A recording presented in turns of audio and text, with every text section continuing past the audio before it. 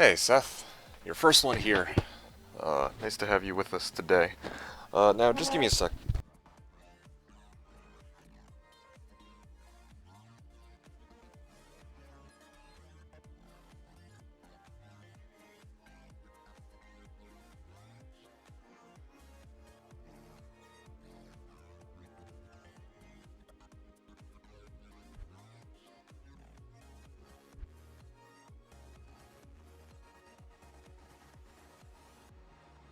Okay, sorry about that. I'm just about ready to get started. How are you this day, Seth? Huh. Yeah, how are you this day?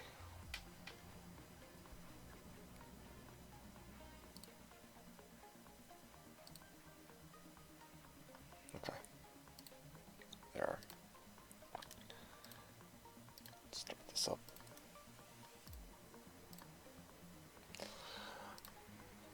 You are doing decent as usual. Well, hopefully we can turn it to be a little bit more than just decent. If you give me a sec. Okay, so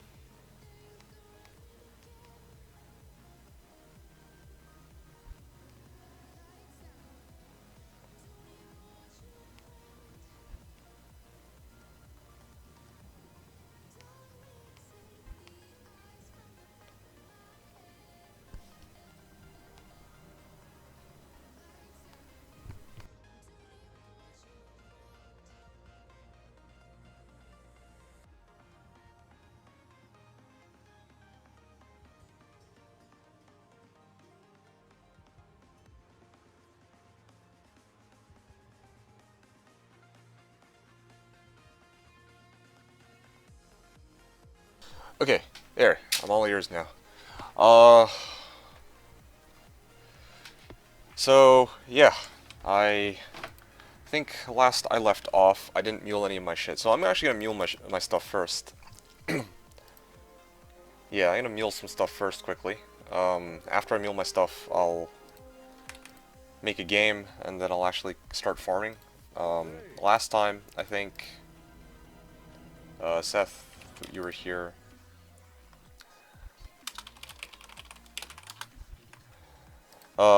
Yeah, I was doing my farming, and my farming was going was going a lot better with the cold build that I'm now using, so it's looking pretty good, very promising. Um, yeah.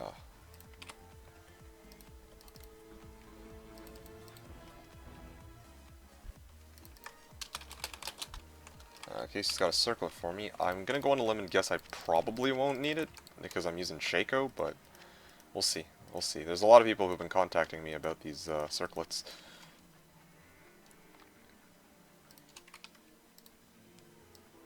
Time to retry Chaos? Aha. Oh, uh,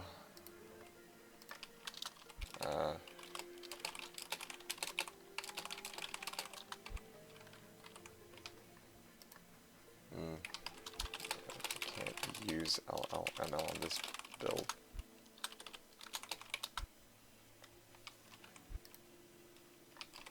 That's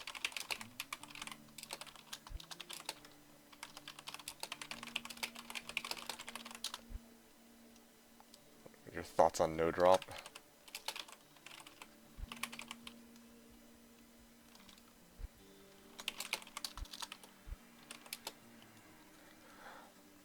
It's Dan too.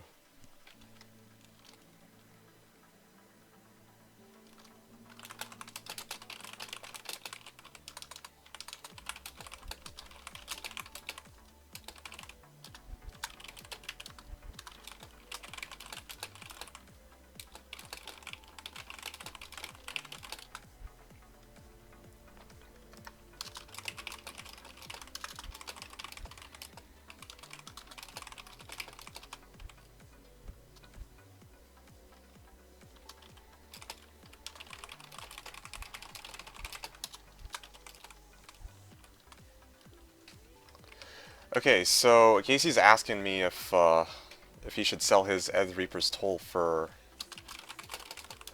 if he should sell his Reaper's Toll for 2, and I'm telling him that, yeah, like, Ed Reaper's Toll is... I have never really seen it go for much more than 1, so 2 is like, I would just take it and fucking run, like, what? it's not even really much of a contest. Just might as well sell. Yeah, I agree. For...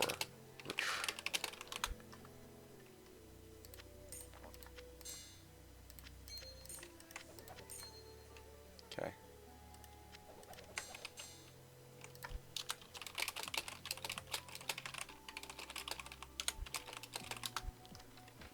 Okay. Down to retry. So I could retry Chaos. You want to see me try to retry Chaos? I could give it a go. I could actually try that. I just can't guarantee that it'll go very well.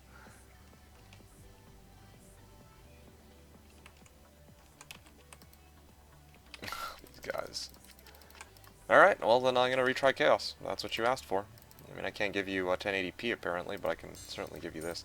This has been in my inventory the entire season. I don't even know what I'm supposed to do with this anymore. Like, we were supposed to auction this out to the reset team, but it doesn't look like anyone needs it or wanted it after reset night, and now it's kind of pointless for me to hold on to this.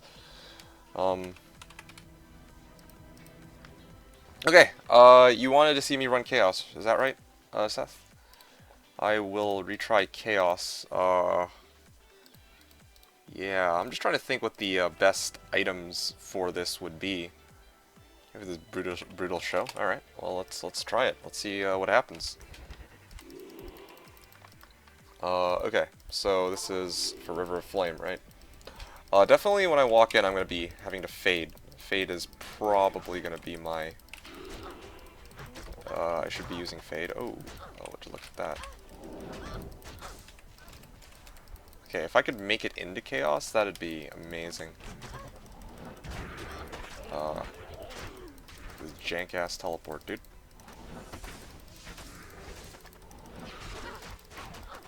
Okay, cool.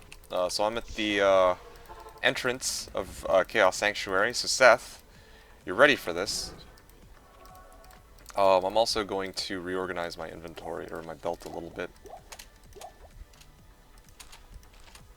Low on armor too. Trade Wind Force. New day also, so maybe my RNG has reset and it'll be a lot better now. We'll see. Full clear or just heal bosses? We're doing full clear, man. We're doing full clear. I'll do this full clear stuff. Oh yeah, no, this is GS4. Oof, that is still laggy as shit. Okay.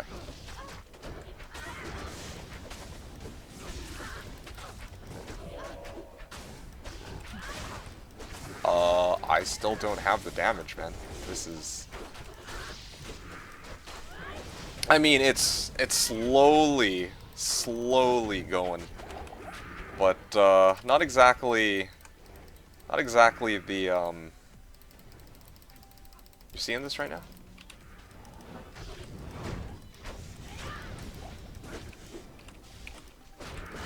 Did you want anything for the 12 towel belt? No, dude, it's okay. It's totally okay. It's just a towel belt. It's not like I'm gonna charge you for something like that.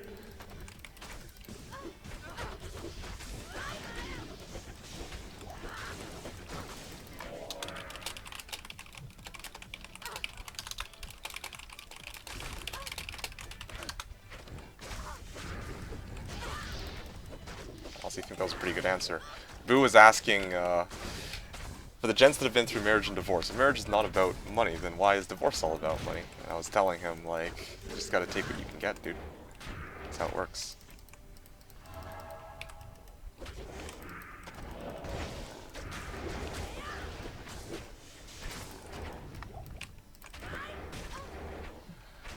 Alright.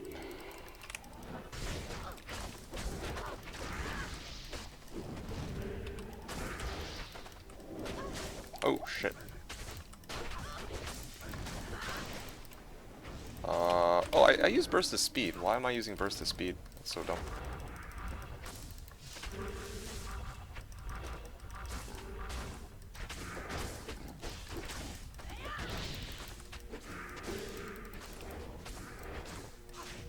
Okay, well, I'm gonna have to...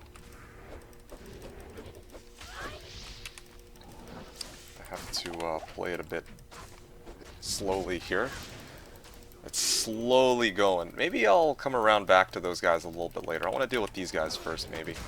That'd be good. Honestly, I want to get Plague. Like, if I get Plague, then this Cleansing Aura would really help me. Can you up Ev Titans? Yeah, you can.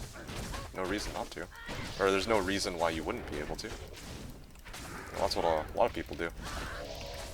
Ev up Titans.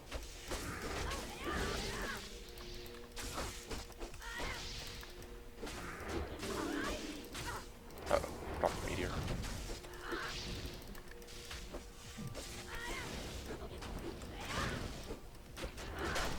Okay. Oh, did I survive that? Oh shit, that's crazy.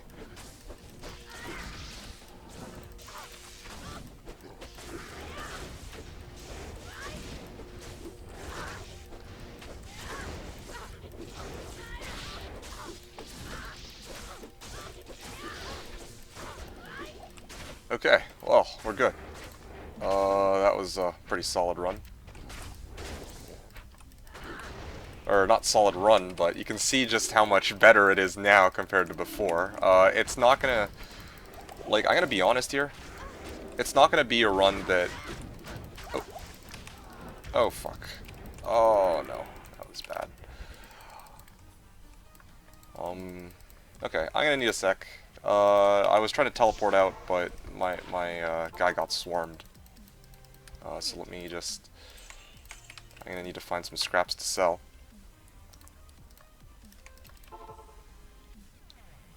Let's see, is there really anything to sell? There has to be something I could use.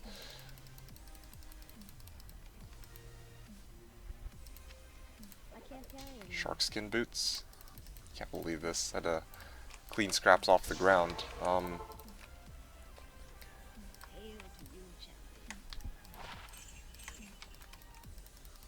Okay, need a couple more items, like the cedar staff. Maybe the cedar staff. Oh yes, this should sell for a fair bit.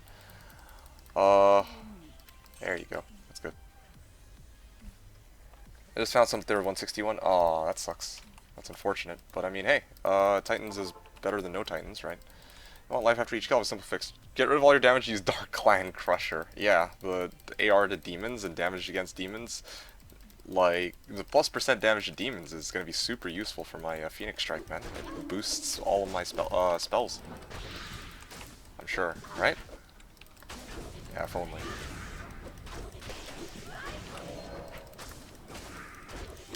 Okay, let's cloak in. I see why my Merc's having such a hard time. My Merc can't life leech against the undead, I think. So that's part of the problem. Yeah, and I can't really Mind Blast them either, can I? Or I can't convert them with Mind Blast. If I could, that'd be great, but I can't. And if I could convert these guys with Mind Blast, and I could get them to, like, pop Life Tap or Amp, oh, that'd be amazing.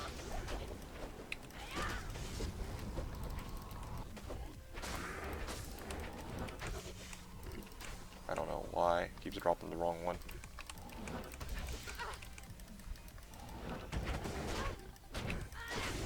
Okay, cool.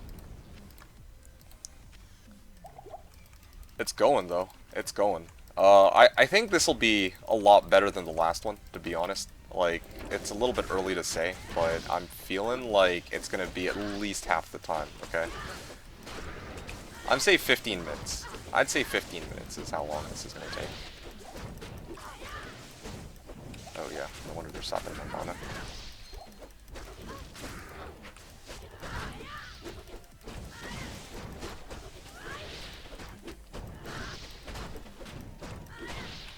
Okay, so that was looking good. Turun.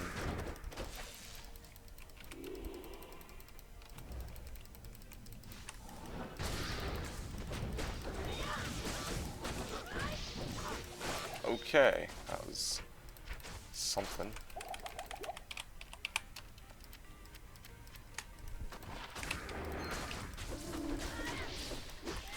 Uh-oh.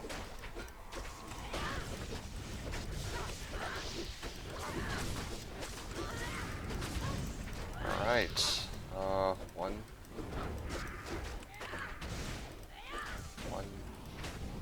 Two. armor. Just land his shit, that'd be awesome. Okay, so that's one of the 3 sides. Man, this is way better than dropping meteors on them, that's for sure. Although, I think part of the issue is, last time when I did this, I don't think I had my torch. I had a nanny, but I didn't have a torch at the time. So I have the res necessary to do this. And I think I've gotten my mechanics down a lot better than last time. It's also not as laggy. The next FCR breakpoint for Sorks is 105. 63, 105, 200, and you're playing a, you're not playing a light sword right now, so, there's also lightning breakpoints which are different, but that shouldn't matter here.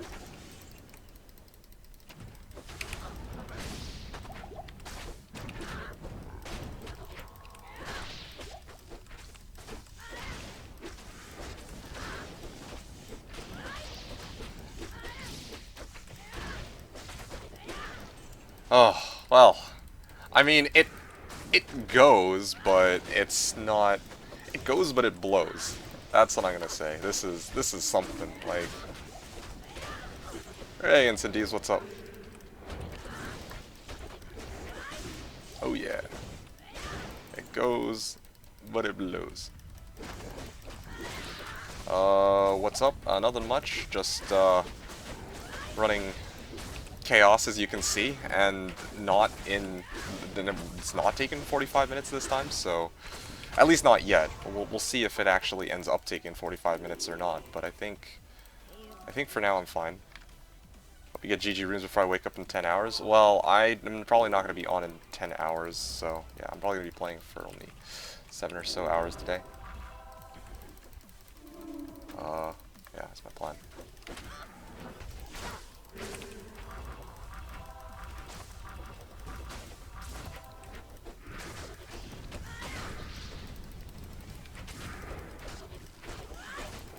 Uh-oh.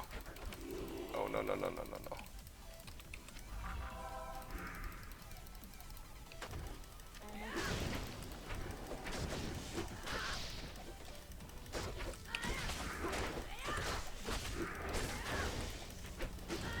Okay, now, it's just Lord to say, and he's not extra fast either, so...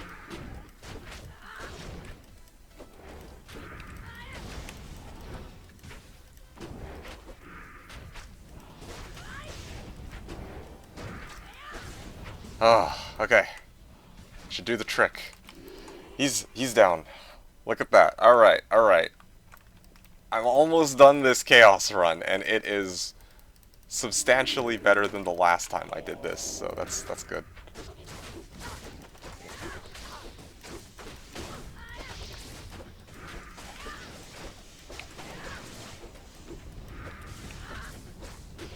Ah.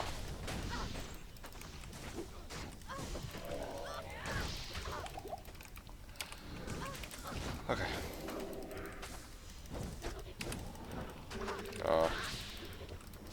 Actually, I may have fucked this up just a little bit. We're gonna back out. There's too many monsters in this area.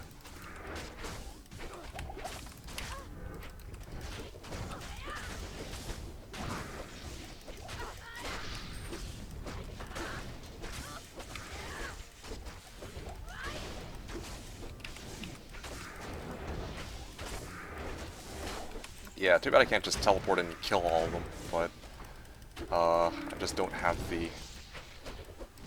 the damage to kill them all quickly, or the well, I mean, they have enough AoE, but there's no guarantee that the lightning will high roll and kill them all.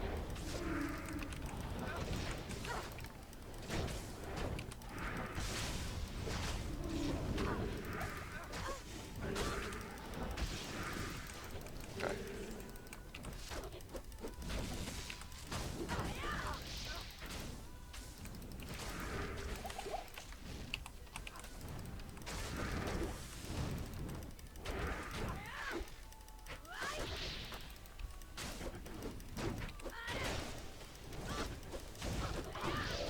One, two, three. Keep landing them orbs. Okay. Oh, it's been a ride. Very close. Not much. Just found. Oh, burr! You found a burr now too? Oh, that's crazy. No way. Oh, dude, congratulations. That's crazy. I'm your good luck charm, dude. Like, you come to my stream and you get a burr, so now you owe me half the burr. This looks stressful, man. It is, but I mean, I'm quite happy with it because compared to the last time I was here, this is like a world better. Like, this is like miles better than the last time I was here, dude. So I'm not even complaining. Also taking it really slow, of course, but it's kind of worth it. Also, this cold light build is pretty decent. Honestly, I thought like fire, cold would be the way to go, or fire light. I mean, and maybe I could push like fire cold, but cold light isn't too bad, I admit. And I'm pretty happy with cold light, so I might actually, yeah, this season I might actually try to make my, well, probably gonna rock cold light for a while. Okay.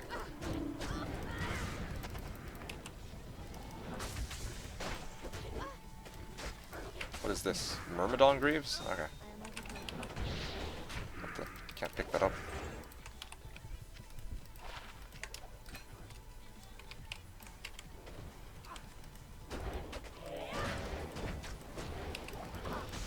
Okay, great.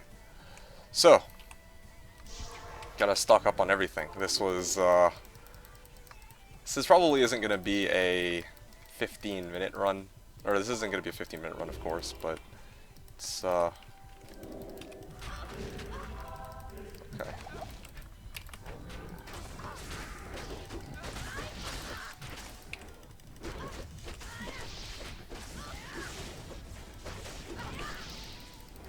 I gotta get those ice bolts here.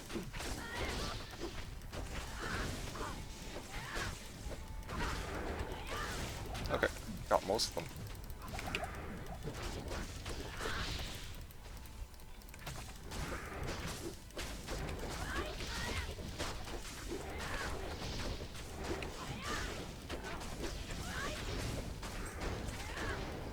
It's killing him, but I honestly think this would just go way quicker if I had Infinity. Even a lower res wand, like, or not a lower res wand, but like, if I had Plague Laws or something, this wouldn't be as painful as it is. Alright, so 16 minutes, okay? 16 minutes, this run so far. Yeah, 16 minutes so far. And now, it's, Big Daddy D himself. And unlike last time when I spammed meteors on him, I don't really have that option, so I'm gonna see. I'm gonna have to see what other alternatives I have. It's my chance to hit him. 85%, guys. 85% my ass. I'm standing next to him too, so.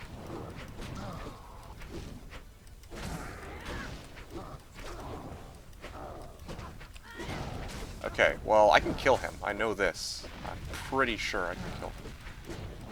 If I could just land my shit. Like, I don't even really take that much damage from him, as long as he doesn't try to, like, lightning hose me while I'm amped.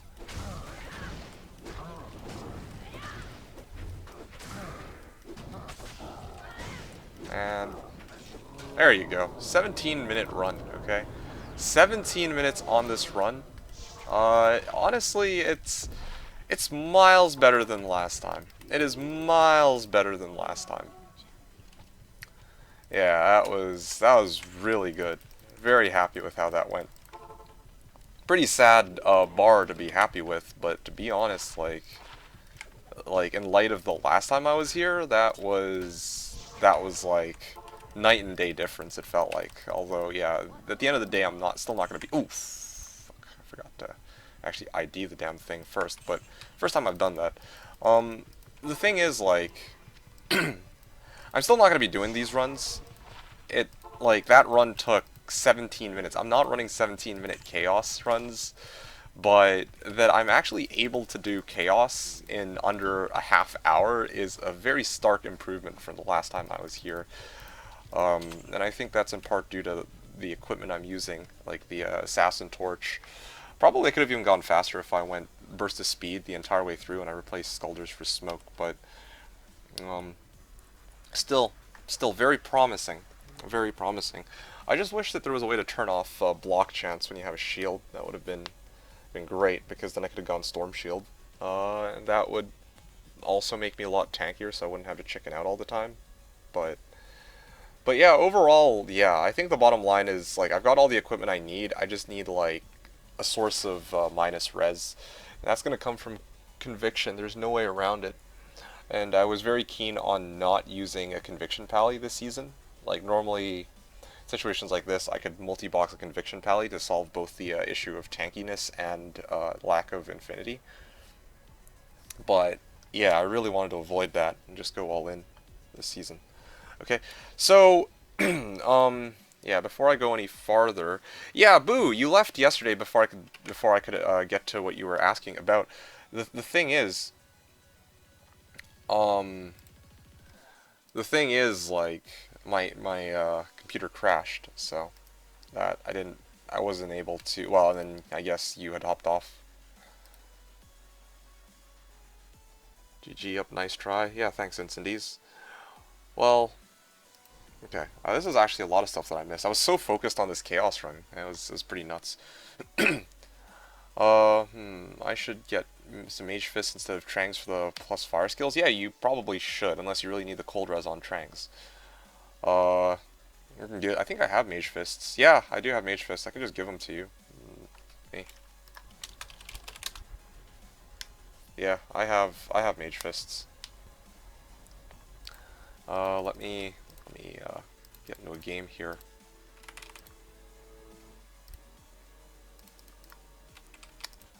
Knew somebody would need this at some point.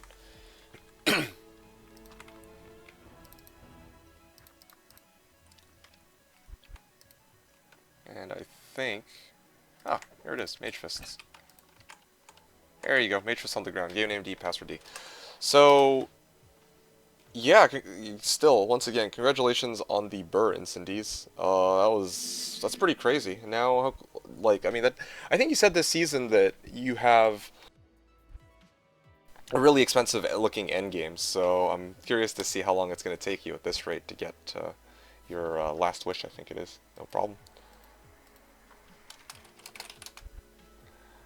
This looks stressful, man. Chaos. It definitely is, but it's pretty fun. It's actually kind of fun. Last time was like a huge struggle, but this time it's way better. I think the main bottom line is I've got Chaos Ice Bolt, and that really CCs the monsters, freezes them completely. So huge difference there. I'd say Tal Mask. Tal has plus 15. 15 all res. Easy Games got the 3-set bonus of Tal's using all the Garbo items. Okay. Helm, weapon, and belt. Ah, yes. So now you need Tal Ami and Tal Armor. I'm going to go back to my real gear. Okay. Am I going to socket the second Bartux? I do want to socket the second Bartux. It's just I need a socket quest, and I couldn't be arsed to go and do it. Yeah, I probably should, though. I honestly probably should. Anyway, so... Alright, Boo. At long last, if you're still here, I will... Yeah, I have more socket quests if you want. Sure, let's trade... Let's go Mage Fist for socket quest. How about that? I think that's pretty reasonable. Doesn't really matter to me. Might as well get this out of the way, I guess, since it's been on my plate for a while. Okay, so... Game name 4, password 4.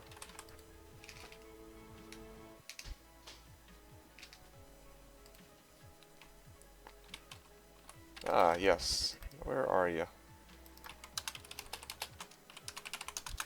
Only decrep charge you'll get are from Spell Steal. Oh, okay. I was wondering which act you were in. I should probably do this. Okay, so yeah, Bartux. Here you go.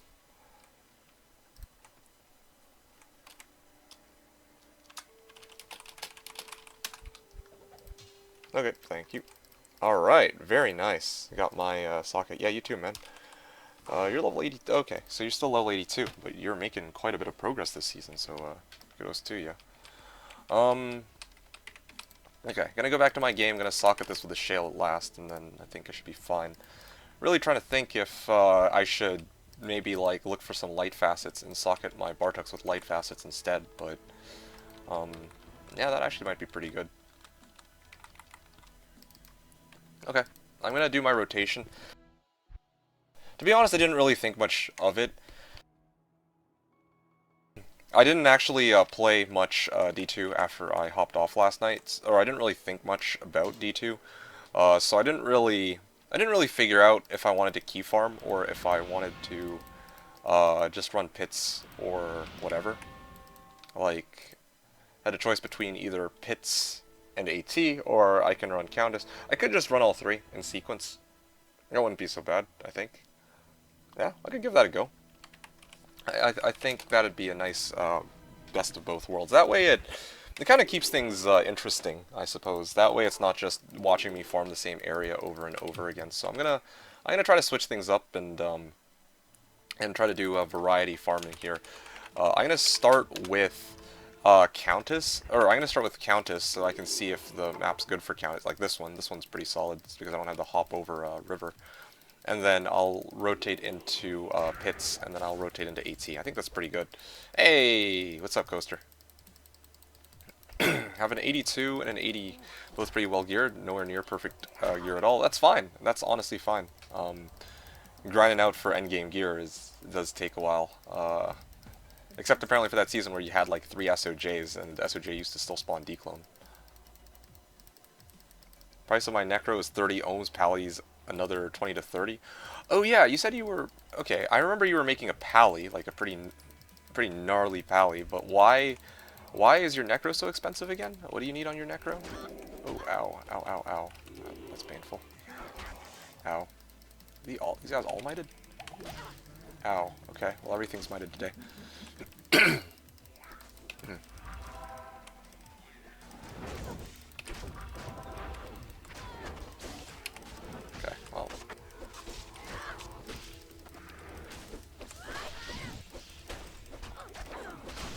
Okay, well, that was a good fight. I'm gonna back out. She obviously didn't drop a T key, as we all very clearly saw, so I'm just gonna back out of here. Okay, so let me actually now address the oh, Enigma Beast Infinity Torch. Oh yeah, right. You're making a summoner, aren't you? Oh man, good luck. That sounds exciting. Yeah, I remember summoner used to be such a fun build, so good on you for trying to make one. Capping cows, alright, cool. And you're using a Sork for it too, so it's not completely, like, brain dead, like CE Necro. Just go in and start bombing cows. Very curious to see what your cow runs look like now. Anyway, so... okay, so Boo. Let me talk to you uninterrupted now, before I talk to anybody else. Doing Hobo Hammerden plus Bobarb. Thoughts? So, Hobo Hammerden for next season, right? Plan was to farm pits to like 85 and then move on to Chaos. So you could do that. Okay. You could do that.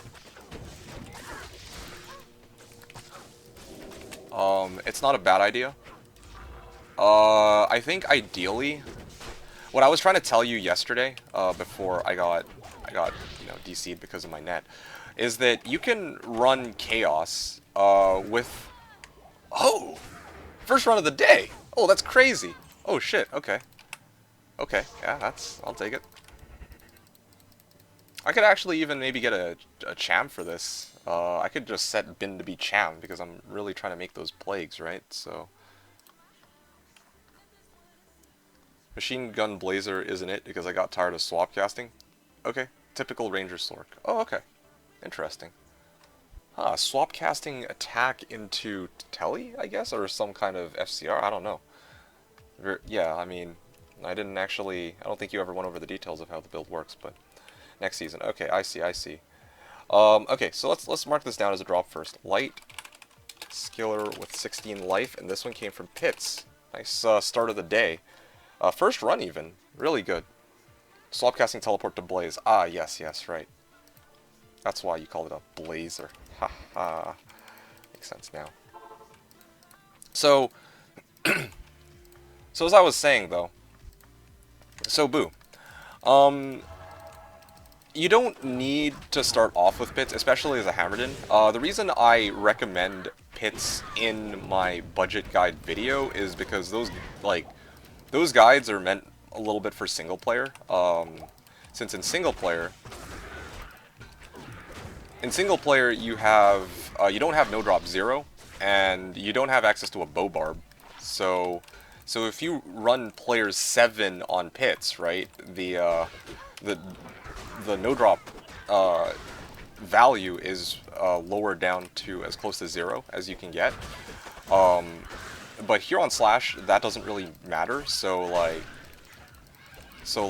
you know, basically what I'm saying is in single player, it's the difference between running like players 1 Chaos versus players 7 Pits. And in that case, I would say that players 1 Pits, or players 1 Chaos wouldn't be as worth it as players 1 Pits, right? That's why I bring up the idea of doing Pits with a Hammerden, even though it's not, like, a Hammerden's not really cut out for Pits, to be honest, the way their hammers work. It goes in like a spiral, and those often collide with the walls of the pit, unless you stand like right in the middle of everything and start spamming hammers. Then I guess it could do that. But having said all that, what I would recommend, like, the thing is, on Slash you have access to a bow barb, and a bow barb along with maxed res should carry you through Chaos. Like, you should be able to do Chaos with these two things. Now, if if you would ask, well, is this worth it? Like, is this going to be like, will this match up in terms of efficiency to a CE Necro and Cows? Probably not, in terms of high runes, but at least you'll have a chance to maybe get some orange boxes along the way, of course.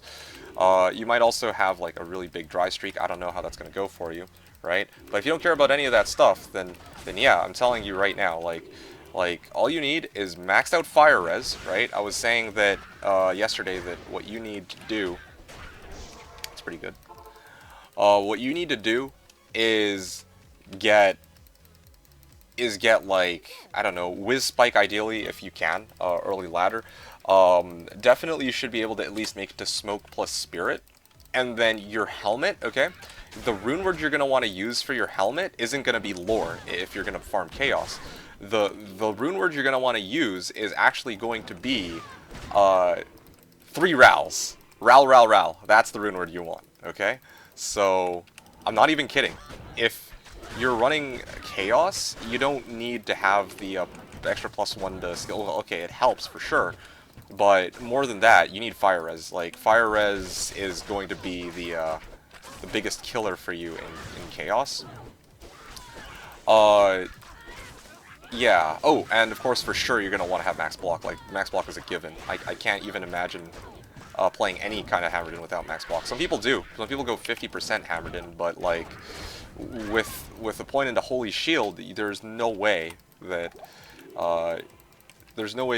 you know, you can reliably just be like, oh yeah, I'm gonna try to forsake 75% block chance when that's huge. Like,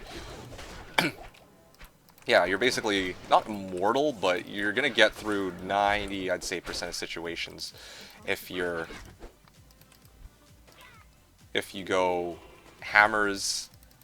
If you go... Okay, sure. If you go hammers with like a fucking 3-round helmet, max block, and of course, like, well, yeah, that's basically all you really need. Oh, and a bow barb. There you go. That setup should carry you through Chaos without too much difficulty, I think.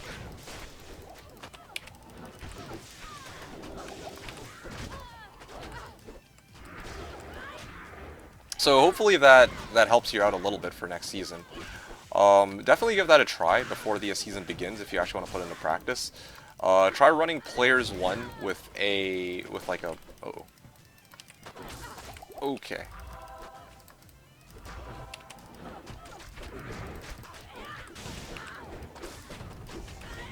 I'm gonna pop a lot of jukes this run. Hey, wow. 5 open socket as the giant thresher. Oh, wow, that's pretty nice, but I don't know if anyone will be able to use it. It's a shame it didn't roll 4 sockets instead. They actually sold that for a lot. Another phase blade, too. A lot of bases in this run. I might have to mule right away after this run's over. Anyway, but yeah, I don't care about the efficiency. It's just time to do something different. That's good. Kudos to you for acknowledging that. Yeah, you know, you want to try something different. Like that always earns my you know, my, I won't say my respect, but that's like, you know, kudos to you, I suppose. 3 RAL makes sense. Should I add in Dwarf? Absolutely. I say 3 RALs because you can easily get 3 RALs. All you need to do is run, yeah, like, you can easily get 3 RALs from doing the, Barbarian, like, Save the Barbarians quest on Normal, Nightmare, and Hell. Bam, you got 3 RALs right there. And then, yeah, that's, right, like, Dwarf Star, if you get a Dwarf Star, absolutely throw on Dwarf Star, like, end of discussion. But if you don't, I mean, you know, Dwarf Star doesn't just fall out of the sky on day 1, so I wouldn't expect you to have a Dwarf Star right away. So what can you do, right? 3 RAL helmet is more than, is pretty acceptable guess as to what you would have, I would say. So that's why I say 3 RAL. 3 RAL hat's the way to go. You can shop for a 3-socket helmet from Larzik too, so that's all that put together. You should be fine. I'm gonna skip Armor Shrine so that if I get cursed, I can peel it off.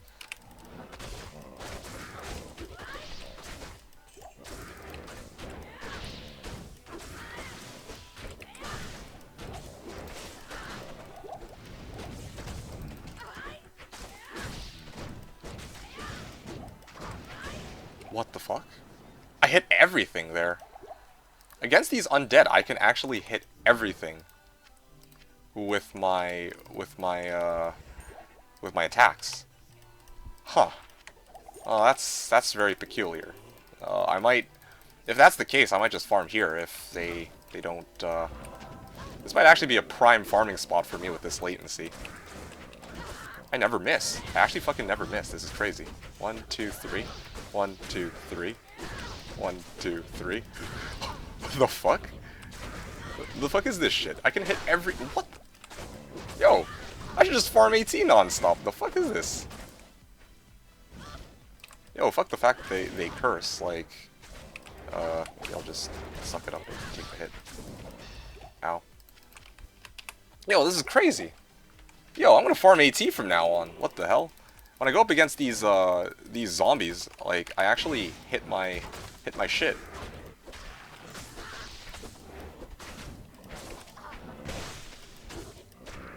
Alright, well, problem solved. Don't want to have to run AT this season, non-stop, but might actually just commit to AT. Like, the AT runs themselves do take a bit of time, but this is a far better alternative than running pits and seeing that shit. Well, I still want to do variety farming though, so maybe I will still do pits, but this is crazy. Like, this is quite the discovery here. Okay, I missed the monster there, but yeah, 1 in 20. Like, I can get behind that, to be honest.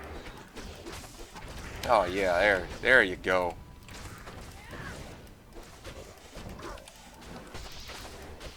Actually curious about something else. Oh yeah, probably people online today.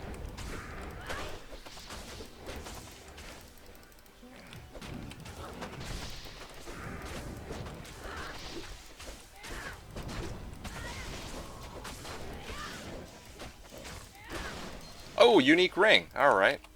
Come on, I'm guessing Dwarf Star. Nagel. Anti-perf Nagel. Whew. Okay, well, that's pretty balls.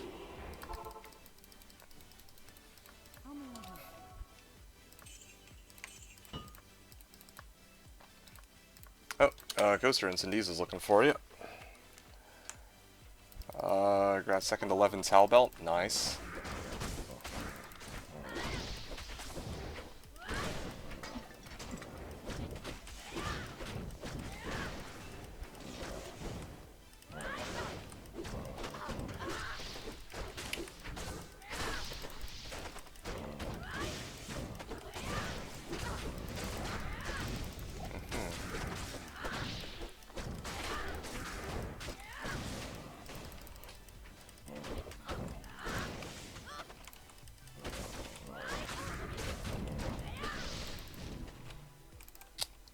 Okay, well, that was a fun ride. Alright, and then I think this is probably going to be the last pack to deal with. So that's looking pretty good. Somebody's trying to sell a 4-socket NCA for Gull. I mean, good luck, man. Okay, so I just gotta start kicking these urns, and maybe a burr rune will drop, right? I was talking about that yesterday. Alright, 14. 14-minute run. Pretty decent, going through all 3 in 14 minutes, I think. Well, not really, but... I don't know. I don't know. It's okay. It's acceptable, I suppose. Yeah. I can work with it. I'm okay with this. It's... yeah. Not optimal, but I'm okay with it. Especially because these runs are so much smoother than last night. Well, at least running AT there, that was really nice.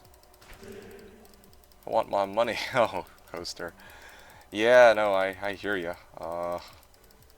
Surprised that no one wants your Jav life skiller. That's so strange. Hey, hey, Maverick. What's up? What is going on?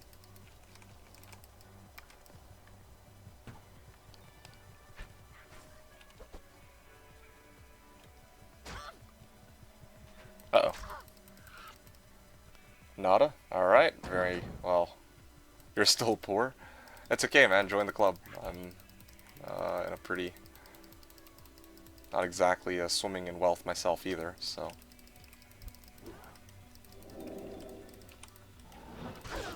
Uh-oh. Okay, or you can just two-shot her. Cold light res, shadow bow for some gold. Over here, sell, pair.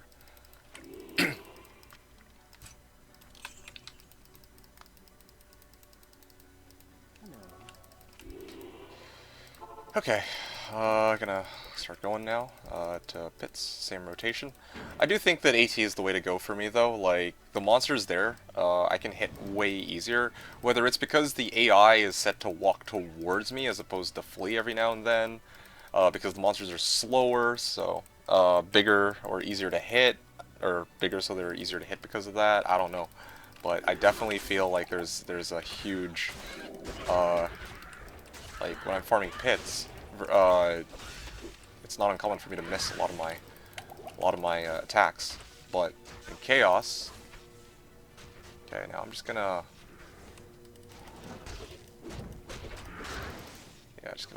let. Okay, I can't actually mess with that. Okay, there we go. Now I can do whatever.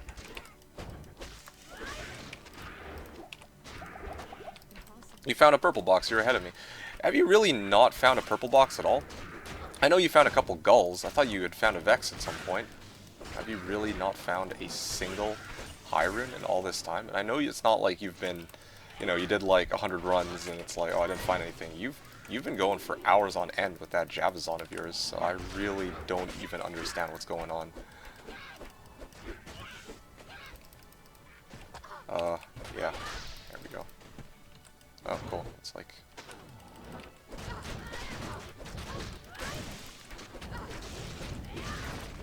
okay. Is tired today? When you move fast, it distorts like a lot. Is it like that for anybody else? I don't think anybody else had said anything about it. I mean, yeah, I wouldn't be surprised if my internet were tired, but that's a new one. I don't think I've encountered that issue before. What is this? Lightning enchanted gold enchant. Glad I checked.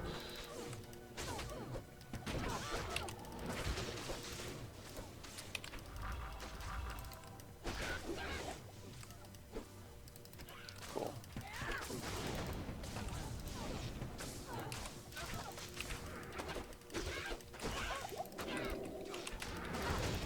Okay, there we go. That's a lot better. As soon as I see lightning and cold enchanted, yeah, I don't mess with that, man. Warhat Eth. the peasant crown that could have been.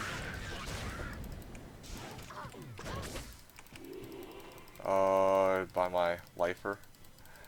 Found 3 Vex, but are those really purple? I could say the same thing about a fucking Ohm rune. Like, this season there are people who are trading out Vexes for Ohms, or their Ohms and trying to get Vex, like...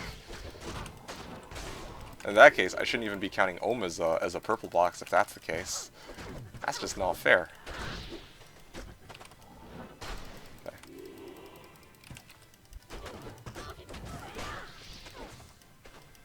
What the hell? I don't know why this thing didn't freeze him right away. Okay. Yeah. Push here.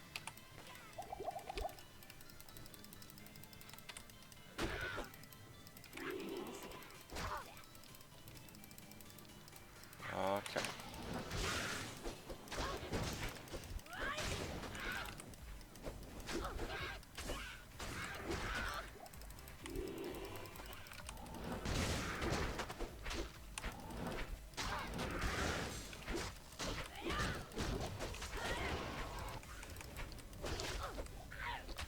Okay, so it's pretty good for me. Then again, using his background noise. That sounds fine. Oh man, you guys.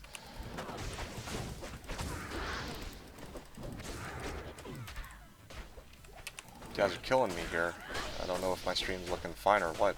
Although to be honest, even I guess if there was something wrong with my stream, it's not like I can really do much about it right now anyway.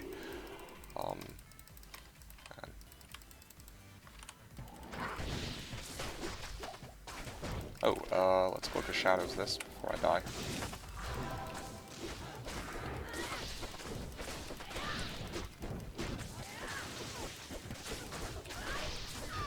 Ow.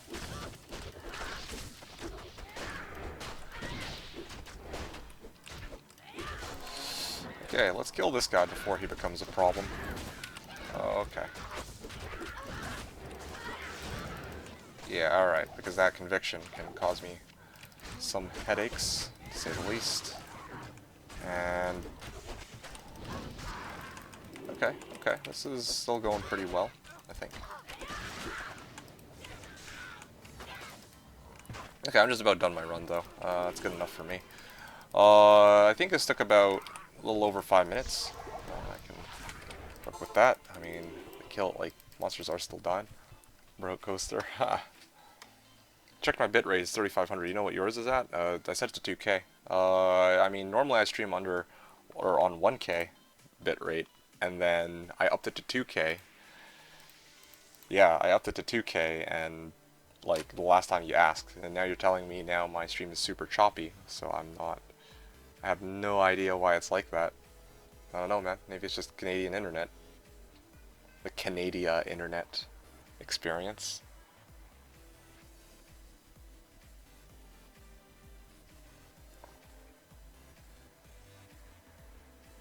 Yeah. Rare Shaco. Nice, nice.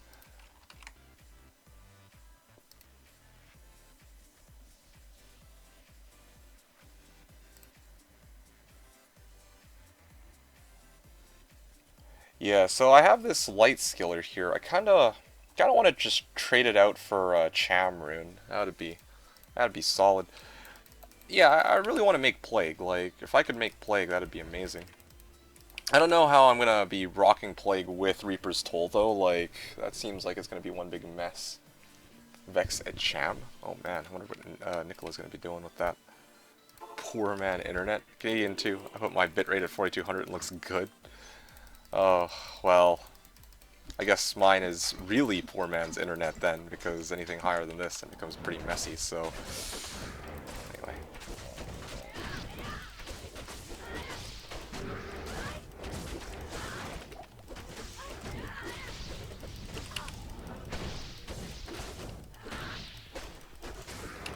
Could be my encoding. Could be. Could be a lot of things. But let me ask you this. Is it choppy for you?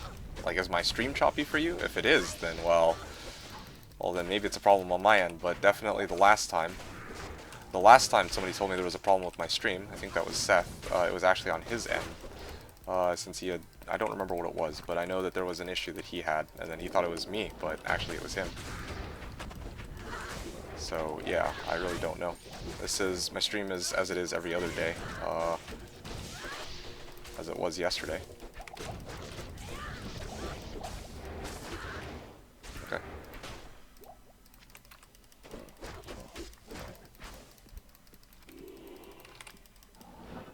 Okay, I can't even teleport over.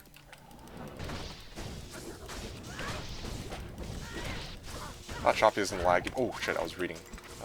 Didn't realize.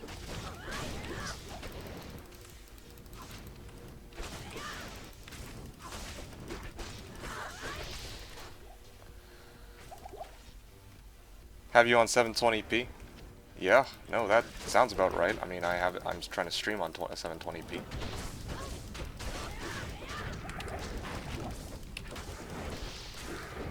Actually, are you trying to run? Yeah, looks the same to me, to be honest. Good, there you go, thanks. There's something that kind of helps me here. Well, not really helps me, but...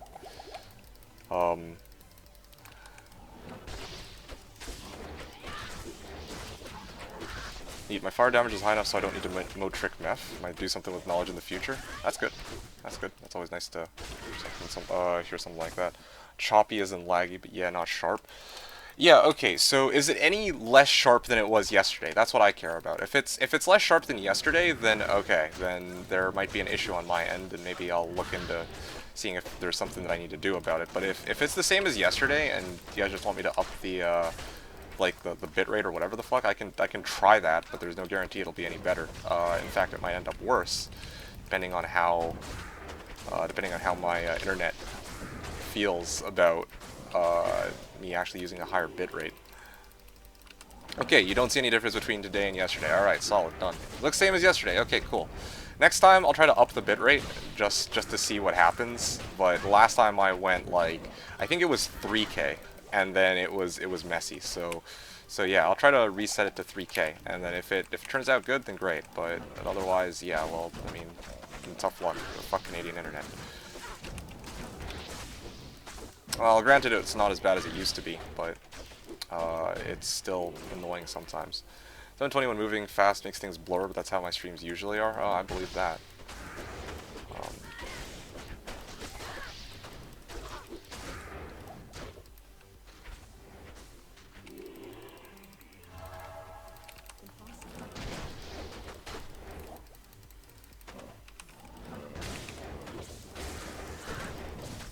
Okay.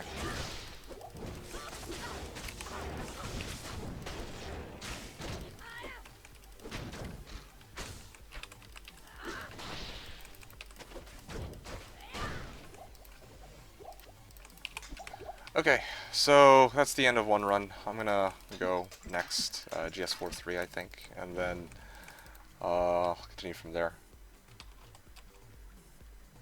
Yeah, this guy's got a Java plus life GC2.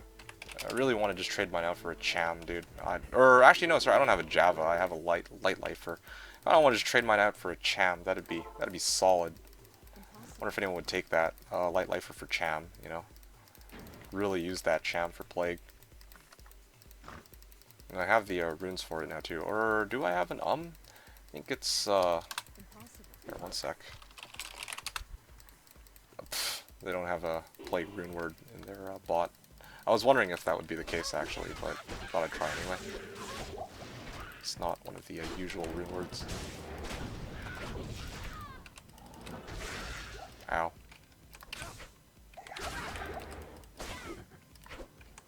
Are you fucking kidding me? 3 missed hits caused me to not be able to...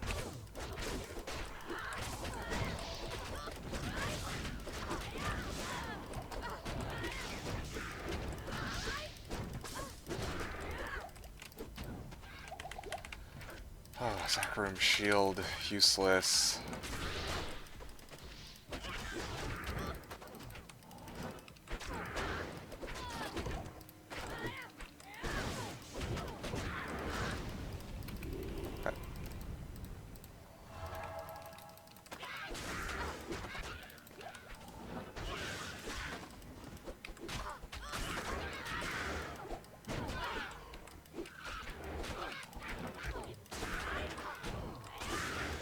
Okay,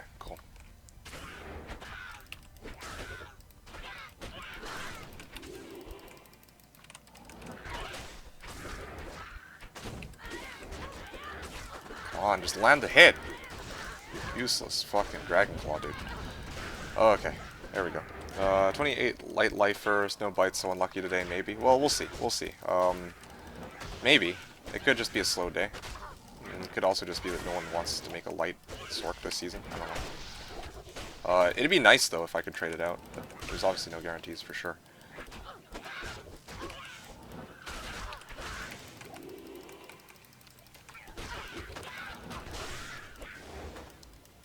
This is my pits run, right? I haven't done, I don't think I did Countess this run yet. Do you think you could get anything for the 12FHR 11 14 all res? I honestly don't think so. Not at this point in the season. Toss that over, you get closer to Cham. No, it's fine, man. I can get my own Cham. I just need some time to farm the items. Yeah, that's fine. I appreciate it. I really do. But yeah, I need to really sit down and get the items I need. Or get something I can sell. And I'll be honest, I've been lazy. Like, I've been really lazy as far as trades are concerned. Like, I had that 17 life with fire from yesterday. Small charm. And I didn't even bother to try and sell on the subreddit because I just, after I finished my stream last night, I'm like, no, I'm done with Diablo for today. Like, I don't, there's going to be time to farm tomorrow. I'm not really in a huge rush, but yeah, bottom line is I've just been very lazy.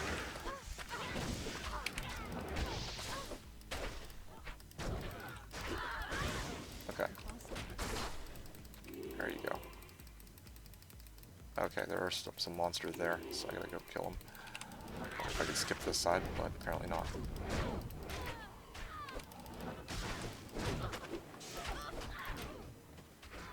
Okay.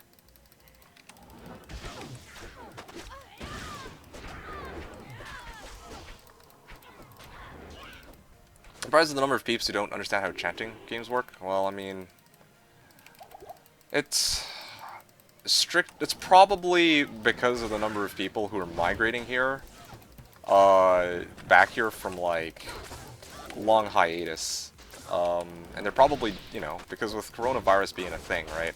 There's gonna be a lot more newcomers to the server than in most other seasons. I'll bet that a lot of the people who are joining your games and they see, oh hey look, there's a chant game, probably haven't played the game in so long. Well, it's not even that they haven't played the game in a long time, it's that when they used to play, they probably played on BNet where they're so used to, shit like Trist runs and bot run games and yada yada yada. Like, a lot of people had no idea how chant games even were, or they would not, there wasn't even such a thing as chant games way back when. So yeah, I mean, I'm not really, I can see why you're surprised, but at the same time, like, yeah, I think a lot of the people who play on the server, at least, especially this season, are people who haven't, regularly played, and they're just returning back. So, I mean, it's not, yeah. Anyway, they join, look around, and leave. Yeah, well, that is interesting. Especially the ones who don't try to take the time to figure out how they can use the Chantress to their advantage. But anyway, I mean, they'll figure it out, or they won't. One of the two. If they figure it out, or if they're willing to try and ask around for help, then awesome. But sometimes I wonder how many people for whom that's been the case, where they don't know what's going on and they don't want to try to figure it out, so they just call it quits and they don't ever come back to the server. I'm very curious about that.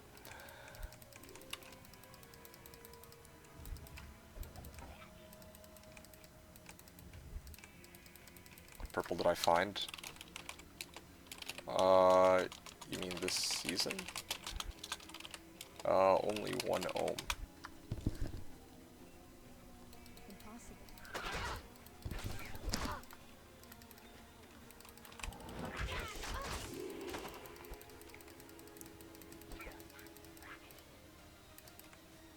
Oh, cool. I got you baited. That's the other way around.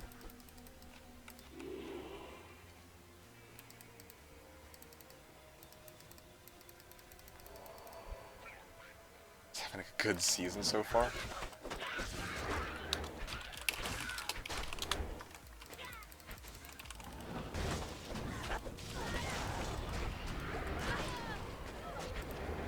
Amulet, Tear Rune.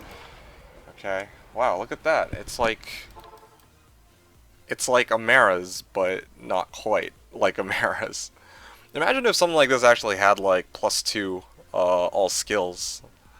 Or not +2 all skills, like +2 to like, I don't know, druid skill. I know that people wouldn't value it so much. This is actually like a better Mara's almost. That is pretty hot. Yeah, it's a shame. Um, yeah, like some people would take this over Mara's for sure. It's a nice mini trophy item. I'll add that to my collection, but no one obviously will ever buy it. Something MF, or no, sorry, something FCR, something, and lack of skills, plus skills. But it's a pretty cool find. Yeah.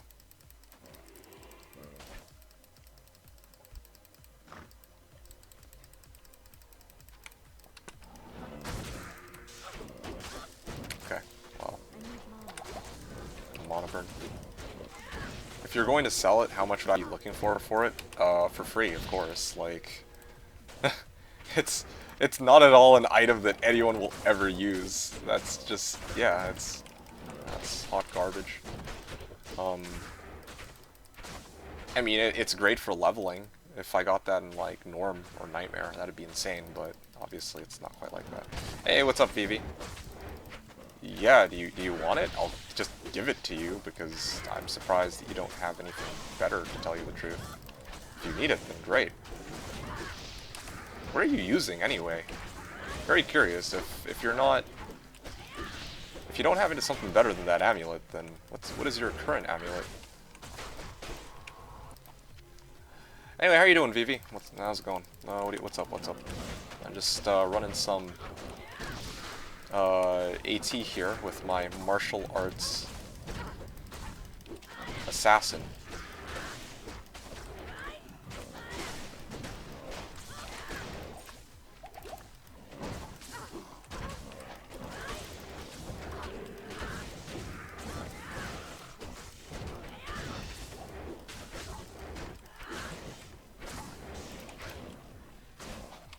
Okay.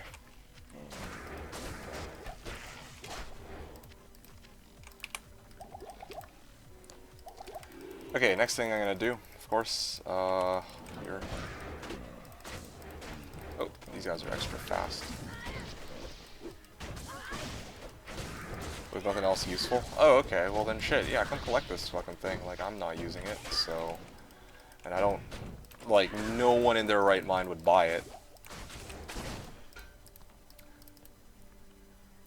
Like, I'm not even kidding, it is all yours. Liberate me. Take it off my hands. It's an unfortunate 3-slot 20 FCR circlet with anything. No other...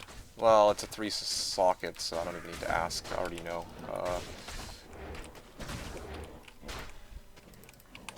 Oh, Ogden.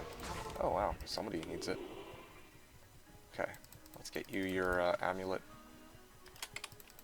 Still can't believe I found something like this. It's a really cool find. Really upset that I didn't get... really upset that I didn't get a plus skills on it. Yeah, no problem, man.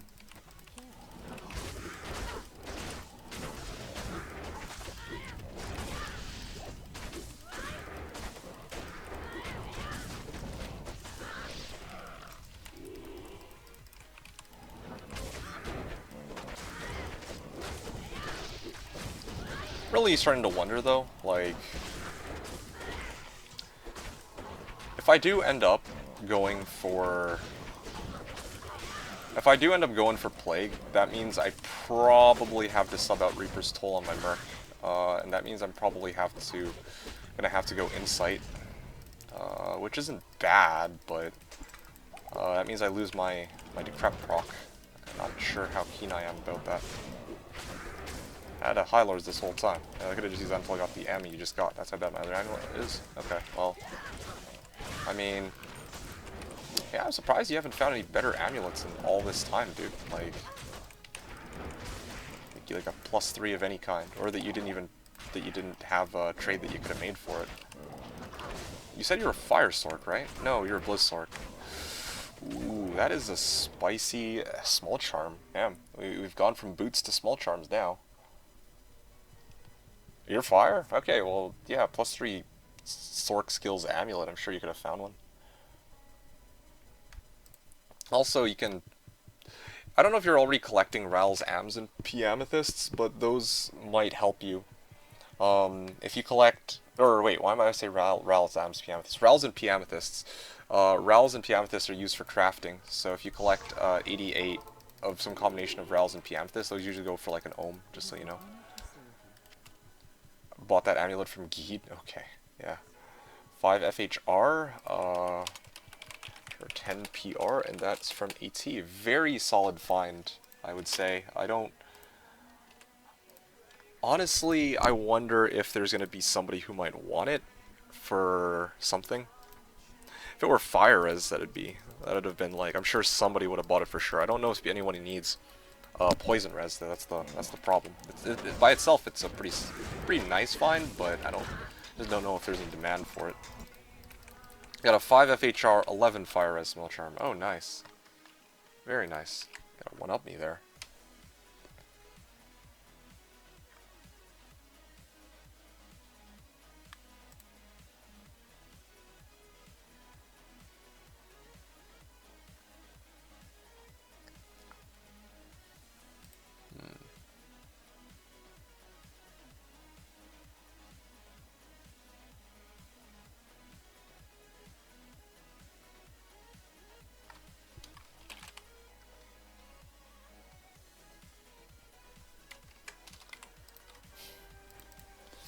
I don't know if I want to sell it. I'm not gonna lie, man. It's totally up to you. But here's how I look at some items.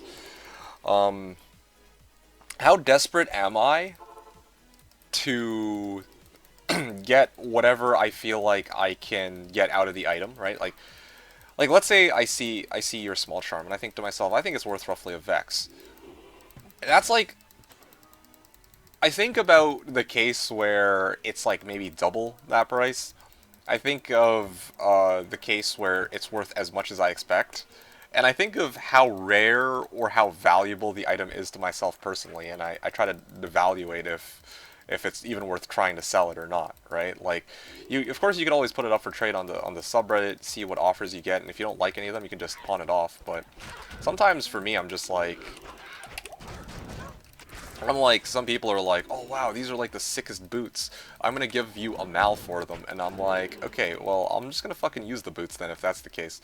So that's why I don't even bother selling some items, like a lot of these items. I've gotten so lazy in recent seasons. I'm like, why try to sell some of these really cool finds when they're not really gonna get the right value for something like these, or not so much the right value, but as much as I value it, and that's kind of what should matter, to be honest. Like unless you like really need the rune for something, then okay, then of course sell it. But in my case, I'm like, all right, if somebody's going to like offer me like an ist, like looking at that res small charm, I bet you'd probably get like an offer of an ist or gull tops, right? Especially because there's 5 FHR 5 alt res. That's like the, well, I mean that's extremely rare though. So let's not even talk about that. I see plain res small charms going for free. I see FHR res small charms usually like going for like mal to ist range. But that's fires, so I feel like it would go like ist to gull is probably what most people would offer for it, to be honest. Like some people will probably say like, oh, it's gonna be worth more, but then when you actually put up the for trade post, you get like one bidder, and it's just like, well, fuck this. So I don't know. It's totally up to you. If you like, you don't have to commit. Like honestly, it doesn't really hurt you to put it up for trade on the subreddit and just see what offers you get. And if you don't like the offers, then just say, nah, no thanks, I guess I'll just keep it then. Like, a lot of people do that, and that's perfectly fine, I would say.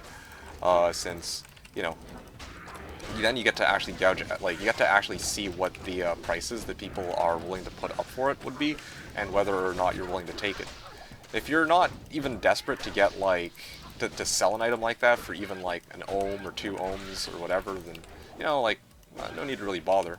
You can also always sell it later when people have more wealth and they can get these luxury items, and then, they'll have more to spend, so you get a bit more for it, right? Or Or you could sell it later when you actually need to pawn off items to finish other items. Like if you have like an infin, or if you want to make infin for your build, or infinity, right? Then obviously if you want to make like an infinity for your build and you're short like, maybe like a gull or something for cubing up, and you're just desperate to get that gull, then you could like pawn it off for that or something, I don't know, but yeah, basically, yeah man, you do you. But yeah, just laying out some options for you.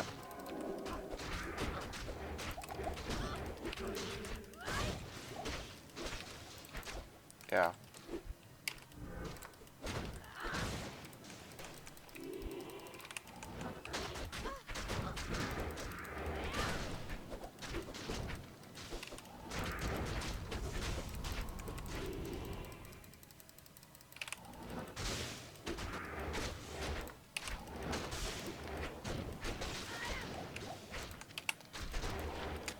Okay.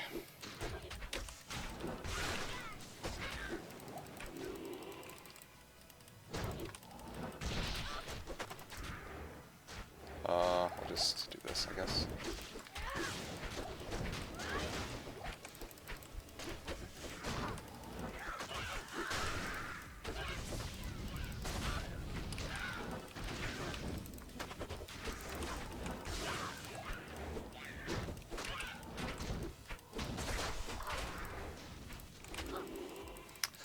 You know, I was thinking about it.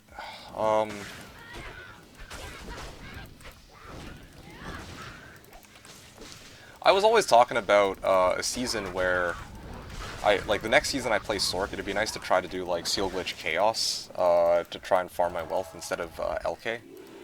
And I was thinking about it, and I was like, I was originally thinking of going Blizz Sork for those runs, but I realized like it might be a really cool idea if I went, if I actually went Nova Ball that season instead, like just from the get-go. Know how that would, well, kind of have an idea how that would look, but it was just a thought that came to mind.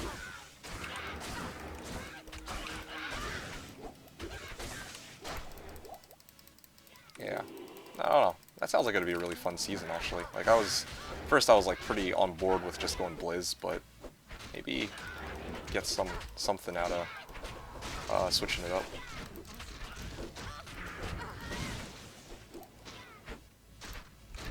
Yeah, I know, especially for somebody like Coaster who absolutely detests Blizzsork.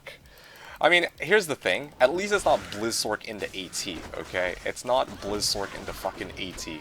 I mean, it's Chaos at least, which is, you know, which is awesome, but I don't know. It's still marginally better just because it's a fucking Blizzsork. I admit. Like, I'm on board with you, but... Oh, hold on. Hold on. Could this be it? This could be the season. This could be the first ever season where I get Stormlash. But I'll bet Horizon's Tornado, of course. It's never a fucking Stormlash, dude. Fuck off. Horizon's Tornado my ass.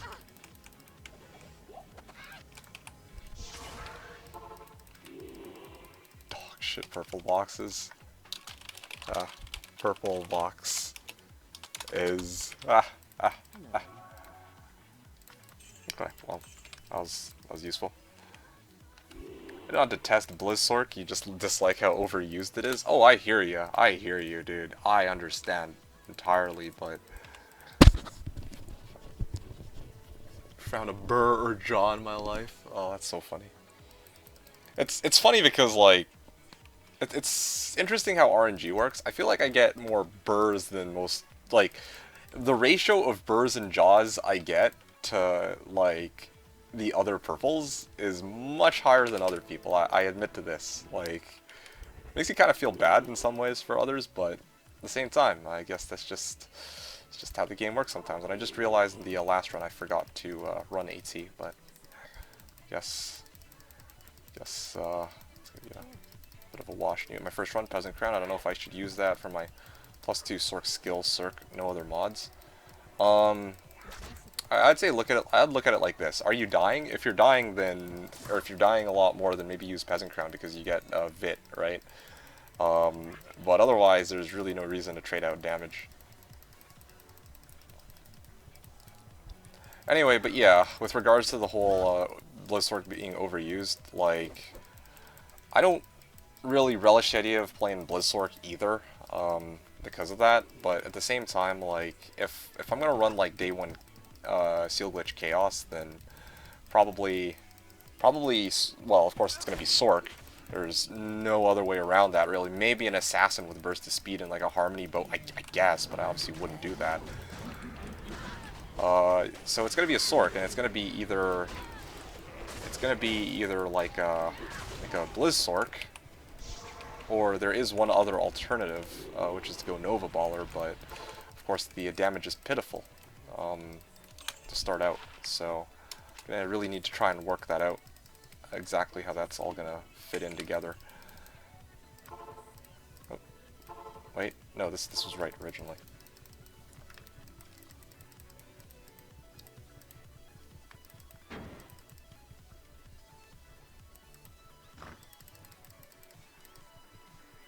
I will end you. Yeah, I hear ya.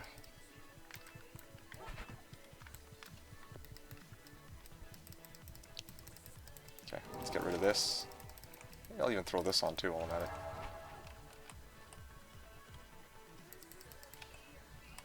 Chance Dark Lancer will hit me 57%. That's actually very promising. Maybe if I boost up my defense a little, it might be good for me. Yeah.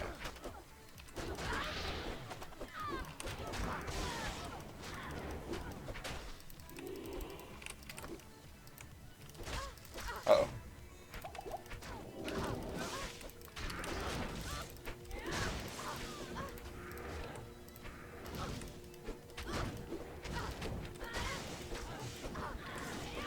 Gotta think of a build next season. I thought that you already had, no, that's not right. You have plenty of builds. I know you mentioned that you had lots of different build ideas for the next season. You just had to pick one, yeah?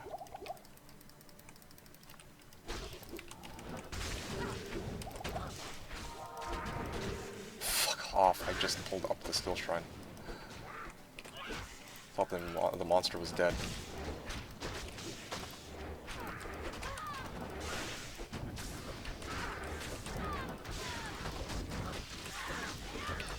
Ow.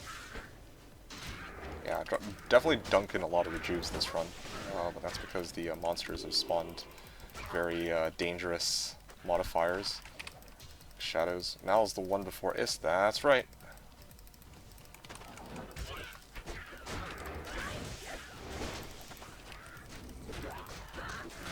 Uh-oh.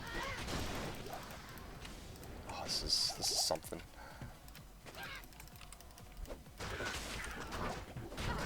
Okay, well. Neff, Am, and Eld all right next to each other. One of these days, it's gonna be a Burun or something.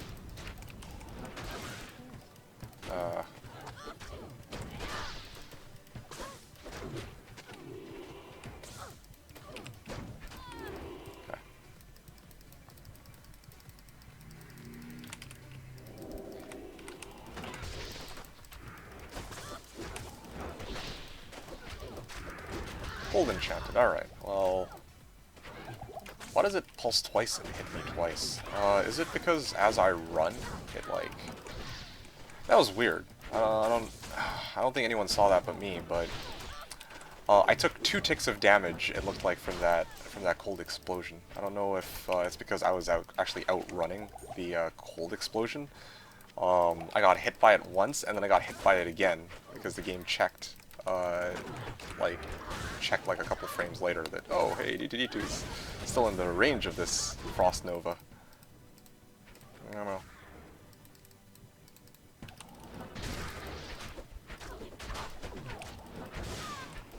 Might start with a Sin next season? Oh, okay. I have a pretty good idea as to what I'm going to be doing next season, but as always, I leave it under wraps. This upcoming season and the season after, I think. I know what I intend to do. So.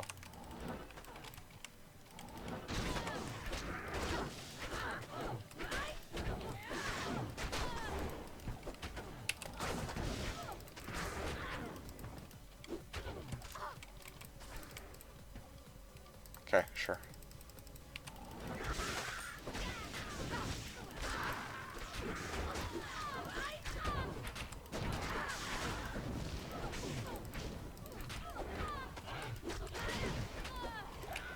Stone skin, huh? Could make a paladin. Decisions. That's true. That's true. We definitely have a lot of options, that's for sure.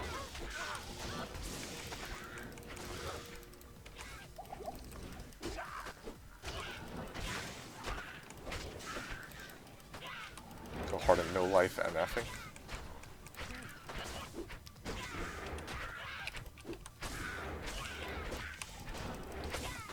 Okay, well, I'm just about done here, I think. So, yeah, this was about a 5-minute run. Hey, 20 life. Small charm. Zethro is saying, like, yeah, usually the guys who go hard and no life MFing don't say so, and they're the ones who are rich and we don't even know it.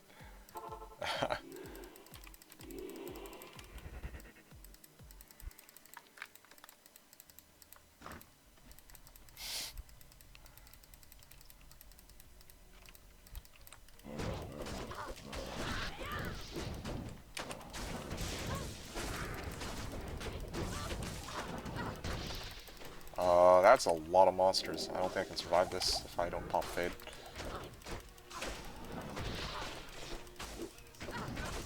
Oh, cool.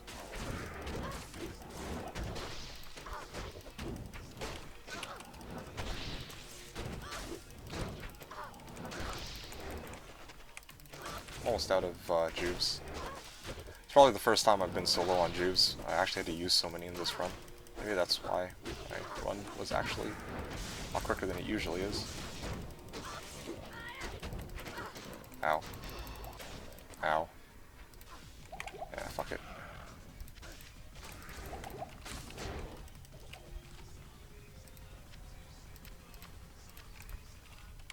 Okay. See, I'm all day since hour 1 and I want to quit. That's funny. So the Jonas Redops, let's change so they can MF more. Yeah.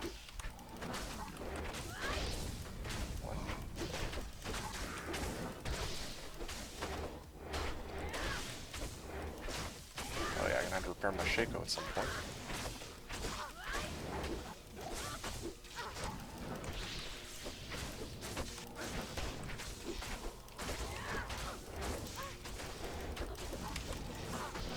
Okay.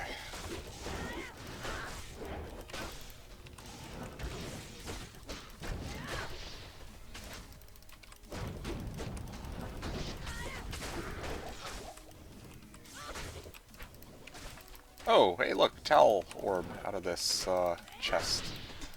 Alright, speaking of chests, might as well kick open some urns to express my frustration over this game. Okay.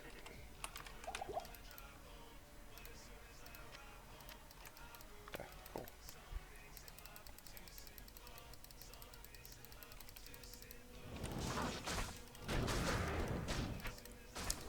I'm honestly very tempted to just go 12 Tikis for champ. That would actually be pretty cool. I think that would be a good goal to hit today. That's something I think I can do in the next 6 hours. Don't really rush the idea of doing the same content over and over, like only key runs, but at the same time I think you guys have me on your side monitor anyway. It doesn't really matter what I run, unless I specifically told you guys I was going to do something crazy like Chaos. You guys aren't really... I'm pretty sure you guys are impartial as to what it is I'm running anyway, so I might as well just fucking run keys, because I think that'll be better for me. Like, I honestly believe right now that these 5-minute runs of like AT and pits just don't match up to like to if I were to do key runs or T keys, because the T key runs are at least like a minute and a half, so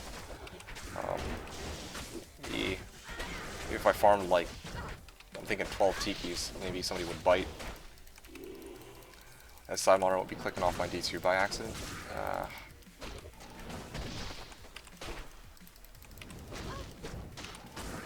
Just played in non-windowed mode. Totally solved the problem. Oh yeah, this guy just teleported out. It's 1.5 gull for 3 sets. Okay.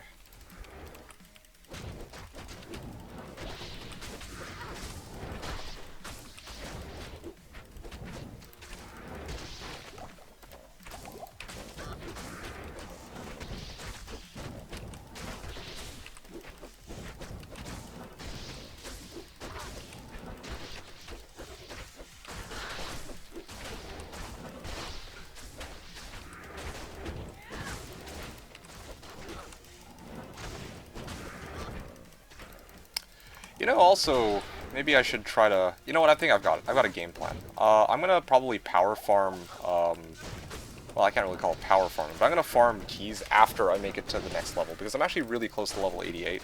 Not like really, really close, but probably in the next, hour or so, I'll hit level 88, and then I don't have to worry so much about losing my XP if I die. Some unfortunate circumstance in doing keys.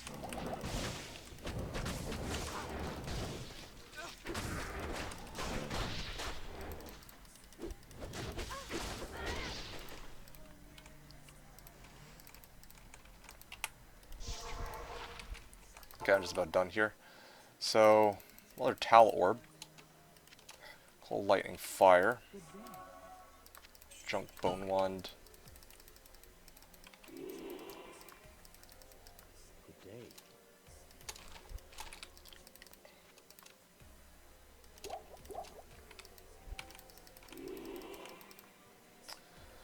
Alright, 2 cold, 1 light, 2 fire. So 2, 1, 2 Tal Orb. 2, 1, 2 Tal Orb. I think this was from AT Chest. Alright, in the meantime, I'm just going to throw out my items that I'm going to be using for using as bases. I might as well throw out my runes first, right here.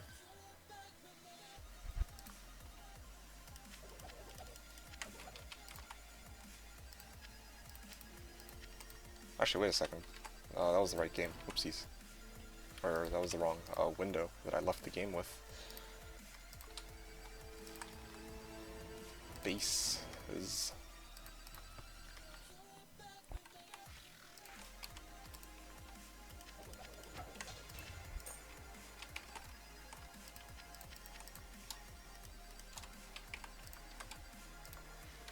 And then this bad boy.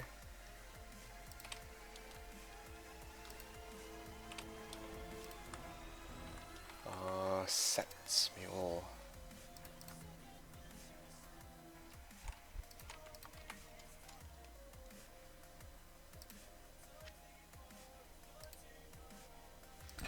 Ooh, that's laggy.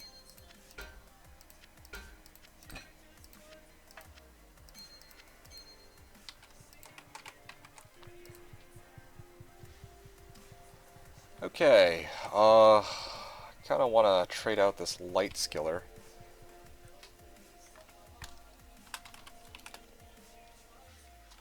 I don't know, I should really make a for trade post with these items. I think I'm going to do that today. I have enough items that I could make like a full-fledged trade post, I realize. I just really have been lazy about it. But I'm definitely going to do that either today or tomorrow. That'd be nice.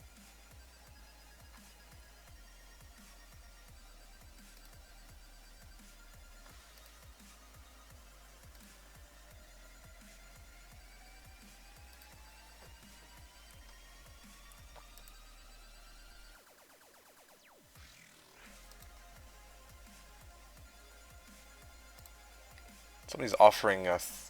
oh man, Ogden is offering an ohm for a 3 open socket 20 FCR Tiara. Wow, okay. I would have never guessed. Something like that I just would have junked. I don't... I'm just astonished. Alright. Don't know what he's planning to use it for, though. That's so strange. 5/5 poison facet for trade. Just looking at what's available right now.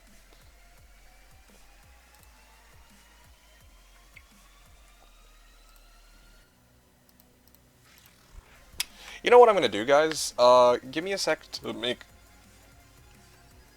Ah, nah. I'm gonna sell everything at once. That's okay. I was gonna like make a post for this stupid light skiller. What I could do though is light skiller with 16 life here. Bin Vex or Bin Vex or Cham.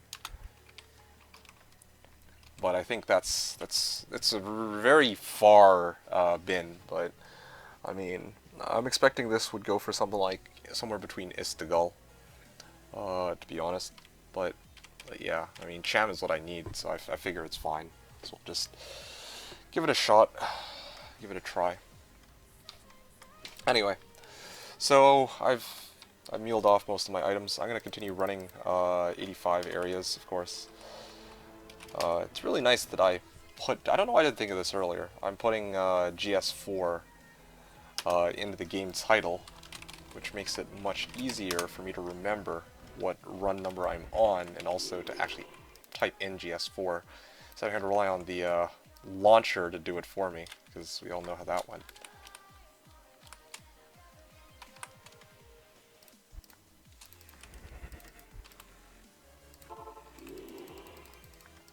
Is this for a plain one? Yeah, no, exactly. That's why I'm saying is to Gull, because, like, sometimes people will sell light skillers for Mal, sometimes people will buy for Mal. I've seen that. Generally they go for Ist, and of course, if they've got a little bit of life, but not that much life, then, yeah, they're usually, like, Gull, because it's, like, a temp, right? So Vex is pushing it. Like, usually they go for Gull, but if somebody's, like, really desperate to just get, like, a light skiller, and they have, like, a fucking Cham lying around, then, well, great. I can probably capitalize on that. Because this season I can definitely use those Chams. And, you know, that's unfortunate to the Cham collector, but, yeah, I do need this Cham for my fucking build, so I can make my blade.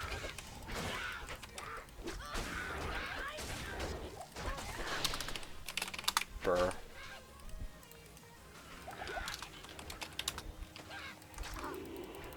No, well, I mean, I didn't find a burr, but Vime is asking, I'm sick of seeing doles. And he's like, what runes do you guys find? I'm just like, burr. Jewel, not that one. You're broke at the moment? Okay, I see. Hold on to this.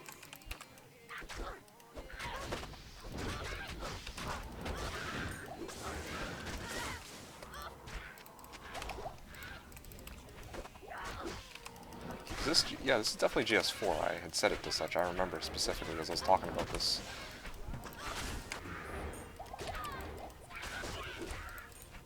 GC? Okay.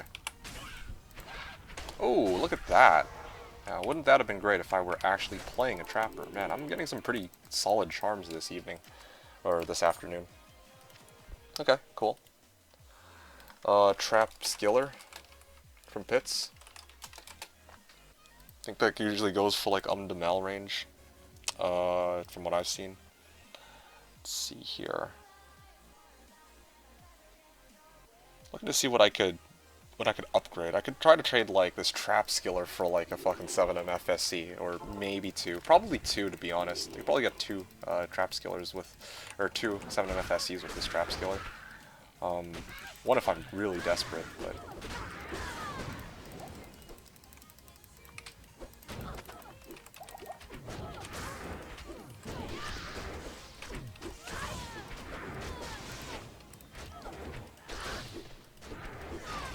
Okay.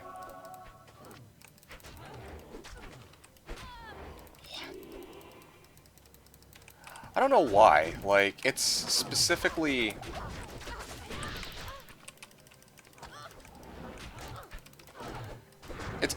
It's the monsters in the pits that I have such a hard time hitting. I don't have a hard time hitting monsters in AT.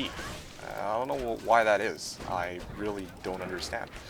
Like, I can understand maybe, like, in the case of Fallen, they run away a lot, so that might...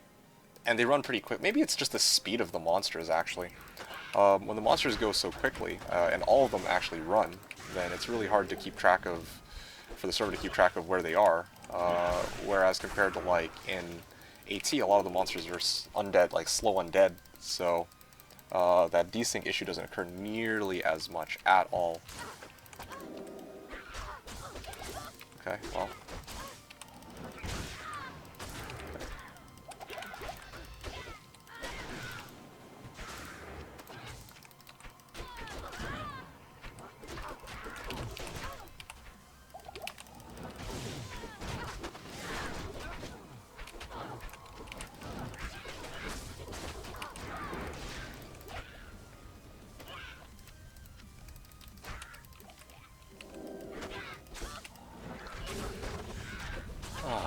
Man, just trying to get off my lightning, and then it launched a meteor instead.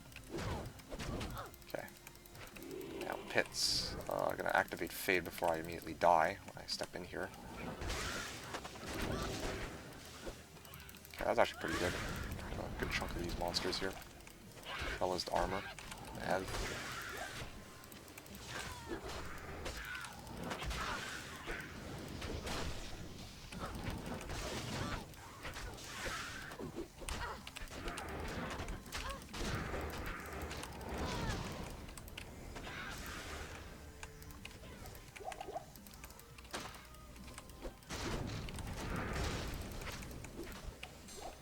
Jewel, alright.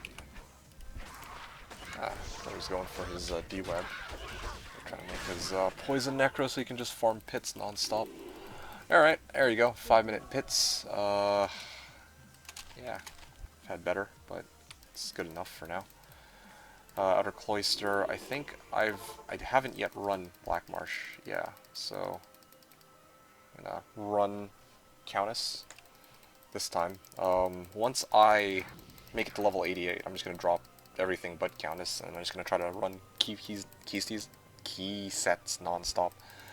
T-keys non-stop, there we go. Yeah. Looking forward to it. Looking forward to it, because I want this Cham. The sooner I can make this Plague, the better. Have greater talons to make them in either, or two, so that's pretty solid. Now I'm just looking for one more set of Phoenix Strike Claws. That's the, that's where I'm at right now. Just need one more set of Phoenix Strike Claws, and then I can make 2 Plagues, but I don't know. Still need to figure out if I value these Plagues over... if I value going dual Plagues over, like, Plague plus Bartux, or if I should only really be using Plague in specific situations. Or maybe I can even have Plague, like I could replace my Harmony Bow with 2 Plagues, and then like stand in a pack, get hit by a bunch of monsters until lower res procs, and then switch to my skills, and then just start launching all of them. Ow. That probably should have killed me, to be honest. Mal 2 times Lemon Nature's Peace. Wow. Yeah. Sure, I'll do that trade. I mean, I have a Nature's Peace, but like, I realized that I'm probably not going to be running Nilithak again anytime soon. We all remember what happened last time I run Nilithak, so let's not do that again a second time, I think. Q. Alright. Actually, I think it's lights.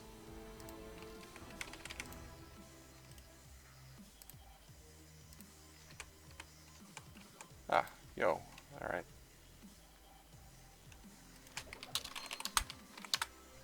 So switch over to this character. Alright, thanks for trade. Lem. Goody. Yep, you too. Alright, so I actually have 2 Mals, 2 Lems. That's looking pretty good. Found a way to launder that Mal, huh? Actually, yeah, come to think of it. Originally, I gave you that nature's piece from previously. I gave you a mal for, like, somebody else's mal for that nature's feast. Should I now give you this mal? Do you want this free mal? Do you want this mal, Coaster? I could totally give you this mal. Free mal. I don't want it. Alright. Alright, if you insist. Just need to find a way to socket that bad boy. When I do, get that cham. So Chaos is foul I can't remember what plague is. It's like something cham I think. Here, plague rune word. Because I've never made one, so cham foul there we go. Cham foul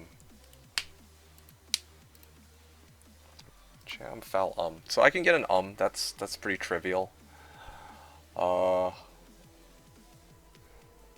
cham is, well, the only real difficulty, and I already have the claw, so it's perfect. Selling foul for mal? This guy. I have a foul anyway, so I'm pretty set on that front. Okay, let's go ET.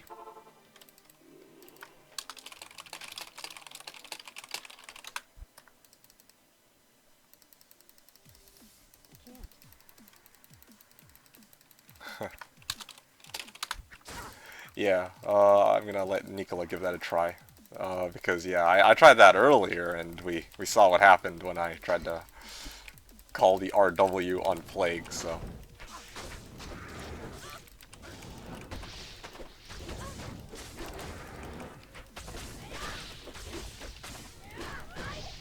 Yeah, I don't think the bot has it, though. Like, I think it's just... because it wasn't... when the bot was made with this RW command in mind, it wasn't...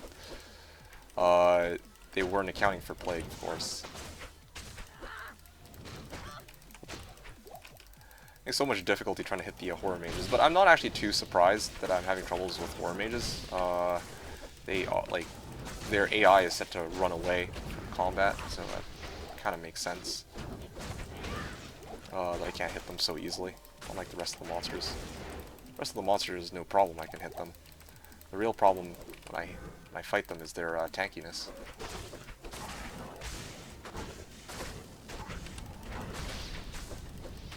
Looking for an ist for a 4 open socket thresher. Wow.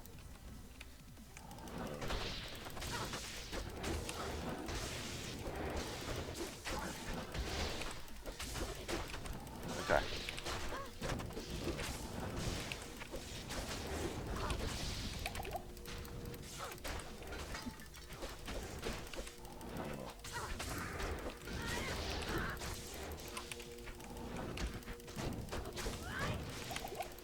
That was my last healing potion. Hope I get some good potions soon. Oh yeah. R2, H5. Probably gonna need these. Nope, useless. I should honestly start IDing the these barb helms because yeah, there you go. But not. I mean, this is along the lines of what I was thinking about. Like, if it turns out to be like +3 Warcry, +3 Warcries, or +3 battle orders with +3 Warcries, then it could actually go for a fair bit. And I mean, if I came across such a helmet that had like 5 or 6 to bow, if I came across such a helmet with 5 bow, or 6 bow, then, you know, I'd just sell it. Like, normally I'd rock it on my bow barb, but since I'm not making one this season, maybe I'll just pawn it off to try and get something useful.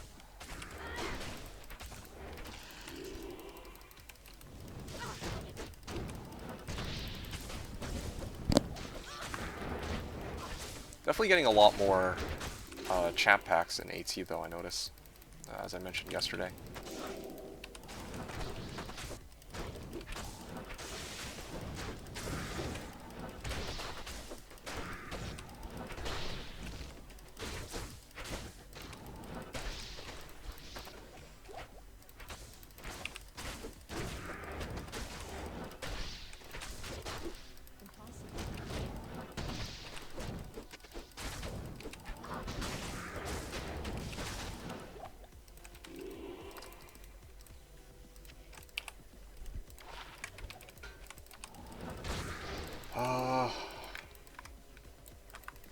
Yeah.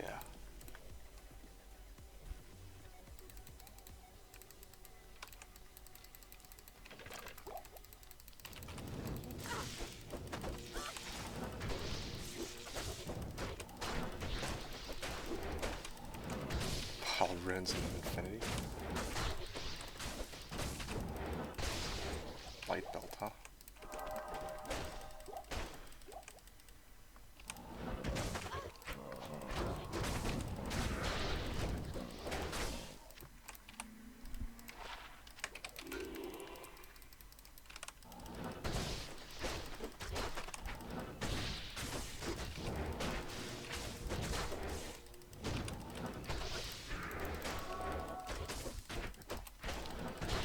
Okay, that was quite the run.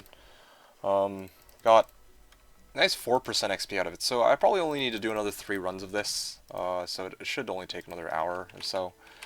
And I think I should be set after that to start spamming T-key runs until I can get the runes necessary for Cham. Yeah, still debating whether or not it might be more worth it to try and, like, trade my way up to a Cham, since I have some pretty decent finds already, like that light skiller, the small charm, the other small charm. Yeah, could be good to just see if I can cube my runes up, or I can try to, like, break somebody's Cham. Or trade for a Cham. It doesn't really matter. I want to put it.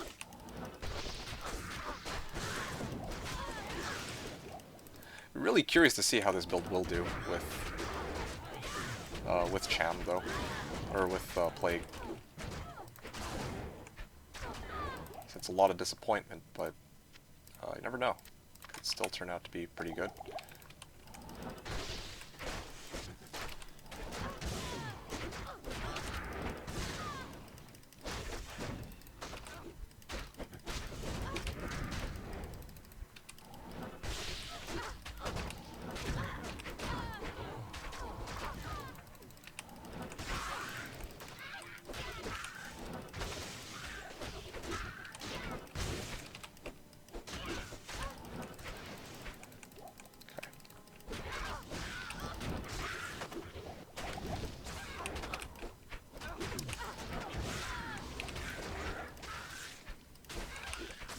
Maybe I should try to hit everything except for the Fallen. Like, I keep trying to select the first monster I can find, but I feel like the Fallen are actually the hardest ones to hit. If I can find non-Fallen monsters to target with my Phoenix Strike, I think that would be ideal. So, in this case, aim at these Dark Stalkers.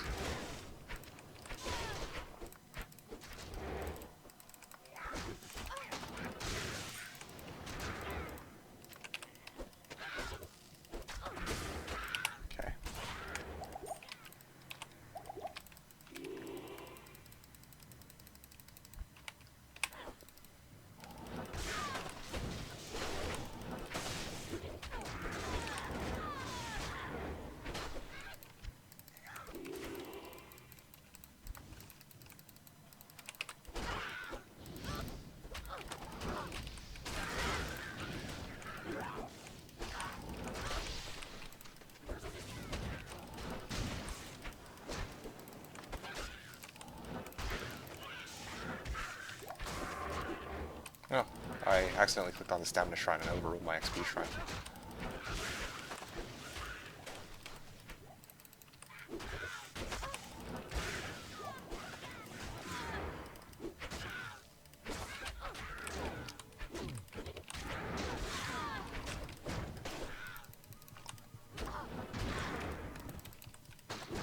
Okay. There we go. Stacked a bunch of shit together.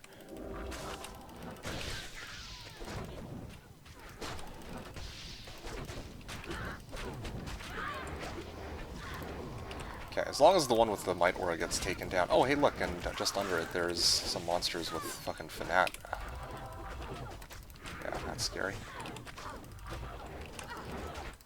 If I can just release my charges, that'd be amazing. Okay, Cloak of Shadows, definitely.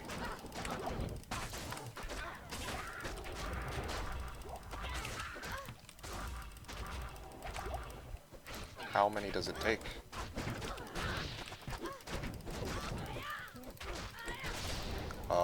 That's not good. Like, it's too many. There's way too many there, I think. Might have to back up. I don't actually know if I can do this pits, actually. There's just too many of them, and they spawn with, like, the worst fucking modifiers. This is one of the few times I kind of wish I had Meteor over the, other two skills I'm using. Oh, okay, and my Merc just died. Oh, it's a good run.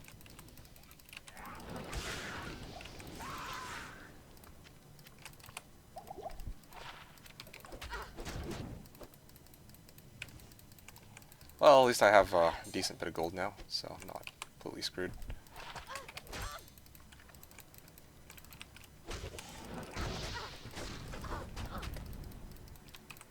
Yeah, I can still do this run. Still finish it, but kind of sucked the way turned out. Oh, cool, he's magic resistant too. No, he's stone skin magic resistant, that's why I'm having such a hard time with him.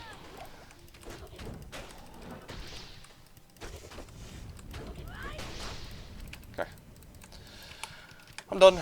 That's good enough for me, I think, on this pits. I got my Merc back. At least I didn't stockpile a bit of gold. Not dying as often, so let's actually use it. Okay. What is this? Eltron. Perfect.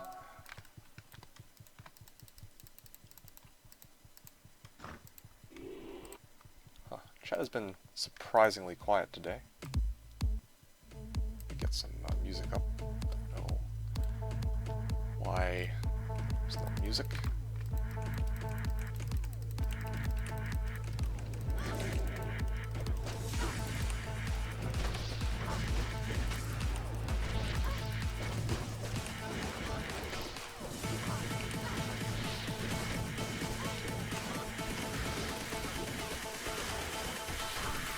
Too busy farming? Yeah, that makes sense. That's fair. I think we're all in the same boat.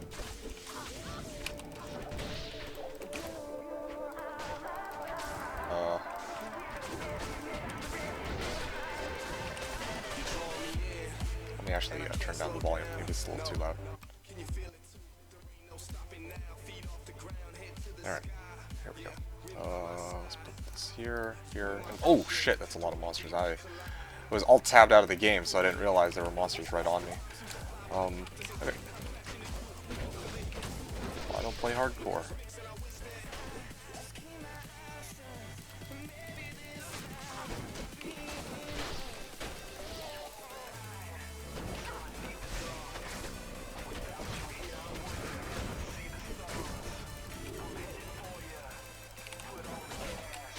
Sure. I'm gonna hold on, or I'm not gonna pop the skill shrine until we get cursed a little bit later. I can use that to purge it off.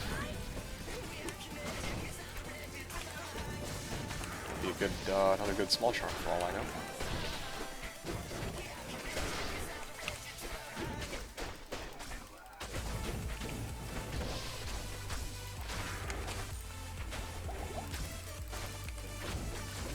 Golem Necro. See Necro.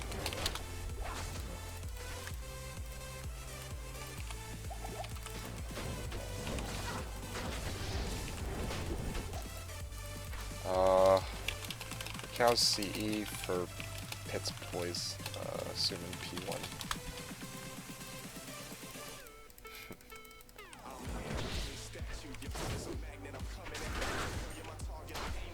Okay.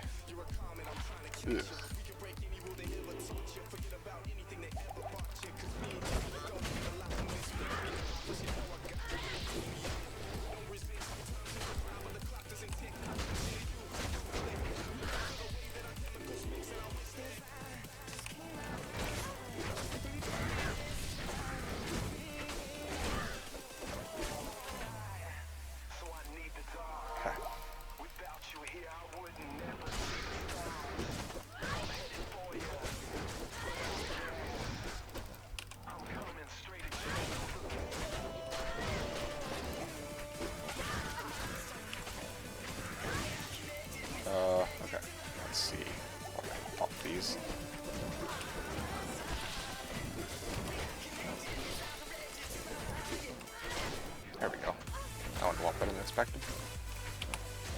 Makes me wonder. The lightning either kills all of the monsters or no monsters, I notice a lot of the time. So I'm starting to think that...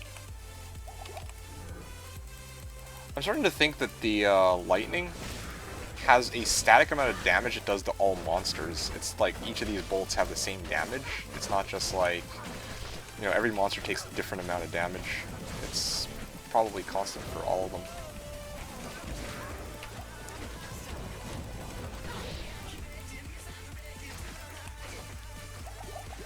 Feels that way, but I'm not 100% sure, of course.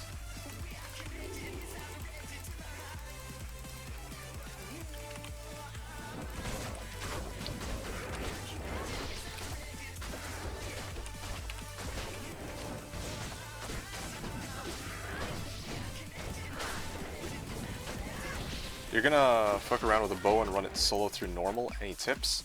Sure. Well, before I try to give you tips, what type of boa are you trying to make?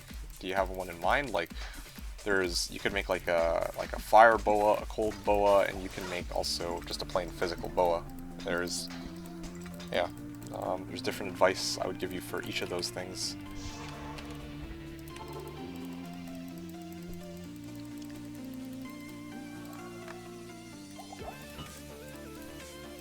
Not really? Okay, well, yeah, like I said, there's 3 trees. Just want to mess around.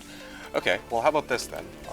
You have 2 options. At least I would recommend 2 options to you. You will have 2 skills in your boa tree. The first is exploding arrow. It's whichever one's level 12. I think it's called exploding arrow. So.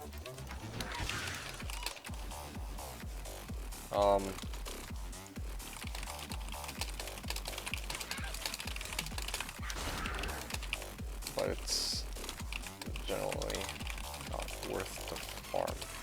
Nightmare and Duri. Yeah. Sorry.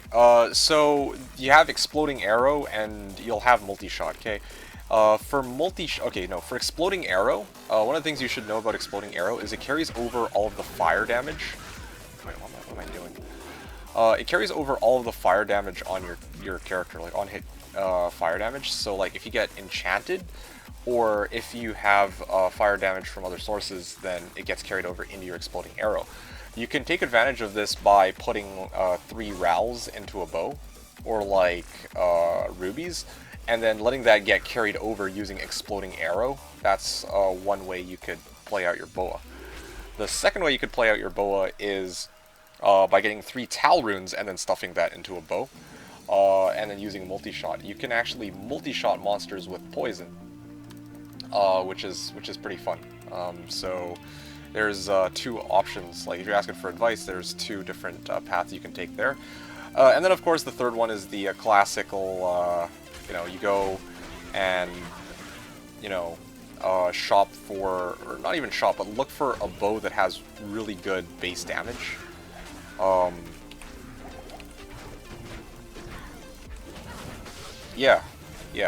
Looking for a bow that has high base damage is key for a boazon. So, those 3 options. Oh, Lemrune. Nice. Okay. Too useful.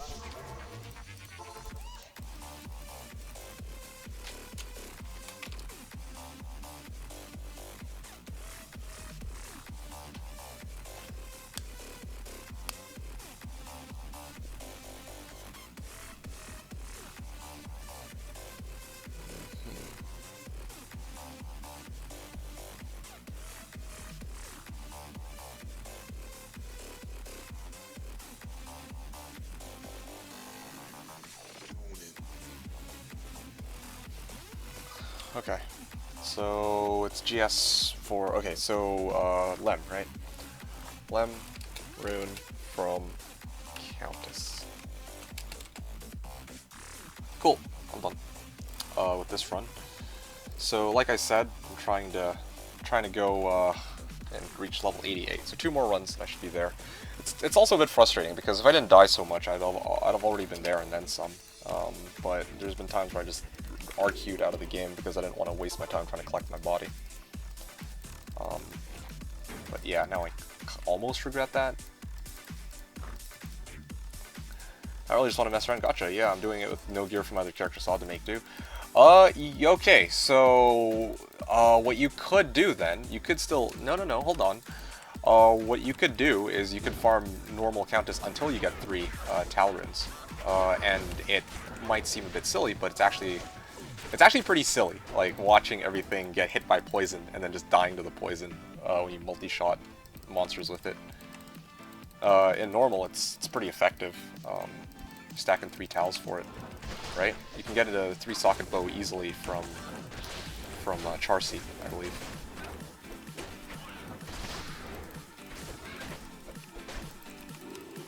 So a lot of good options for you there.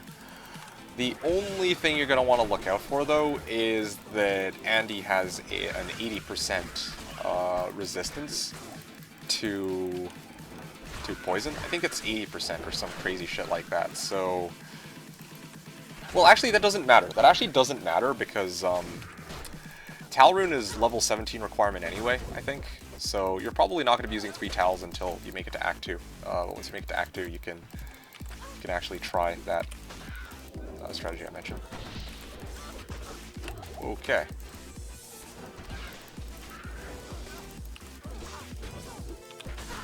Okay, there you go. She's dead. Okay, so what's going on here? I think all Sin GCs are usable for certain builds. The most common one would be traps.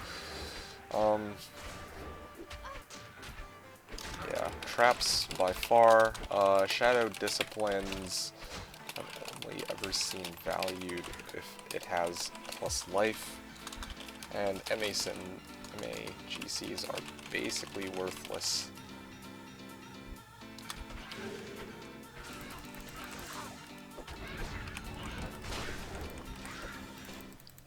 Martial arts to Charcy food. In this case, yeah. I don't really have... If you ever get an MA plus life GC though, hit me up.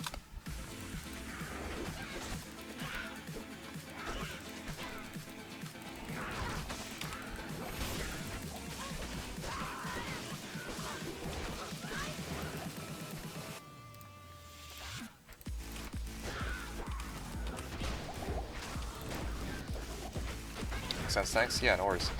Actually, I kind of want to try something. This is 40 life for...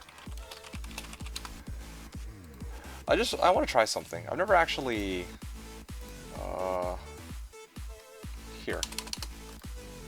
Here, okay. I've adjusted the bitrate of my stream. I'm very curious to see if it's any better. Let me know if it is. Yeah.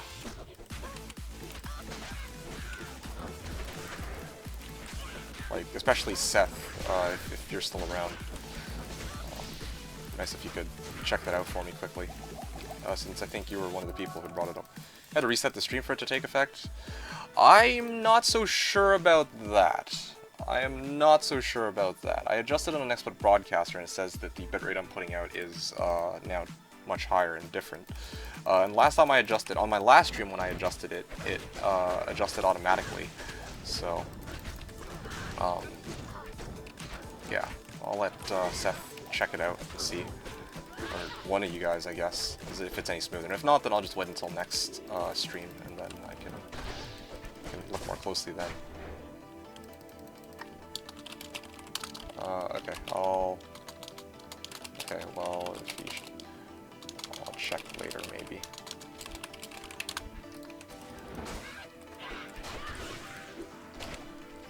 WCGCs is per Tal's, Ami, and Drax for trade. I don't really need Tal's, Ami, or Drax. I'm just gonna ignore that.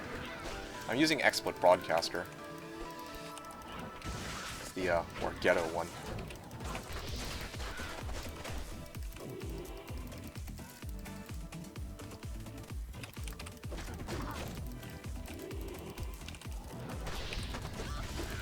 Watching your 7MFSC with Poison Res. I have a small charm with Poison Res, but the other modifier is FHR, so that kind of sucks. Okay, so Nicola, you were asking how much of your stream just typing here instead of a chat. Okay, trying to make my first CE Necro. I heard you had a good one season. Yeah, I'm just not gonna read the rest of that. Nope, nope, nope. I'm insulted. I don't know who you heard this from and who told you this, but I have never in my entire fucking life ever played a CE Necro or a Mercmancer or whatever that shit's called. That shit is an abomination, dude. I don't play that. No way. But I do know what it is in theory. All right, seriously though, let's read the rest of this. What are some tips on skill choices and gear? Okay, well, I'll tell you what. This is probably the easiest way to set up a CE Necro. Yeah, I hate no. I've made Poison Necro, yes, but CE Necros are a bit of a different ballpark, and to be honest, I'm not. Yeah, I don't really like the CE Necro build personally.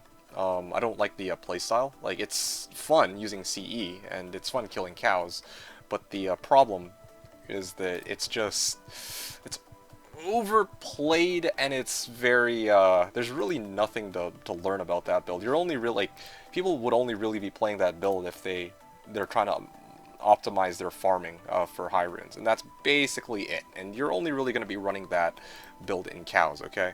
So having said that, here's what I'm gonna say. I'll give you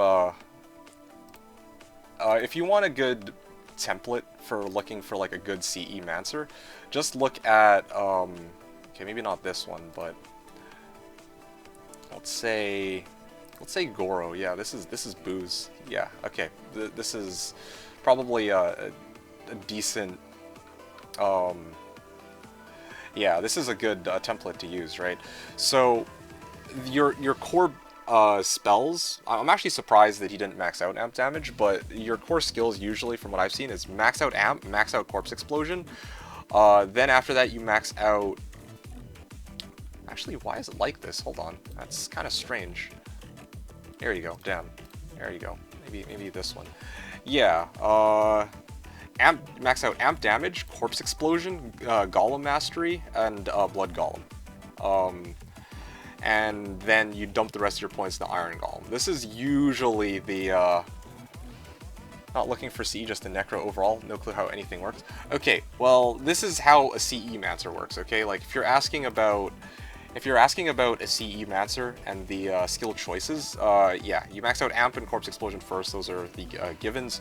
Then you max out, I think it's Blood Golem first, and then Golem Mastery second. The idea here is your Iron Golem usually is an insight, is a junk insight, and then you just raise a Golem out of that, so you're always getting the Meditation Aura, so you never run out of mana. And your Merc, ideally well, okay, he's using EBOTD here, but you would start off with Obedience, then go EBOTD, and then you go into Infinity last. That's usually how it works. Okay, so that's just for the skill build, and that's just for the mercenary.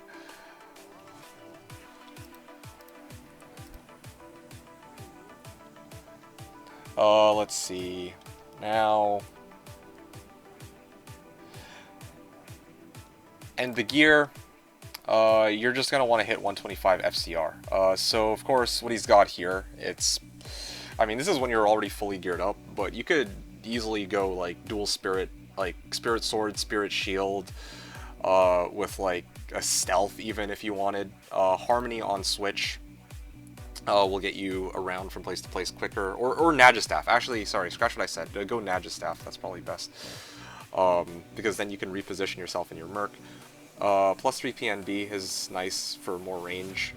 And then for your helm, honestly, you could just use like a hat with 2 Necro or 20 FCR, or even best yet, both would be good. Mage Fist or Trang Gloves, either or is fine, to be honest. Basically, you're just trying to max out for 125 FCR. Or get as close, like as high an FCR breakpoint as you can, with being able to nuke Corpse Explosion quickly, and a decent amount of, like, well, yeah, that's basically all you need. You just need plus the skills to boost the radius of your Corpse Explosion, and you need, like, FCR to make your corpse explosion quicker. It's not a particularly complex build to play. Actually, it's probably the most painstakingly simple build to play on this server. Now that I really, if I wanted to be really honest about it, but yeah, this is just for making a CE Mancer. If you're looking for like a poison necro, now that one's a lot more complicated because there's a lot of different routes you can take to get there. Now, the character, character I use, Death, I think. This is the necro I have, and you'll notice that I actually don't even hit 75 FCR. Yeah, you'll notice that I actually don't hit 75 FCR here with my Necro. That's because at the time I made this Necro, there was no GS4, so I would double tally with the Necro from time to time. So my solution to this was just to max out my damage as high as possible while maintaining 50 FCR, because that was the highest FCR break one I could hit for my teleport. This is, yeah, so when I do this, or when I make this when I made this Necro, the core skills, of course, is going to, or would be max out Poison Dagger, max out Poison Explosion, because those are prerequisites for Poison Nova. And then after that, I went maxed out Corpse Explosion, and then I dumped the rest into lower res. But you actually have a lot of different routes you can go with the Poison Mancer. This is the reason why Poison Mancer is so fun to play, in my opinion. You could go Bone Wall and Bone Prison as where your points go, so that your Bone Armor has more health if you try to recast that over and over.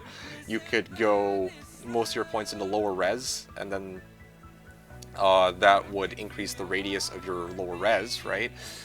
You could hybrid Poison Mancer and Summons, that's another option.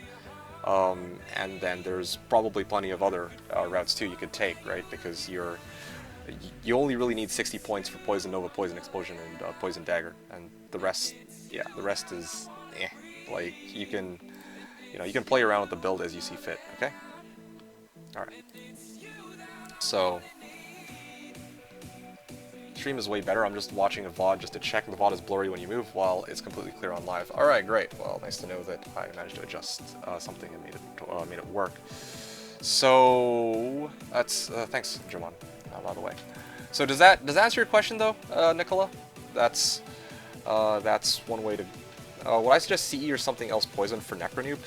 And to be completely honest, I would say just try whichever one you feel like. Like, I think it's honestly just more fun to try out both for yourself and see which one you like more.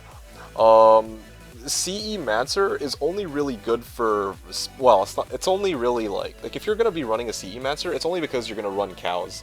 And you're going to do nothing but cows, and a lot of people really like that. Like, you're really min-maxing for being able to farm cows super fast for, like, high runes. But you don't really do anything else with that CE Mancer. Like, you can't really run Chaos, you can't really run Pits, well, you can, but that's not what the build is meant for, right? I think you'll have a lot more fun with a Poison Necro, but I think you'll get a lot richer with a CE Mancer, is kind of what I would foresee happening. So, of course, there's a lot of other things to consider too, right? Like maybe for you, you'll have a lot better luck with the Poison Mancer. Maybe you'll turn out to be a terrible CE Mancer. I don't know, right? But I personally, if you ask me, I'm biased towards Poison Mancer because it's a lot more fun to play and figure out how to actually set up your character build. Whereas CE Mancer, there's only really one way to go about doing it, and that's really no fun. So, yeah, that's what I say. Like if it's your first time going Necro, I would say don't go CE Mancer. Like, don't max out Amp and CE. Go pretty much any other build even would be more fun, in my opinion at least. What I'd honestly recommend to you though, like if you're looking for something else as a Necro noob, the easiest Necro build to play, not necessarily the most fun, but the easiest one to play, Summon Mancer. You really, yeah, Skelly Mancer specifically, like max out skeletons, maxed out raised skeletons. And just let your, and then of course cast ample on whatever packs they're hitting, and maybe throw in like a tract or something in there while you're at it, right? This build, so you just spam poison no, not dagger, not poison dagger. You go poison nova. Poison nova is your bread and butter. Well, poison nova into CE would be your bread and butter. But at some point, your poison nova is going to do enough damage that you won't really need CE unless it's a higher player count. Okay.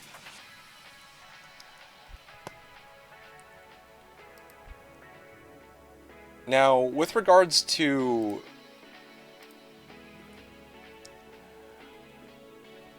Yeah, so with regards to the Skelly Master, yeah, I do think that Skelly Master is as easy as it gets. Like, if you want a build where, oh, you've never played Necro in your life, you have absolutely no idea how it works, Summoner is honestly the safest bet. Like, very unpopular opinion, but I'm gonna tell you right now, okay? At least with a Skelly Master, like, you just have to wait for your Skellies to kill something, and then you just rotate into Corpse Explosion. So that's my take on it. Anyway, that's my take on it. Yeah. I honestly think you should try to experiment too, though, with different builds. Like, that's a lot of the fun that comes from playing the game, right? Like, try out Scallymancer first, in my opinion, and then if you don't like it, then consider respecking into Poison Mancer. Would be my recommendation. Don't start CE Necro just because I don't really feel like it's you'll get much out of that, to be honest, aside from maybe high runes. So hopefully that you think I'll go directly for poison. Okay, if you want to go poison, then go poison. Like, for me, poison Necro is my favorite build, so I'm biased towards it. I have a lot of fun with it. A lot of people hate it, and honestly, like, once again, if you're asking me as a first-time Necro player, I would still vouch for trying to consider going for Skellymancer, just so you can kind of get a feel for how the character plays. But it's totally up to you, man. You make your call. All right. Yeah. So. Okay. So, SFG, let me know how your BOA goes, though. I did actually a BOA run a while back for fun, so that's the route I took. I went and used Tal runes to get through the game early on, and then of course I switched over into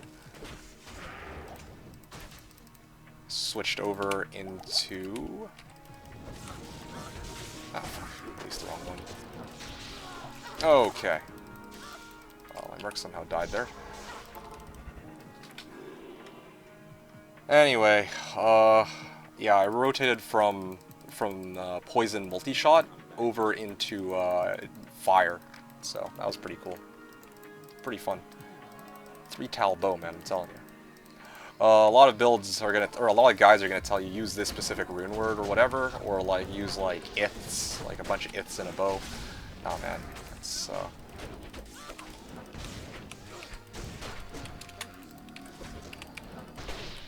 Okay, why is my guy struggling so much? Is it because they're undead and you can't leech off of them?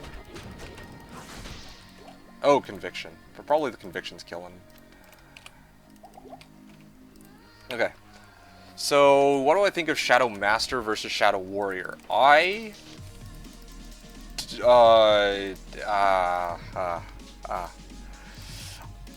prefer Shadow Warrior to Shadow Master, at least later on. Early on, at least this is for speaking just strictly for my MA Sin right now. Okay, like for Trapper, honestly, I would probably want to get a Shadow Warrior over Shadow Master, but early ladder MA Sin, I would want to. You know what? No, I got something even better. Honestly, I don't like Shadow Master. The only reason I use Shadow Master, or that I use Shadow Master this season, is because Shadow Master has plus resist all, so she's a lot more durable for soaking up hits from. She's a lot more durable for soaking up hits from Pindle and his pack. especially if Pindle is like Lightning Cold enchanted or Lightning Fire enchanted. But aside from that, I would much prefer Shadow Warrior, without a doubt. Because the problem with Shadow Master is Shadow Master will cast, you don't actually know what Shadow Master is going to cast. Like, you don't know if, you don't know if she's going to try to cast, like, she has all the skills in the game, so she might feel like casting a Mind Blast, or like a Cloak of Shadows, or she might try and, I don't know, like, she might try to, try to go in and, like, do martial arts, I don't know. Whereas Shadow Warrior is a lot more predictable, since they can only really use the skills that you have. I think, it's the skills you have active. It might be all the skills you have, but, yeah, that's a lot easier to manage, since, unlike Shadow Warrior, you can't actually get those, you don't have her spamming Mind Blast all the time. So, that's why I prefer Shadow Warrior. It's a lot more controllable, is the bottom line. But like I said, I used Shadow Master for Pindle because she's a lot more durable, for the plus resolve, at least early on. Okay, so that answers your question, right, Nicola? I think you're good, so I'm just gonna continue my run. Let me know if you have other questions. I'm not like the world's most knowledgeable Necro or anything like that, but I mean, I really like my Poison Necro, of course. So, hey, look at that, 2-socket diadem, great.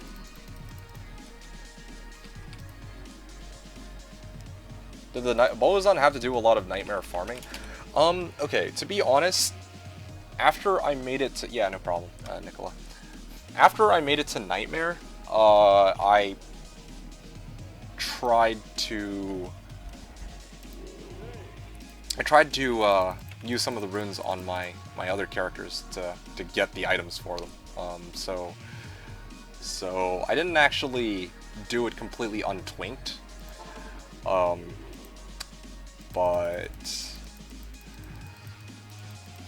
But I think it would be okay, to be honest. Okay, so here's the thing. When you make it to Nightmare, and, like, starting Nightmare Act 4, you're probably, if you haven't already by that point, you're probably going to want to respec your boa, your Fire Boa, into a Frost Maiden. Because Frost Maiden does the most damage. Yeah, Frost Maiden does the most damage, and she doesn't really have to deal with as many immunes, especially in late Nightmare, as the Fire build does. What you can also do before you get items like Wizen Draw, that's a big part of your build, by the way. Like, not a huge part of, well, if you get like Wizen Draw, it's one of those items which, you might have to farm a bit to get, but it'll help you a lot. If you don't get a Wizen Draw, if you don't want to farm for a Wizen Draw, then you can just try to shop for a lower res wand, and you should generally be okay. Just ignore the monsters that are cold immune, if you encounter them, right? But yeah, I don't know. I would say that you shouldn't have to do a lot of Nightmare farming, but it definitely helps a lot if you do, because yeah, you can get Wizen Draw, and that's a huge boost to your freezing arrow damage for a boa. Shadow Master versus Shadow Warrior debate depends on what your build is. I am curious. Go ahead and throw me a character where I would want to use Shadow Master over Shadow Warrior. Oh, here we go.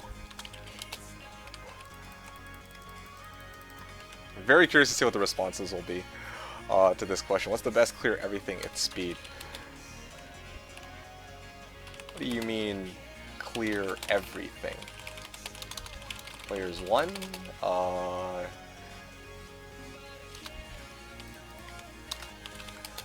For MF, or for XP, P1. Okay. Okay, for no bow barb cheating. Well, that changes things too. A little.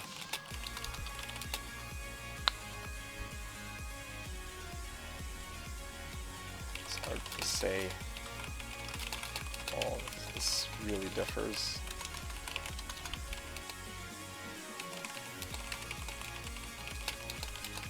Java and CE Necro, for example, but if you're in Chaos Seal Glitch, then it's going to be 200 FCR sort probably. Take a Bombardment in, and you're going to want a Shadow Master instead of Shadow Warrior, okay, out of curiosity why? Say all content non-cows, okay. Okay, but then, Poison Necro probably runs pits faster than Light Sork. Light Sork faster for, let's see, Seal Glitch Chaos.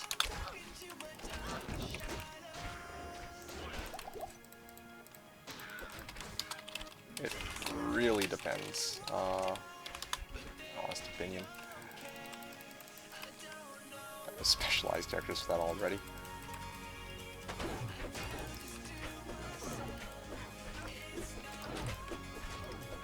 What the fuck is this? Don't kill him.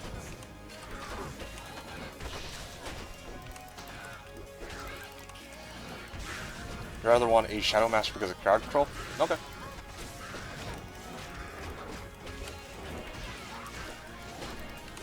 Let's see.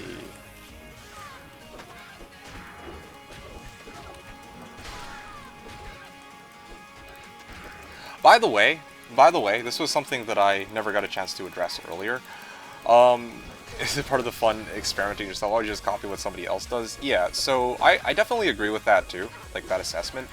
I mean, I addressed the question as directly as I could, because I didn't want to get into specifics, but honestly, like, Coaster's got a point, and I was trying to point that out earlier too, like a lot of the fun probably for which Necro to play also comes from, you know, figuring out for yourself which one you might have the most fun with, or which one would be the most optimal.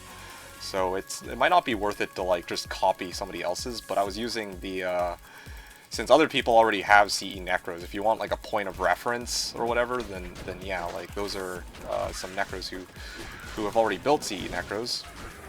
If you have absolutely no idea where to start, but a lot of the fun also comes in learning, so that's why I don't usually like to follow these skill builds myself, and same with Coaster, but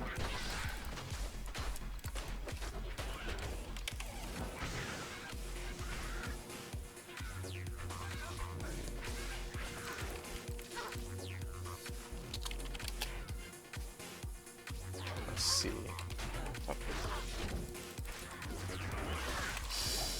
Off. Just want to respond here. Let's see. Can the value of any FCR Spirit Shield be expressed in PGEMs? Sure it can.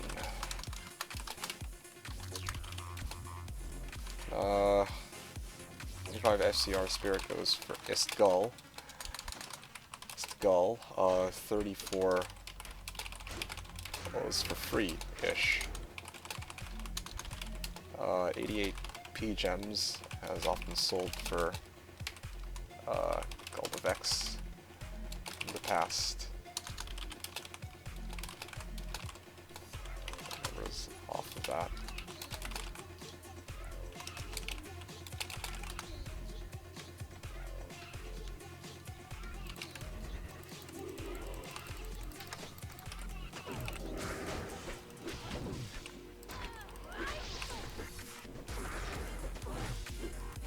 What the fuck?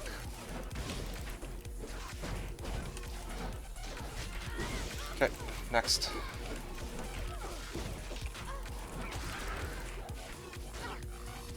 Okay, good. He's pretty easy, just looking for someone else's trash. Okay.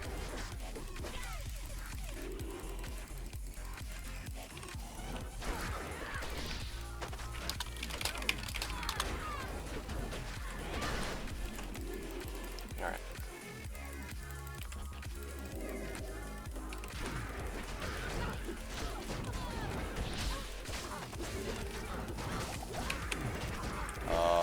Maybe I'll just Mind Blast so I don't immediately die here.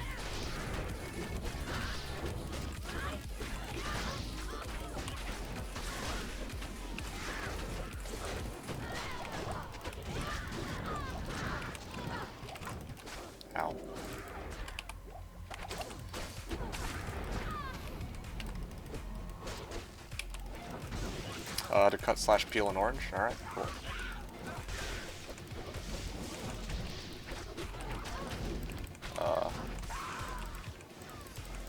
Casey agrees. Oh boy, oh boy. Oh.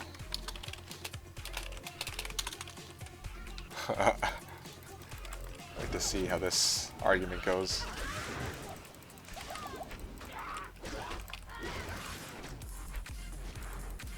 Casey has entered the fray.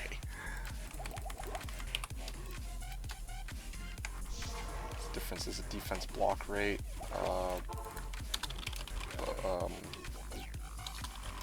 Block rate.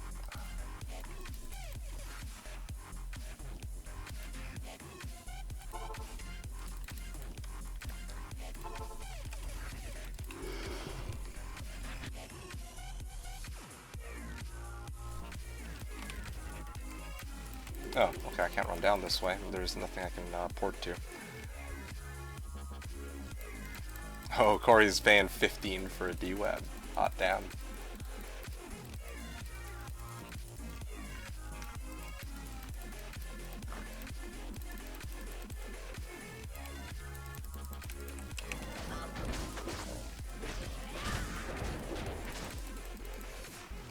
Shrine.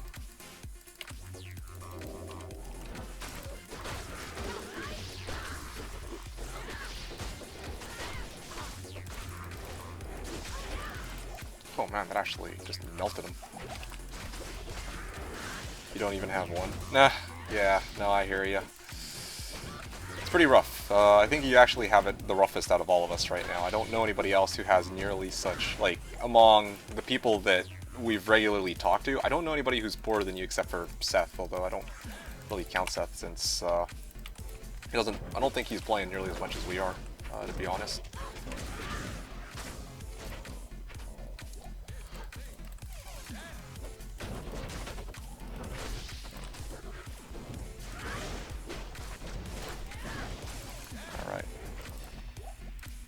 At least I'm having fun. Oh yeah, no, I agree, for sure, dude. That's the #1 metric, of course. Yeah.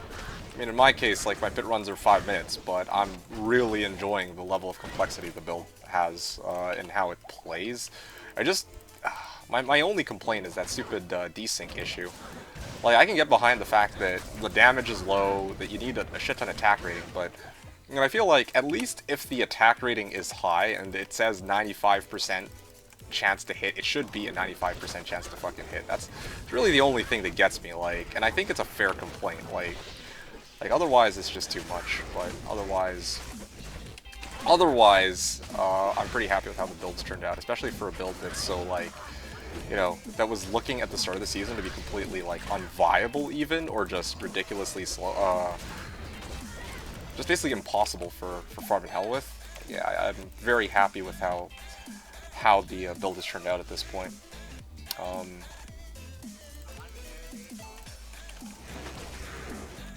Play quite a bit, yeah, but not nearly as much as y'all. Yeah, exactly. I know you're also playing still other games with people. You play a little bit, but not nearly at the same level of intensity as we do. Fucking 12-hour day yesterday.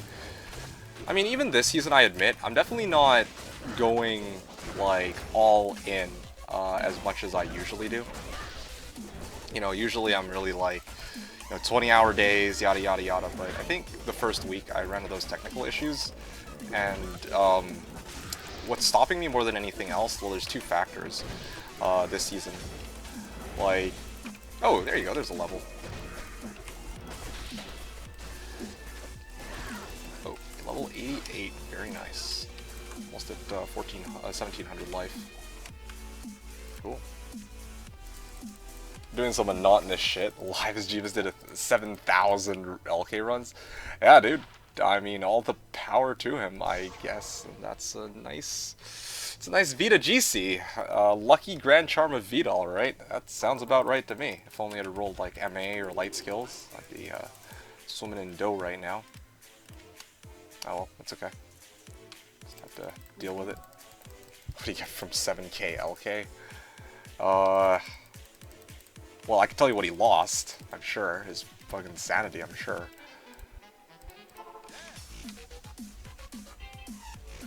Okay, so that's pretty much done.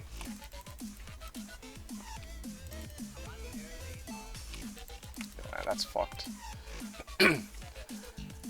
Anyway, so what I was saying earlier is my main two gripes this season, why I haven't been playing as much, aside from like how my schedule is in real life and compared to like the time I have available to me to play this game.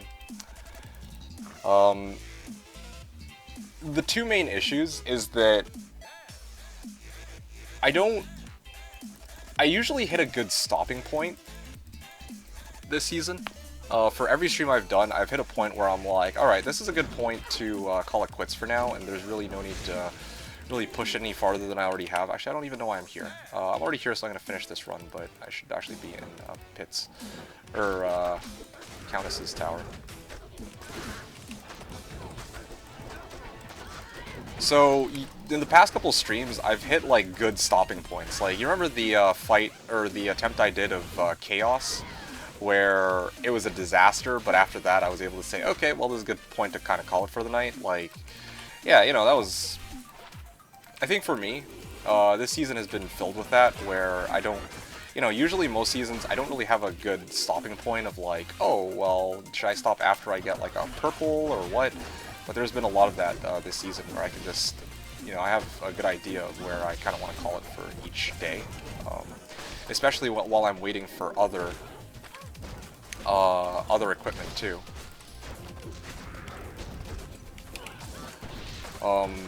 Yeah, like when I was waiting for the torch, I was like, okay, yeah, I'd love to continue playing this build, but I need to get my torch first for tomorrow, right? The other problem too is like this build just puts me on full tilt. Like, I'm not gonna lie, it definitely is tilting sometimes. A lot of the...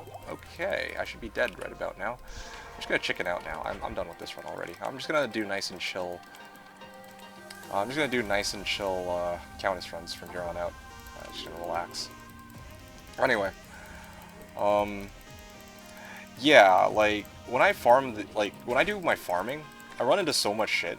I feel like, especially the desync problem. That's number one without a doubt. Like, okay, yeah, occasionally I run into monsters that are like cold enchanted, lightning enchanted, or like cold enchanted, fire enchanted. I can offer trap skiller at 7MF, 5FR, SC.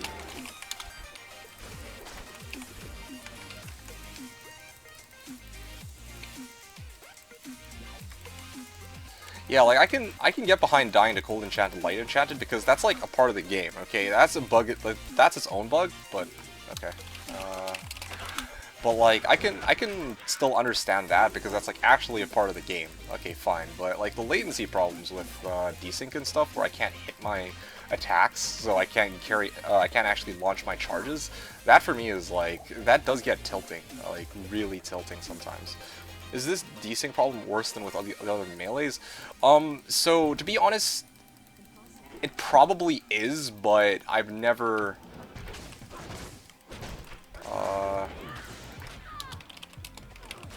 Looking for sevens.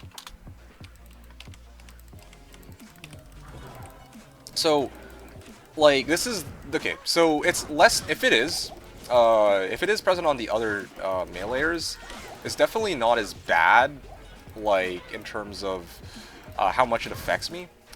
Because with the other melee characters, right? With the other melee characters, I don't need to charge anything up. With the Whirlwind Barb that I played, I just whirlwind through monsters. And sometimes I know, like, honestly, in retrospect, I probably no-regged a lot of the time, but, like, it wasn't like it would have ever killed me, because I still life leech through the monsters I do hit, right? And I was only really running Trav, so the runs were pretty brain-dead straightforward, because all I'm really doing is spamming Whirlwind, or Battle Orders, and then Whirlwind. Whirlwind, Whirlwind, Whirlwind. And that's all I did, really. And, of course, Teleport. And Leap. And Find Item. Like, okay, fine. That rotation was never really a problem for me. And the same, too, with my Zealer, right? What's the worst that happens? I go and fight Duriel, And, oh, let's say I missed my attacks. I complained about it back then a little bit, but it definitely wasn't game-breaking. All I need to do is wait until the hits actually connect, and then he's dead, right? Like there was never any point where I was really in danger to dying because of Duriel. Like, I did die a couple times if I was, like, cursed walking in or some shit like that, but it wasn't an issue because it didn't really affect the success rate of the runs all that much. It didn't affect the run times all that much, and most of all, it didn't affect my it didn't really affect my gameplay all that much because I'm really only spamming Whirlwind or Zeal. Whereas with this character, like, I have to rotate between Phoenix Strike and releasing it with Dragon Claw. And when we have that situation where I have to, like, actually rotate between these two skills, it's like, well, it's not so easy anymore.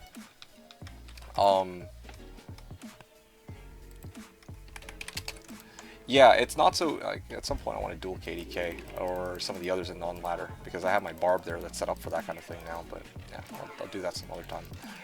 Anyway, so basically I guess the bottom line here is I think I run into the same desync problem with the other meleeers, but it definitely doesn't impact my gameplay as much as with this Phoenix Strike Assassin, just by the nature of how the build works, with how I need to charge shit up and then release them.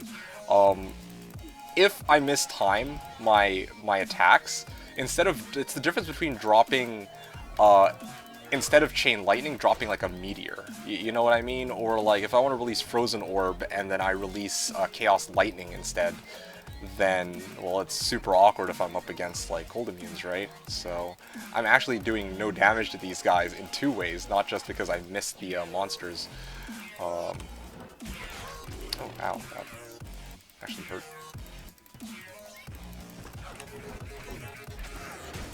Cool.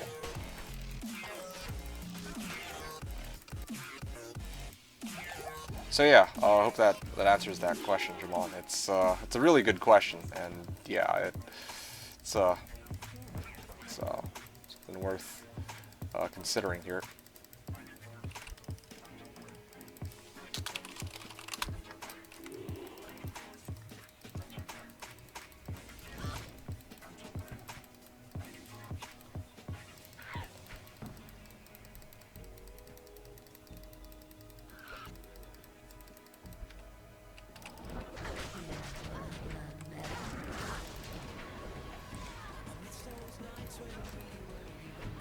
Okay.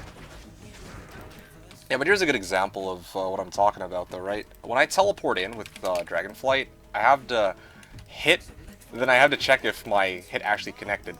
Then I have to hit again, check if my charge actually connected, and then I release the charges instead of just like hit, swing. Or hit, and then release charges. Next ladder. Anyone else ready for reset? Yeah, I'm at Enigma plus Infinite already, man. Animal offense. Where's my good season?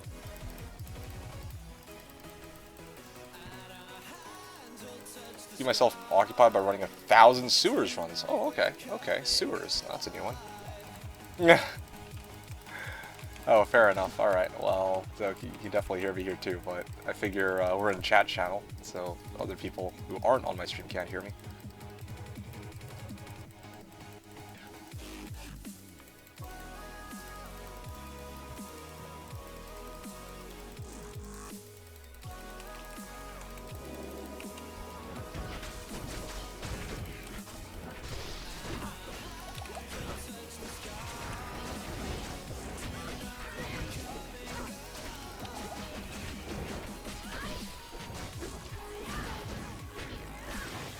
Okay, there we go. Pretty solid run. But still no cigar on what item I got, or any items. I'm very curious to see how long it'll take me to get from level 88 to 89. I don't plan to farm any more areas for a while. I don't plan to farm Chaos or any other level 85 area until much later. Well, I don't know.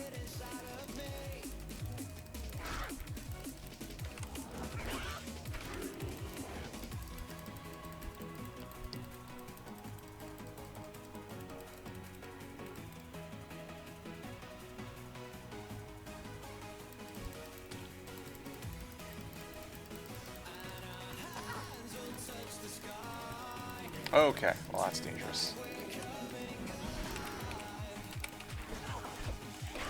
There we go.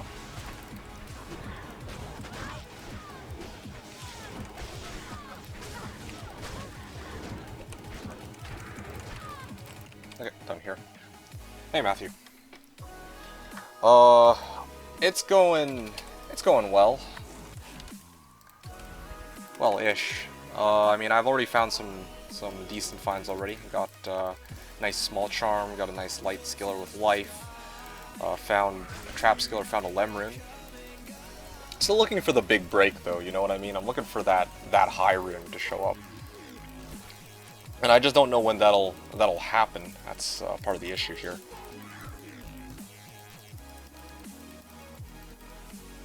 I mean, I'm doing my thing, pushing as hard as I can, but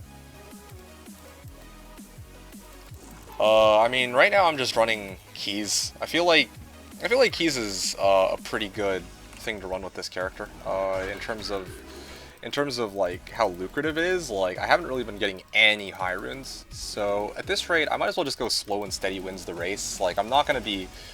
It's unlikely that I'll be getting like a low rune or like some other kind of high rune, or like any purple boxes at this point.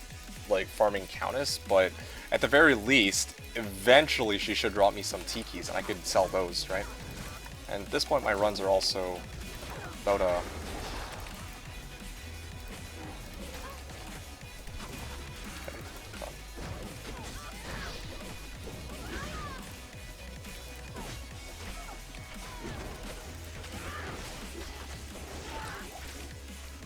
yeah, my runs are about like a minute 15 long, so it's not. It's definitely something that I'm kind of happy with, the speed at which I'm doing them. I feel like I could even probably push them under a minute if I grab myself a telly staff, but recharging it would be a pain, right? Yeah. Yeah, I don't know. Maybe lower Zod for your next Hyron? Oh yeah, that'd be good, wouldn't it? Anyway, how are you doing, Matthew? Now, the thing with... Yeah, so I'm just farming these Tikis, right? And I kind of want to get these Tikis. I want to make some key sets, and then I want to sell them for Cham. That's what I'm looking for. I want a Cham so I can make Plague. And I want to see what it's like running this build with Bartux plus Plague. I have one Phoenix Strike Claw, I'm just missing the Cham at this point.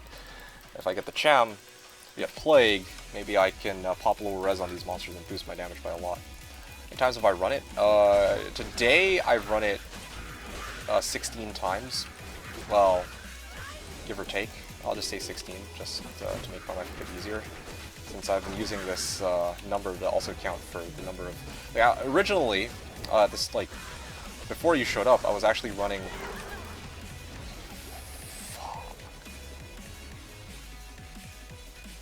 That's what I get for not paying attention.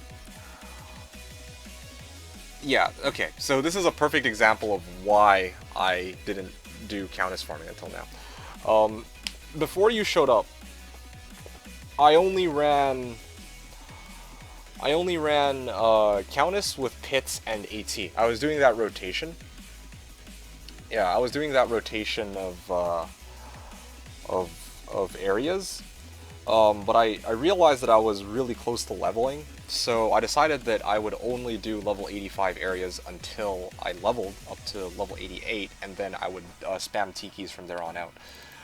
The reason why I wanted to do Tikis is because I feel like, yeah, it's the fastest way to get me to the thing that I'm looking for. The thing I'm looking for is a Chamrin, so that I can make Plague and see how the build performs with that, and that'll be the next upgrade on my characters. So yeah, that's just the idea there. Hope that answers that. Shut up, he wasn't dying. Yeah, well... Yeah, I don't know. Is what it is. It's pretty awkward. I was also wondering if I should be farming anything on my level 40 Boazon. I just finished normal and not sure what low-level gear to go for.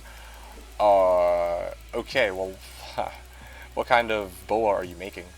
Are you making a Frost Maiden? Are you making, like a physical boa? Are you committed to doing one specific type of boa?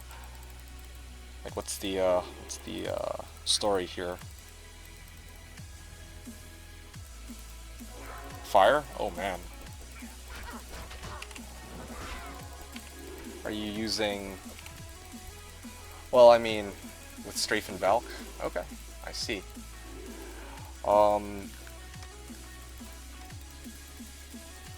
You have a 3-tal bow. Alright, cool. How well did that work out for you, by the way? I'm a bit curious. This 3-tal bow. Did it... Was it doing some work? +2 Shadow Disciplines. Oh, that's too bad. Not useful for very much, I think. Well, anyway, if 3-tal bow is working for you right now, then try running... Oh wait, no, you're already level 40. What's on your Switch? Okay, so this is the next thing, right? What's on your Switch? Well, in normal, but it's kind of starting to get shit past that. Okay, so you said you're in... You just finished normal. Oh, there you go, there's a Tiki. Good, good.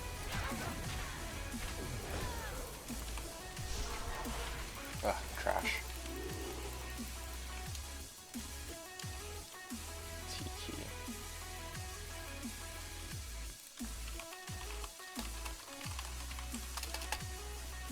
Res, some strength.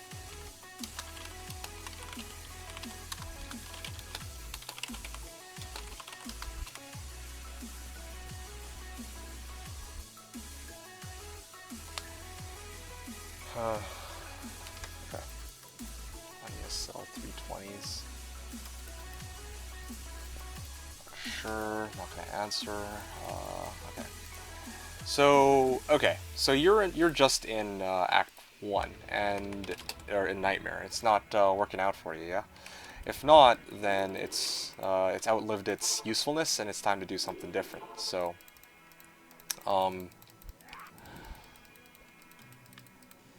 so you have a couple options here.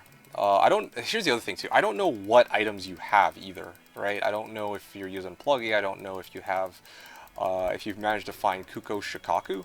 If you find Kuko Shikaku, that's pretty good. There's a number of bows that have like +2 Amazon skills, +3 bow and crossbow skills, that kind of jazz. Those are, of course, really useful. 2 life trap GC for trade.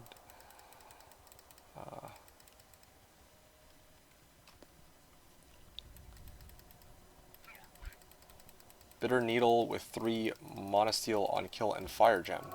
Here, let me check this.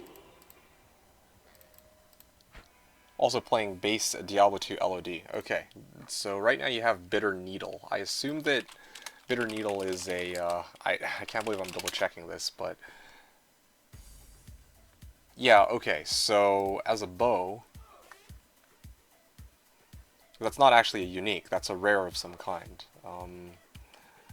Yeah, have you found any unique bows? Because there's a lot of unique bows that all of which have their own pros to use.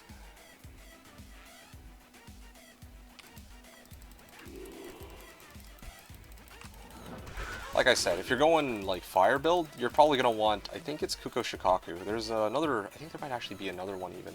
Yeah, Kuko Shikaku has +3 bow and crossbow skills and +3 immolation arrow. And it's also got piercing attack, so it's really nice for like if you're you know, killing packs of monsters at a time with immolation arrow or with exploding arrow. It gives you a huge boost of damage. What color are they? Gold. Gold.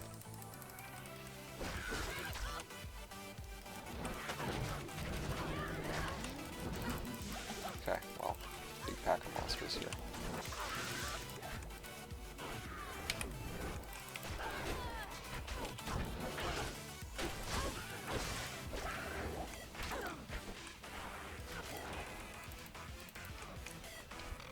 Amrune. Could use an Amrune.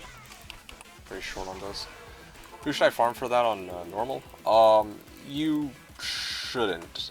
Just play through the game, and if you come across it, honestly, if you find any unique, oh yeah, then yeah, it's a unique. Yes, that's right. So any unique bow, okay? If you find any unique bow, that would be pretty helpful for you. But until then, you're looking for one of two types of bows. You're looking for a bow that gives either plus to bow and crossbow skills, or a bow that gives plus to a lot of enhanced damage.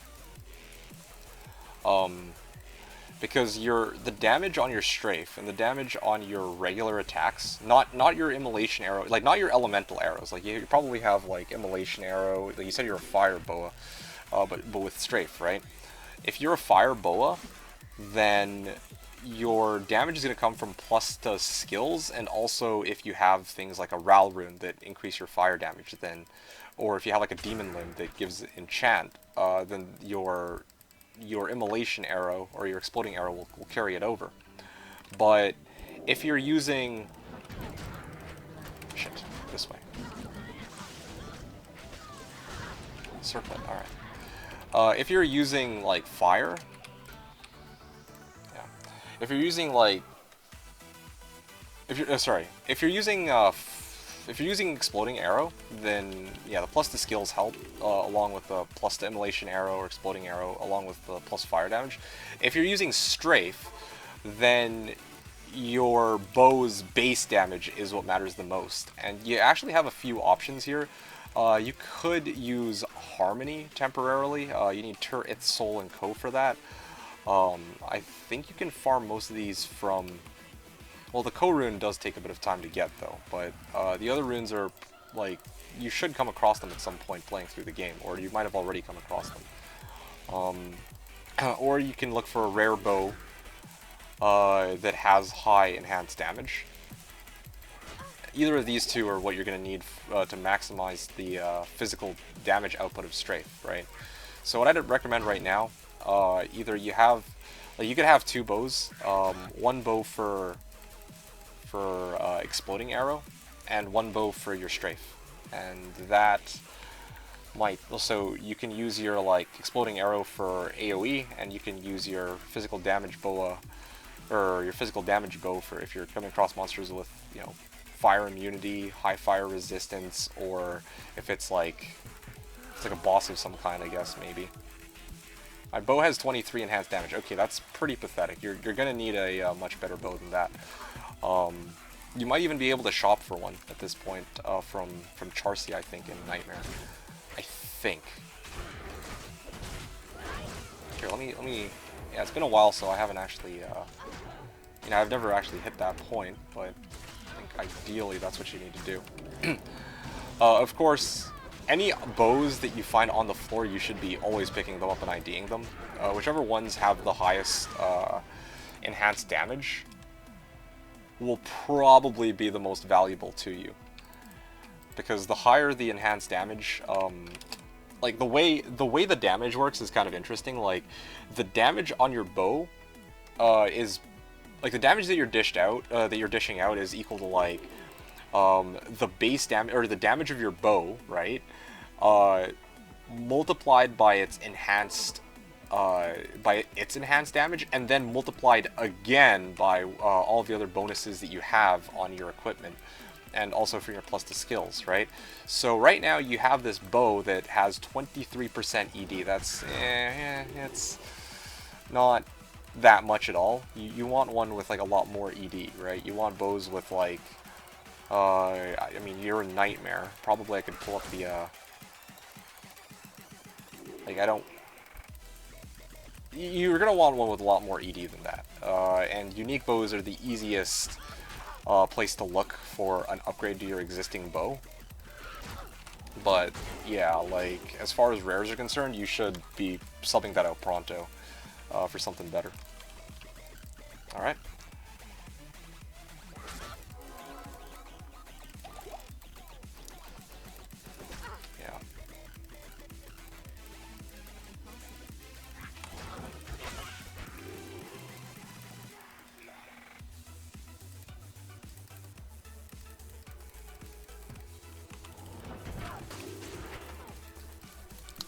Okay, going back to my runs. So far, 1 T-key. Not looking very good.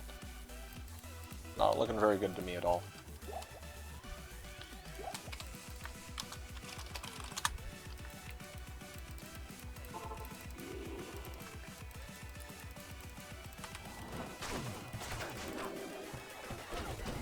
Okay, I'm gonna kill this champ pack just so I can maybe get some juice. That'd be good.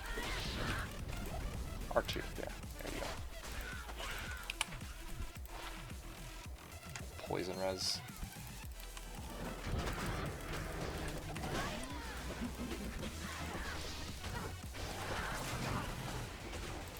Small charm. Attack rating. Thanks for the help. Yeah, no problem. I don't know if you have other questions. Very curious to see how your boa is gonna turn out in the end. Okay.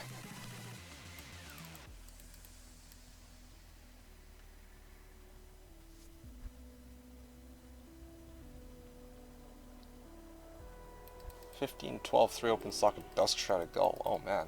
Okay.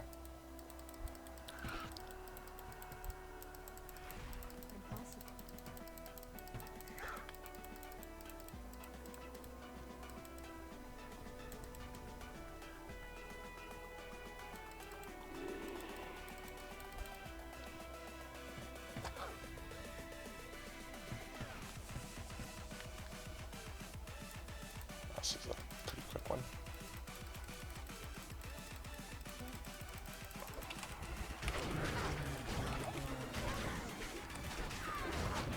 What the fuck? It won't let me release my charges, dude. Or generate any for that matter.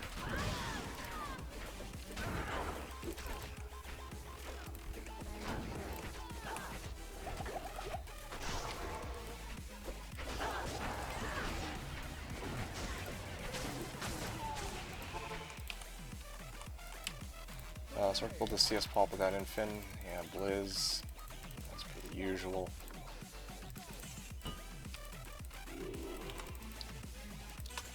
Yeah, so this run, honestly, I realized I could have gotten this down in under a minute even.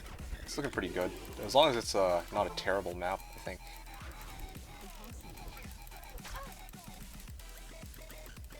Saying, what rarity and type of bow should I be making the ruins in to make Harmony? Because I almost have them all. Oh, seriously? Okay, well, that's a great question. You're gonna want to get the bow with the highest, the base bow with 4 sockets that has the highest, like base damage possible. So, probably something in the exceptional bows category. I'm gonna give you a link in a second, and I'll point you at which ones you're gonna want to make your Harmony in.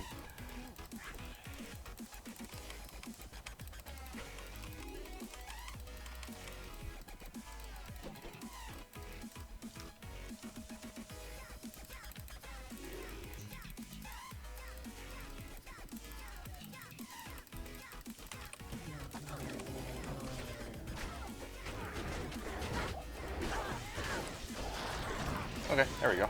That's despite the Countess Tower being so far out, it only took like a minute 5 to get the kill. But I do want these runes, so I'll keep that.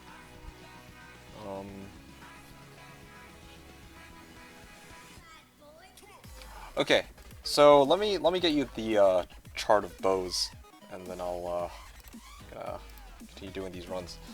So I think it's exceptional bows, right? Yeah, here we go.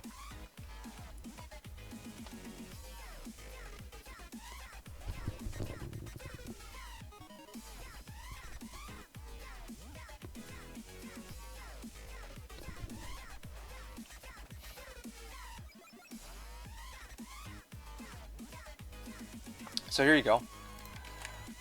Exceptional bows. I mean, right now you're a nightmare, so you want whichever bow you can get among this list that's highest with 4 sockets. So like ideally if you get like let's say you get like a rune bow with 4 sockets, like there it'll say sockets on that table. That's the maximum number of sockets it can get, right? So edge bow, you can't make a harmony in that. But if you can get like a cedar bow or like a short siege bow or something like that, like a gothic bow, yeah, these would be really good for making your harmony in. But once again, like try to see if you can get a unique weapon first before you try to make a harmony. If you find a unique weapon, then maybe you might not need to make a harmony. Yeah, no problem. Okay.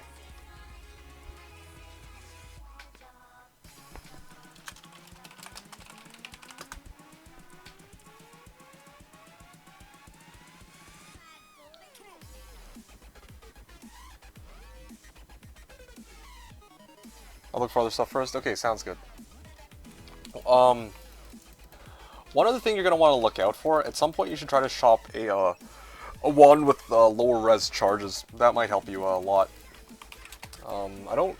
Okay, actually, I'm very curious myself. I'm gonna check this out. How early can you shop lower resist wand D2?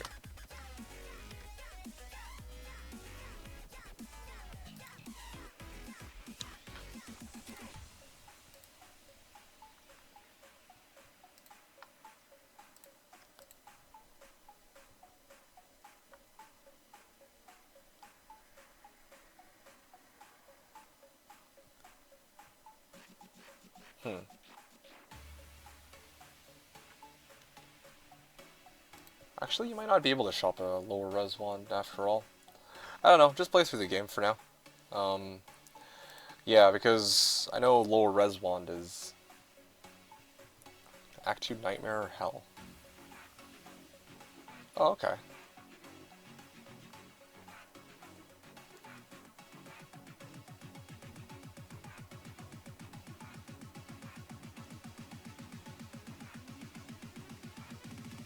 Max level 35 to make sure it's red.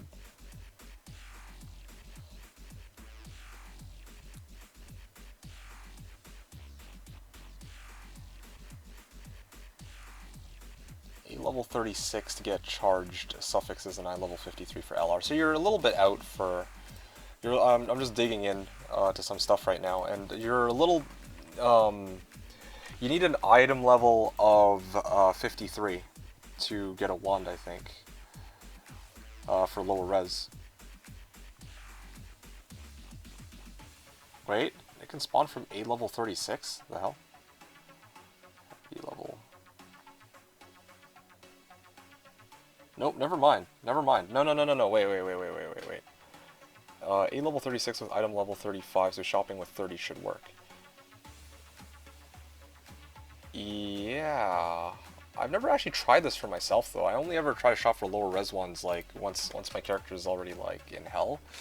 But, like, I think as early as Act 2, Matthew Martin, you're gonna want to see if you can, like, this is probably, like, if you have leftover gold, like, I don't know how much gold you have either, but if you go to Act 2, Drognin sells wands. You can actually try to shop for a wand that has lower resist charges, and that can actually boost the damage of your fire exploding arrow by a lot, because you cast lower res on a pack and then you just start shooting at them, and it does a lot of damage. You can also get a life tap wand too, but I don't really think that's much of an issue for you. Yeah. Okay, great.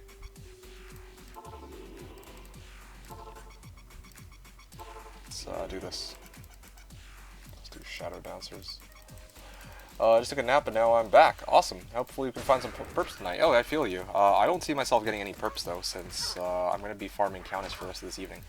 I'm going to probably be playing only probably for the next 3 or 4 hours. Probably going to take a food break after this run, or after the next run.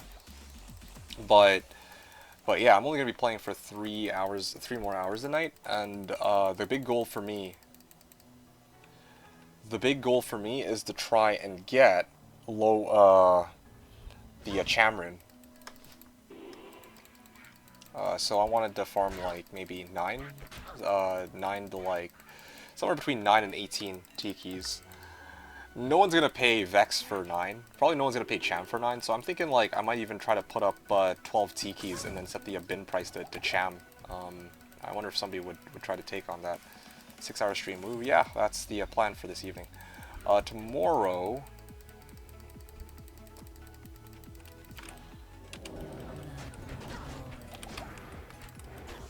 Let's roll his ECA and nearest like 7 sockets. Hey, there you go.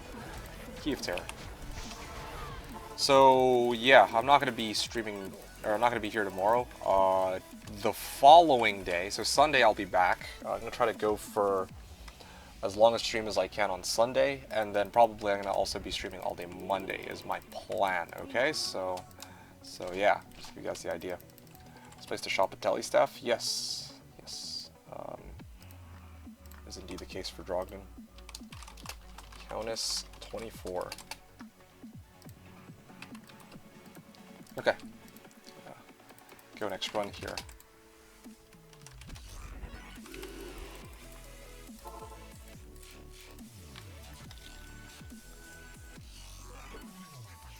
So Countess, from my understanding, drops T-keys about 1 in every 10 runs, on average, and a lot of people are going to say that's bullshit, but, I mean, the numbers are what they are from the drop calculator.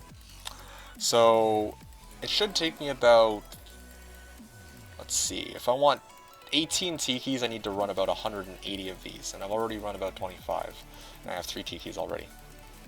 So, that's about 3 hours of gameplay? Because my runs are about a minute, like a little over a minute, depending on how the layout of the tower cellar is. I can usually get it around somewhere between 1 and a minute 15. Yeah, this is a really bad one, but yeah, about a minute 15 is usually where I'm sitting right now, I think.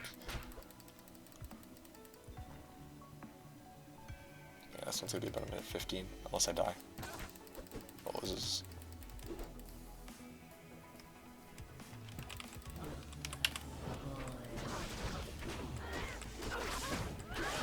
Oh, look at that, Tiki. Minute 15 on this run. So it should take me, let's see, for 180 runs, that's about 3 hours if it's a minute each. So, but it's about a little bit longer than that, so I'd say about 4 hours, actually. I might actually be able to get a shit ton of keys in the runs to come. Okay, I guess we'll see. I'm expecting maybe 18 T-keys tonight. We'll see what happens. Maybe I'll just put up 18 for... No, 18 for Vex is a rip. I'm gonna put up 12 for Cham as the bin. That'd be pretty solid, I think. Since you're doing keys, you could format your drop list. T-key count is 16, 24, 30, 32. Oh man, you're... Okay. Yeah. Yeah, you're right. Actually, that saves me a lot of time, too. T-key count. Alright, let's do that then. I'll even separate it a little bit. Countess. 16, 24, 30, 32. And then that actually makes things a lot easier for me. Actually, wait, why am I copying your layout there? So I ran run 16. 24, and then this is run 20, so that was 25, so there we go. I think I ran, or I got another T-key somewhere, but I just never marked it down.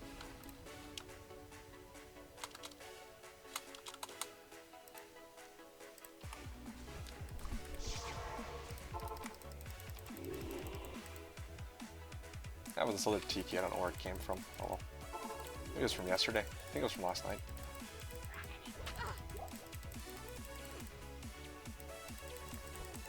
Okay, yeah, I said that this was gonna be my last, or last one was gonna be my last run, but I'd forgotten, since I got excited over that Tiki. Yeah, it's looking pretty good, though. I think, yeah, I kind of like this character as a key runner, to be honest. This is pretty solid as a key runner, I have to admit. Okay.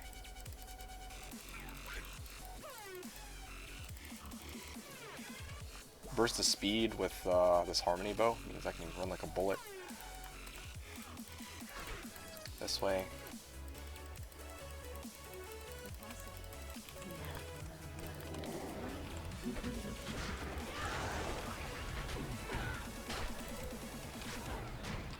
gonna get a mage play here.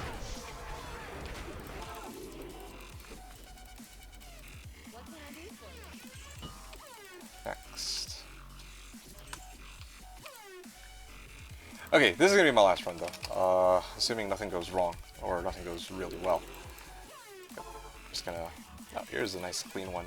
Forgotten Tower's right here. I'd have to teleport a bunch to get to that side.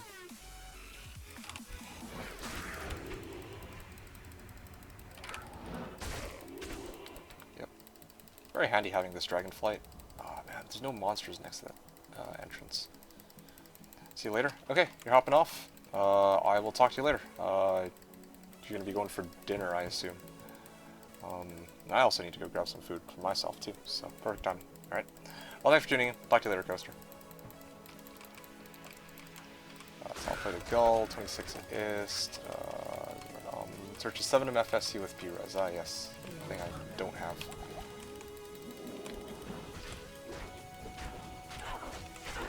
Okay, there you go. That was 53 seconds. Solid. 53 seconds on that run. Nice and quick. And yeah, now I can go for my food break. Very nice. Do I have a buyer for my keys? I'm sure I will, because no one wants to fucking run T-keys. No one in their right mind wants to run T-keys but me with this martial arts. And yeah, there's people running T-keys, but no one really wants to run T-keys. You know what I mean? People would rather run pretty much anything else. Yeah. So yeah, I'm sure I'll have buyers. I'd be astonished. Oh, there you go. Nicola apparently wants T-keys. I just have to get a price going. I'm probably going to make like a for trade post, 12 T-key. I might just be the T-key runner on this server for this season. I might actually do it, because I actually enjoy running Countess with this build. I didn't think about this before, running Countess like this, but yeah, I'm really enjoying it. I might single-handedly attempt to fund everyone with T-keys this season with this character. I don't know. What are they going for? I mean, the going rate for a key set, 3T, 3H, 3D, is Gull, right? So, of these, the harder keys to get are the T and the D keys. But the D keys are quicker to get. It's just that you need a character who's capable of running D, or running Neolithak, and T keys are just annoying to get because of how long it takes to get to Countess. Neolithak you can gear up for. Countess you kind of can't. And it's also not very lucrative, aside from the T-keys. So yeah, they're going for, well, yeah, so 3x3 is Gull, but T-keys specifically, I want to put up 12 T-keys for Cham. Yeah, 3 T-keys for Cham, 12 T-keys for Cham. As the bin on my as for my for trade post on Reddit, because I want to actually see, my build in action with plagues. Okay, like I'm pretty hyped for this. If I can go double plague, claws or something off of just T-keys, yo, that's worth. Like I'd actually be down for that. So we'll see how this goes. Yeah, we'll see if I get a buyer. If I don't have a buyer, then at the very least, like even if no one bins it for Cham. Yeah, even if no one bins it for Cham, I would still take Gull for it. That's fine, but we'll see just how desperate people get on that Cham.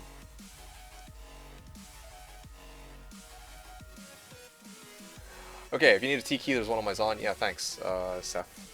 Yeah, that's the interesting thing about. You know what? I'll keep going because Caraxy just showed up. Oh, I can't believe this. I do want to grab food at some point, though. The thing is, like, a lot of people look at bin prices and they're like, ugh, that's, I'll run this one. It's going to be a long one, though.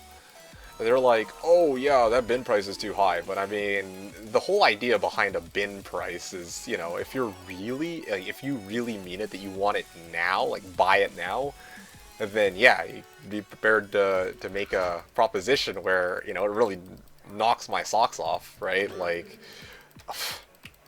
cursed off my skill shrine.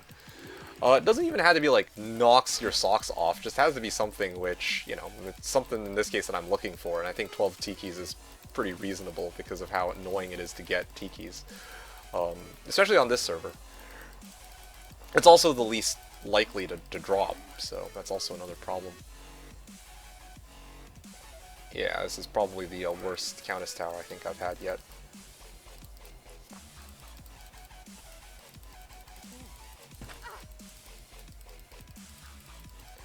To be honest, part of me wonders if...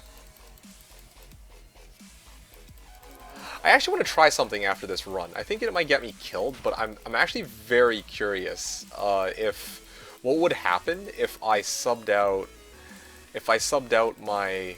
my Bartux for a teleport staff, and I only ran Harmony with a teleport on my switch. That's any good. I'm not gonna respond to LeBron because I actually don't know if somebody needs the Venom Claw. Actually, somebody might. Oh, fuck off!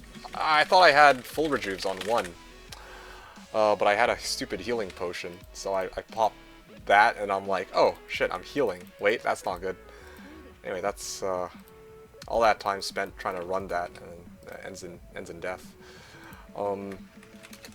Let me redo that run. That was pretty sad. How do I gear up for Neelathak? It's a good question. So,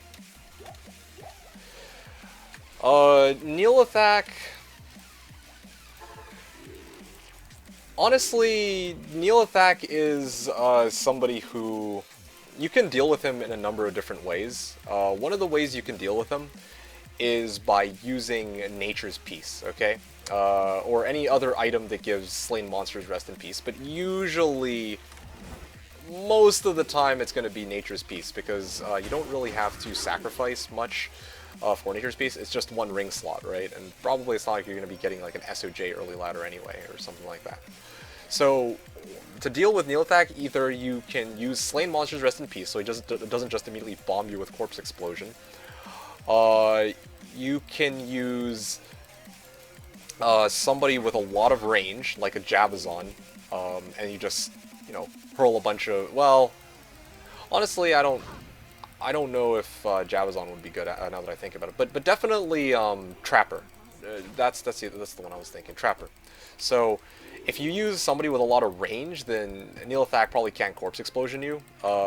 You just put down traps, right? Just put down traps, and then put down... Yeah, put down traps like Light Sentry and then Death Sentry, so that the Death Sentry will actually pop the corpses, and that kills everything in that area, does a shit ton of damage to Neelathak, and you're well outside the range of those monsters, and you have Fade, and you have Cloak of Shadows, so it's Trapper's pretty solid for running Neelathak, and you don't need a Nature's Peace for that. And I'm trying to think of what else you can do to prep for Neelathak. You could use a Bow Barb so that your survivability isn't complete shit. You can up your Fire Res and Fizz Res to be as high as possible. You can use like damage reduction equipment so you don't get melted by snakes. You see what I mean? Like there's a lot of different ways you can gear up for Neelathak, and usually there's some combination of them that goes into actually going to try and kill Neelathak. Yeah, especially Nature's Peace. If somebody is offering Mal for Nature's Peace, you can bet their ass they're probably getting Slain Monsters Rest in Peace, so that they can go and run Neelathak. You care about a 3 Venom 1 Mind Blast? Nope, sorry. I saw your message in chat channel and I didn't want to interfere, because I don't know if somebody actually does need that. I certainly don't. But yeah, maybe somebody else might. Hard to say. Okay, now, if no one else interrupts, this will, once again, hopefully for the last time, be my last run. Yeah, debating between whether or not I want to try subbing out my claws for the teleport staff, and then just go, like, use my assassin to do, like, gotta go fast type shit.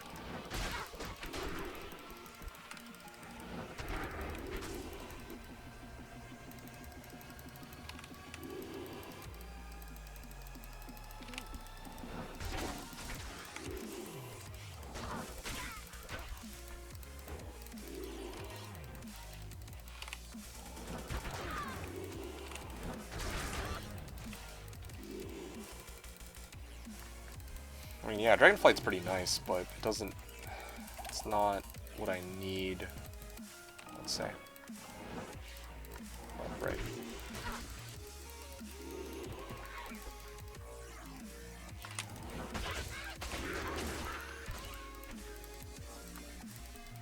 Ugh, this one's an annoying one.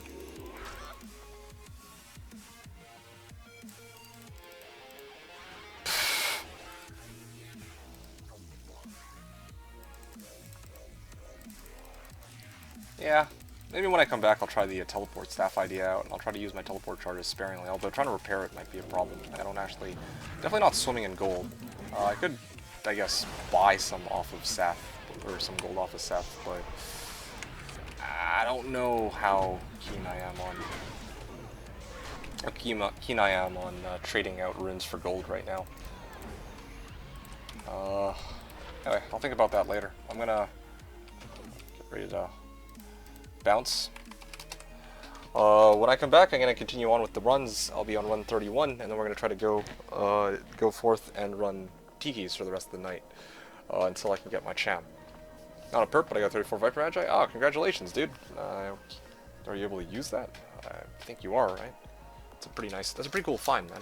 So yeah, kudos. Okay, food time. I'll talk to you guys in a bit. Thanks for tuning in, and yeah, talk to you guys later, I suppose. So, yeah. Your Viper Magi was 20. Oh man, that is actually a pretty huge upgrade. Okay, talk to you guys in a bit. I'll be back in like, hopefully 10 minutes? 15 to 20 minutes, I guess, at the most. Nope. Alright, cool. See you guys later.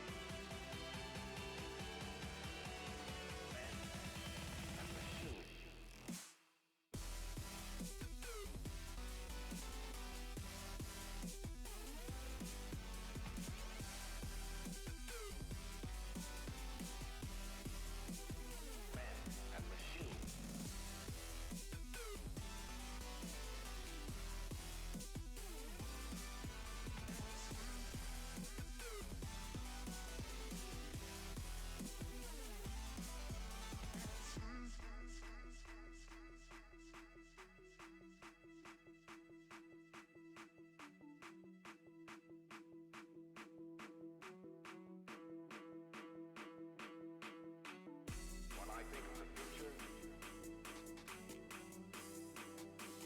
I think of the men and machines.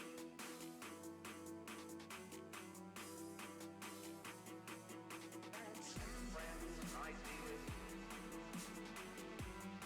and philosophy and spirit.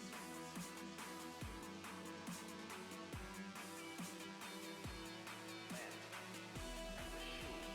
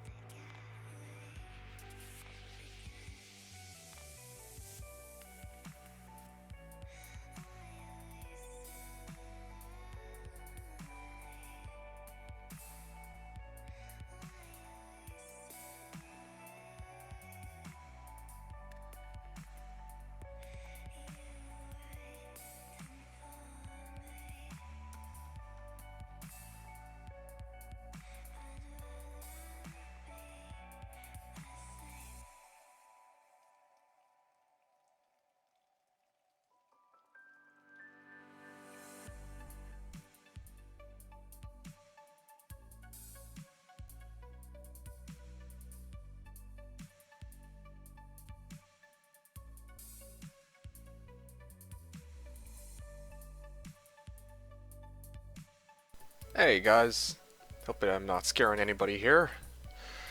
Ah, food in my belly, we're ready to continue. Be right back, foe. Good luck. Yeah, thanks, Maverick. Uh, yeah. Sausage and eggs with a lot of ketchup. And yeah, sausage and eggs. I took my time enjoying it. Yep, that's where it's at, man. Sausage and eggs. The didn't have any hot dog buns. If I had hot dog buns, I could have like essentially made like a breakfast dog, you know, but or like if I had like a pita wrap, could have made like a breakfast wrap, but that's okay.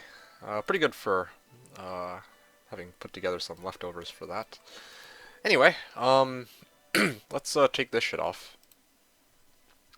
So Maverick and everybody else, I mean Seth has already heard my plan. You guys are familiar with the goal for today, yeah? I wanted to, well, as you guys know, I need a cham, and I figure the easiest way to get a cham would just be to hit people up and be all like, "Hey, yeah, I need a 3-open socket. Um, I need a cham for my three open socket Phoenix Strike claw to make blade with."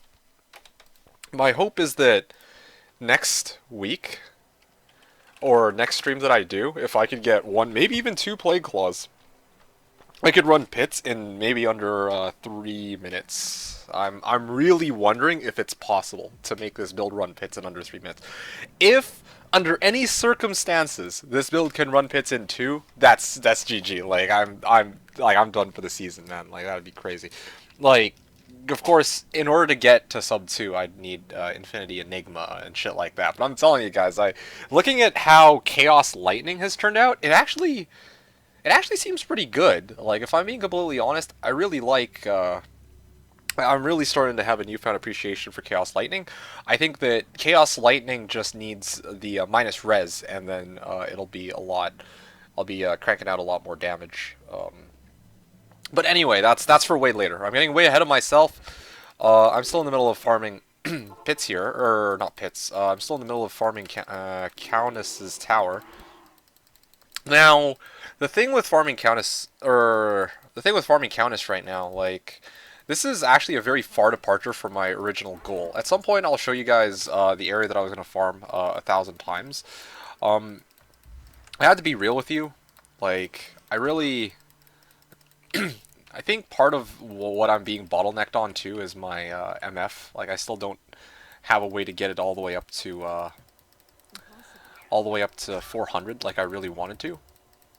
But at this rate, I really don't know what the season's going to look like. I'm still experimenting a lot, and I think that that's a lot of where the fun stuff is. I'll still want to do 1,000 of, like, that area at some point. Like, by the time I'm done this season, that's going to be one of my go-to goals. But I really don't know.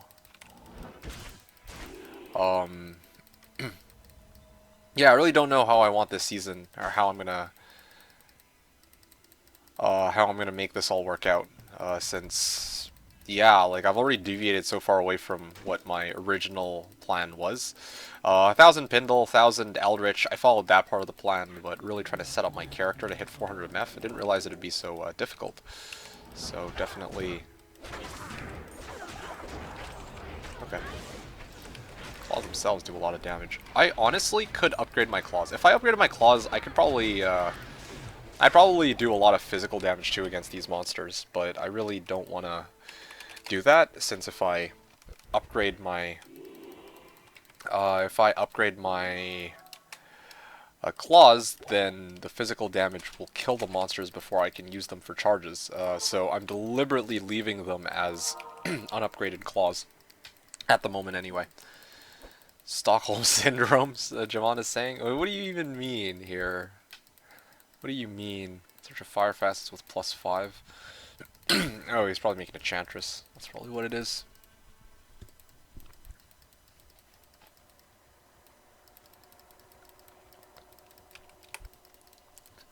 I was also thinking about what my endgame martial arts sin is going to look like.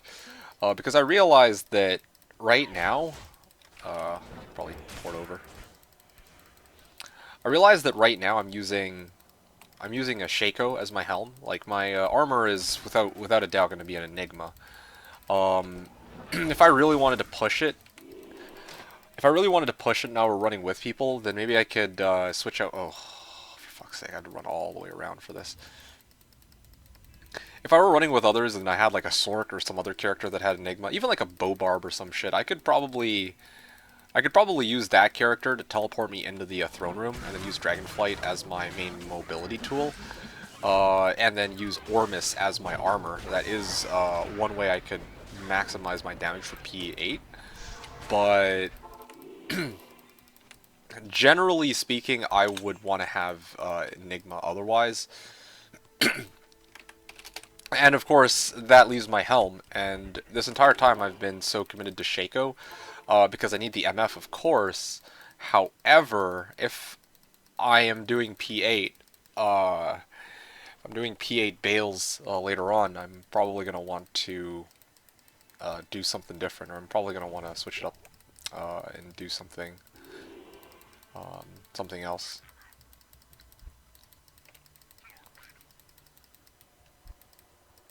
Stockholm Syndrome's because you set... Oh, whoops. Okay.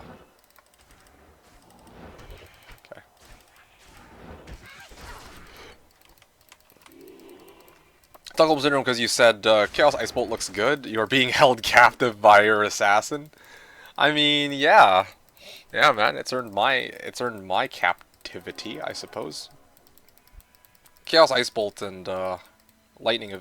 Honestly, most of the skills look pretty promising, but Chaos Lightning's the one that I like the most, of course. The AoE on it is surprisingly large. Like, at first I thought it was a joke, and it does, like, shit for damage.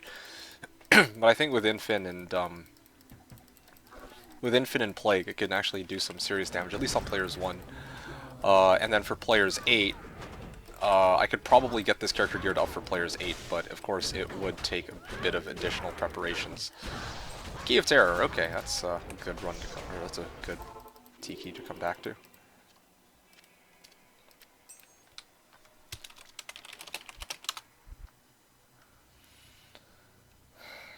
Okay.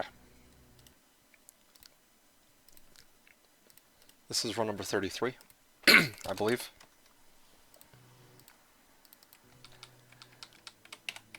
Yeah, I'm telling you guys, I'm pretty excited for trying to get this geared up for more than players 8. Or not more than players 8, but more than players 1, I mean. All the way up to players 8. I'm really curious to see how this build will turn out, but definitely if I am going to be doing this for players 8, I would expect to have a Bobarb, I admit. So that is of course, the catch here. I wouldn't run this character by itself in players 8. It just wouldn't make very much sense to do that, but I think I could go Bobarb, to Battle Orders myself, and possibly even as the character that I use to teleport into the throne room, and then bring my assassin along. That way I can keep the Ormus robes on my assassin, and that would boost her damage by a significant margin. So a lot of different options I have here. And then of course the helm. I was saying that, yeah, Shaco was going to be my original plan, but for the MF, but I could like, I was thinking about it while I was eating. I'm like, I could actually go Griffs if I really wanted the minus enemy light res. Chain gloves, okay. Telling you guys, there's a lot of different things, a lot of different ways we can really set this character up. It's really exciting. It's honestly really exciting because I get to do a bit of like theory crafting along the way. And I mean, I've gotten some of my run times down to like, oh wow, it actually worked.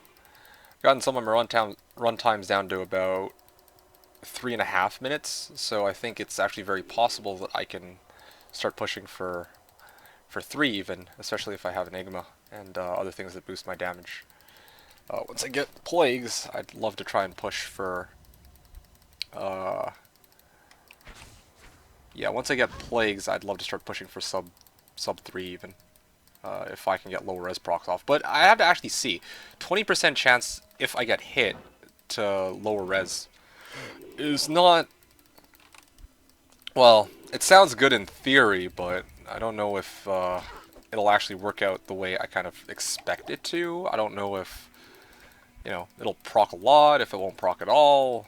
Like, I remember my bone armor setup previously wasn't as good as I expected it to be with the Necro. It was okay, but wasn't stellar.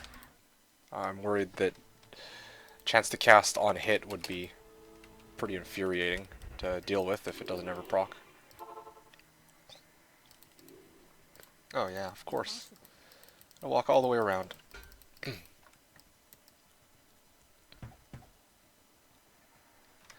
Honestly, I think I'm doing this wrong. I should just have a teleport, or I should replace one of my MAGCs and one of my small charms for a teleport staff, and I should just use it to cross rivers and nothing else. That would probably be a smart call, actually.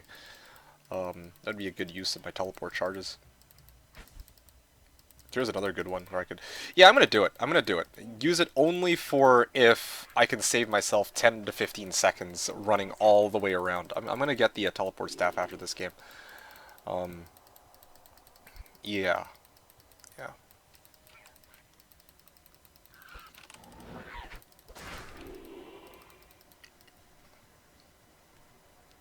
And also mule while I'm at it.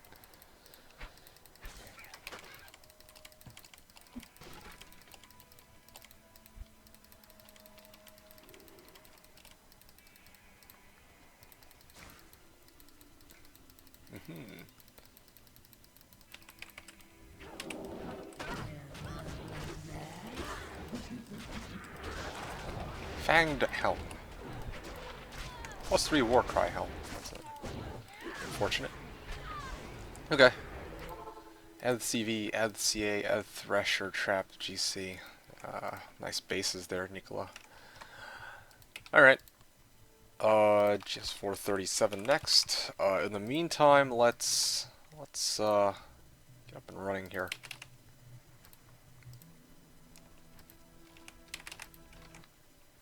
Do I have room on this character? Yes, I do. Got tons of room. 3, 4, 5. Honestly, I'm like almost halfway there. And Seth has a T key, so I could even steal that off of him if I need to later.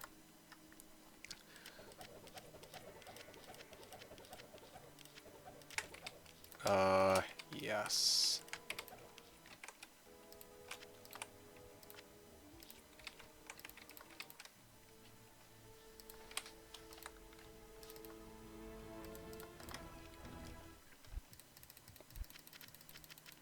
Why do I get an Ormus drop and it's +3 Firebolt? Ah, man. Yeah, that's rip. It's a big fat rip. Okay, I'm gonna hold off on trying to get any more runes for now. Just gonna ignore all rune drops until... Except for maybe Rals. I could start stacking up Rals. That might be pretty legit. Oh yeah, tradables. These belong on the tradables mule. And this does too. And this. If the game drops though, that would be a problem, wouldn't it? Yeah.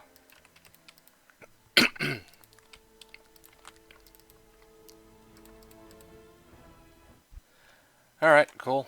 Done. 1, 2, 3, 4. Cool.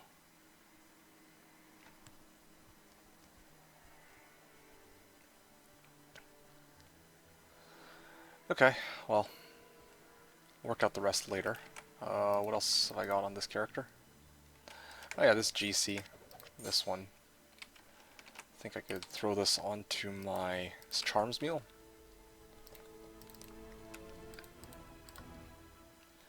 Oh, by the way, Spy, what are the rolls on that Ormus?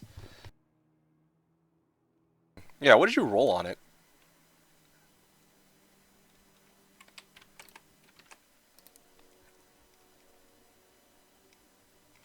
Let's see, I think I'm done here. Oh yes, teleport staff. That's why I had even begun, I even started muling in the first place. Lates, others. Yeah. Lates.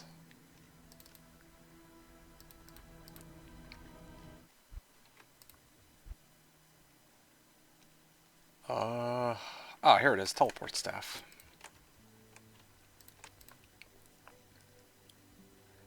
Okay, so this cold res GC is what's one of the things that are keeping me alive. So temporarily, let's get rid of these two, and let's put this here for now.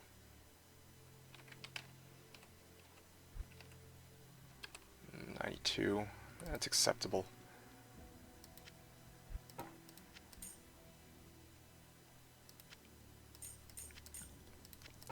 Okay, good. Harmony bow, and of course, I think do it like this. Bigger controls.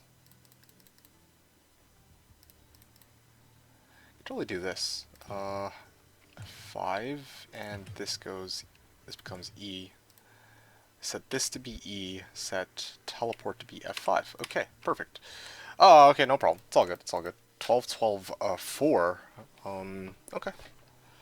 I'm actually kind of looking for an Ormus, 15, 15 Ormus, fire and light. Actually, all three. It'd be nice to get like a 15 all on an Ormus. I don't really care what the +3 skill is at that point, but I'd probably hold on to that until later. When I start running P8s or something. I realize that'd be something. The third 14 is fire. Oh, okay, I see. No, because yeah, right now I'm using Scalders and Smoke if I need res, but I realize that in order to maximize my damage, I could use like plus damage equipment. That'd be pretty huge. But yeah, that'll be for later though. Okay, let's continue on these runs, and let's see if this teleport staff makes any difference. I'm really hoping it does, but we'll see. Let's take a look. Black Marsh. Okay, yeah, this is one which is, it's a long run, but I don't need to teleport over any bridges. So it's fine. It's just one straight line of a run. Okay, so, this is one. Yeah, I'll run this one.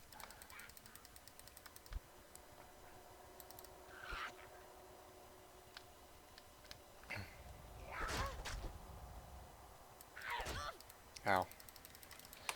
This is teleportable. Oh, oops, that's not what I meant to do. There we go.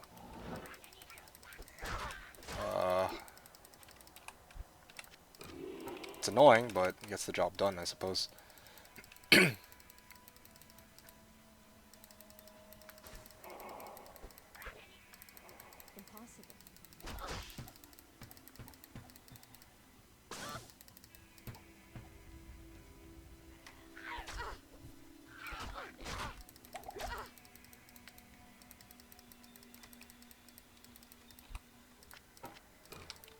Teleport over, saves me a lot of time.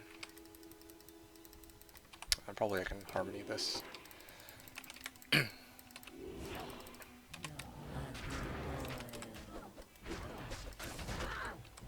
Doing a major cleanup and dumping. Oh, Key of Terror. Sweet. Okay. Dumping a bunch of stuff to my mules. Didn't realize I had no mule left in the game with a bunch of other stuff in it. How long is you check if the game is still active? Minute 45. T-Key on run 37. Can't catch a break. Yeah, that's true.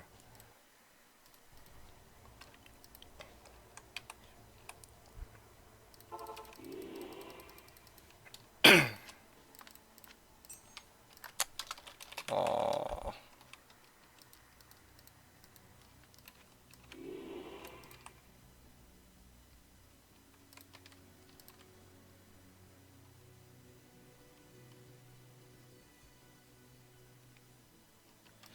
I don't know what to say. I feel bad for Electra.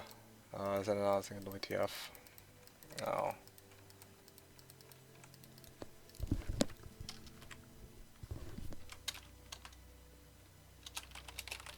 At least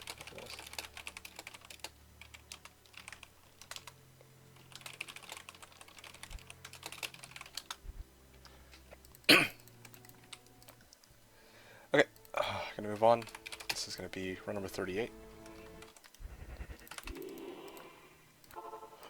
Oh yeah, nice straight run. XP shrine, why not?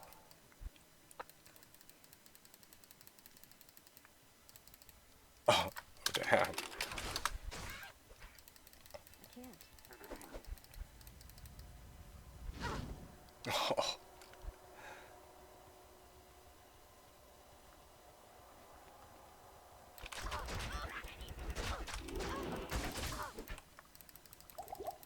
Okay, that was painful.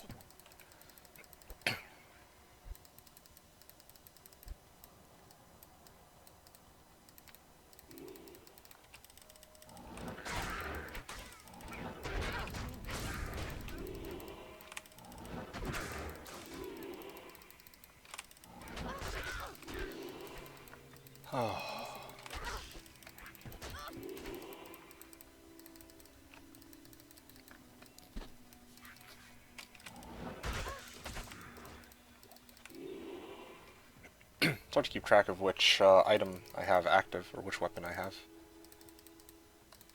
But, get the hang of it. Oh, just realized my music stopped too. Let's continue on. Okay, there we go.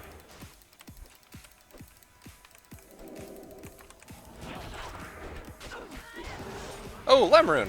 Nice!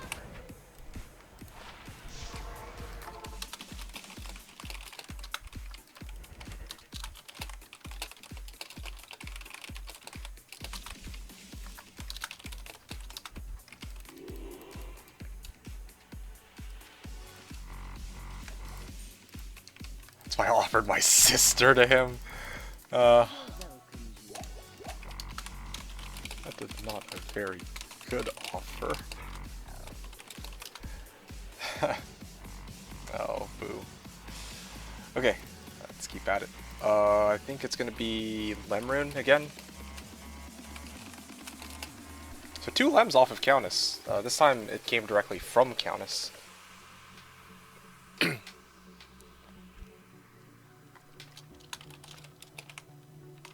Hey, which advice did you take for your Sork? 3 traps, 20 FCR, 1 socket helm for trade. The funny thing is, last season I had a 3 open socket, 20 FCR, 2 socket circlet, and I think that only sold for, well, I only got 1 offer and it was an ohm for it. So, yeah. It could have been worse. At least it wasn't 3 PNV, 20 FCR, I suppose. Like if Bernie's had rolled 320 and then 1 socket instead of 2, oh man. Would have been like a 20th the value, I think.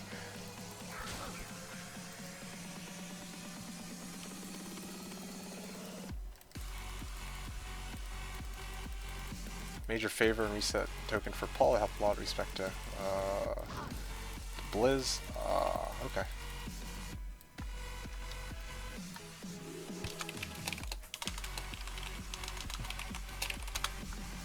There we go. Wanted to set up so I could type while I run. When I run Countess and Andy too.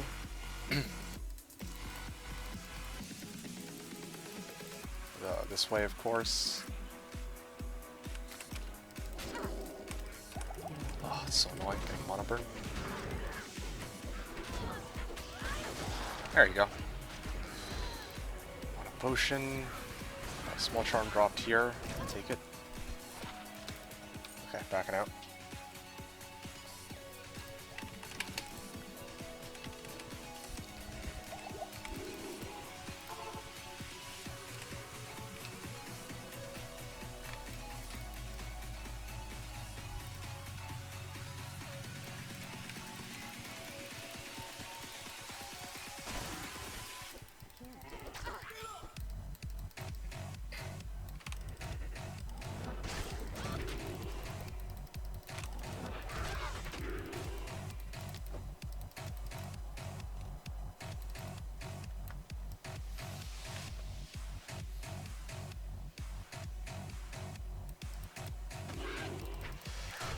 Yeah, I don't want to run all the way around on this one. Teleport. There you go. I think the rest of this should be runnable. Yeah, that's really handy. It saves me a lot of time, and this is a nice compromise of not having to splurge gold in order to repair the damn thing.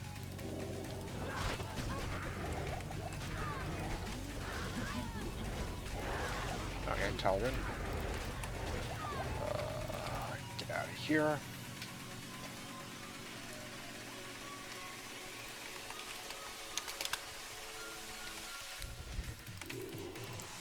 You know, at this rate, the way I'm using this staff, I should maybe I should have just collected, like, I should grab chip gems along the way. Because Countess drops a lot of orts too, right? Surely I'll get an ort. If I grab orts, I just repair my staff and not have to worry about the recharge cost. Or the, yeah, the recharge cost off of Larzik or whatever. Or Charcy. Farming for chip gems is going to be the difficult part, though. Always go to, like, Act 1 norm for that a little bit. A couple of minutes just to farm those. To go viral on Twitch. For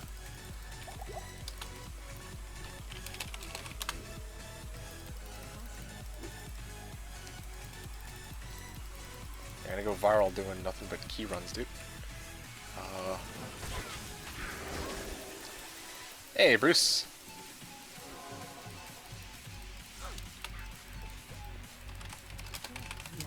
It's okay.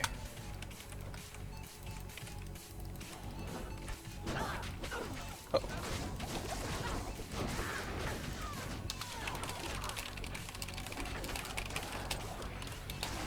Ronge's streams? I don't know who Ronge is.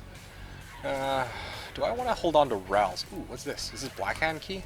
I think DZZZ was looking for this a while back. Yeah, I'll hold on to it, why not? Ral and that Blackhand key. No big deal. So Bruce, no, I'm not hoping for a low drop. Okay, so this is my plan, okay? This is this martial arts sin of mine. I have her mostly done. Not really mostly done, but I have a lot of the equipment for this. I already have most of the equipment on this character, so the next upgrade that I can think of for me to have is actually...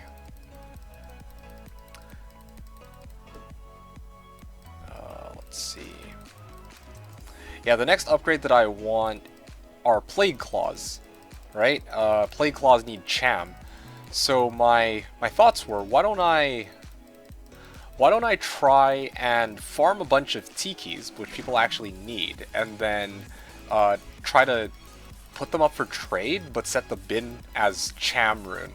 And then I can maybe get a Cham. So I'm spending the rest of this evening farming Tikis until I have 12 Tikis, and then I'll put them for trade on the subreddit, is my plan. Except for Plague, Enigma, Infinity. Yeah, I also need some 7 MFSCs, and I'm also missing Perf Geeds and maybe some 50 MF4 Travs, but hey, we don't talk about any of those 3 things, but you guys have been wanting to get back into D2 and didn't realize the ladder was still going. Hey, Furry, how's it going? I don't know why you're apologizing to us, though. That's kind of strange. Also, the ladder is always going, unless you're talking about ladder reset, which, you know, a ladder reset is an occurrence, like, it's something that happens, and, you know, then people play the first few weeks, right? Like the ladder resets at a specific time, and then after that people play for as long as they want. And so, like, even right now, one of the people from my channel, the Spy, got a pretty late start. He started, I think, 2 nights ago, and yeah, I mean, just, yeah, there's no need to, you know, beat yourself up over, oh yeah, I missed out on the ladder reset. But yeah, when I played D2 you couldn't respec. Oh man, that must have been a while ago then. Yeah, no, starting with, I think it was version 1.13, was it? You could actually respec your character once per difficulty, and with a special item called the Token of Absolution. Not gonna get into how that works, but just know that they made it a lot easier for people to, you know, not be completely locked onto their build if they fucked up. So yeah, so I can understand how my build works. It'll work to kill Questbug Duriel. Are you in Hell right now, or are you still in? Are you still in Nightmare? Death taxes and D2 ladder. Yeah. That changes things so much. Oh yeah, absolutely, dude. It totally does. Mhm. Really nice. Really nice having this game with respecs for sure. Definitely take advantage of the respecs when I every season when I build my character too. I play around having respecs. Otherwise, some of these builds would not even be remotely possible.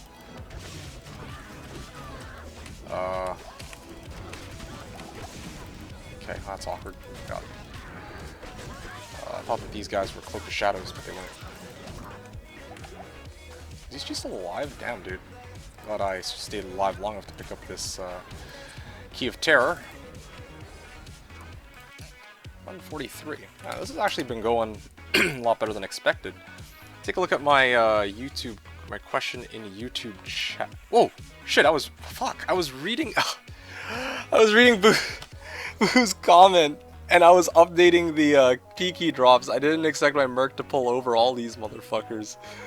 I had everything under Cloak of Shadows. My Merc goes out, pulls everything over, and while I'm reading Boo's comment, then I get killed. That's okay. I don't know.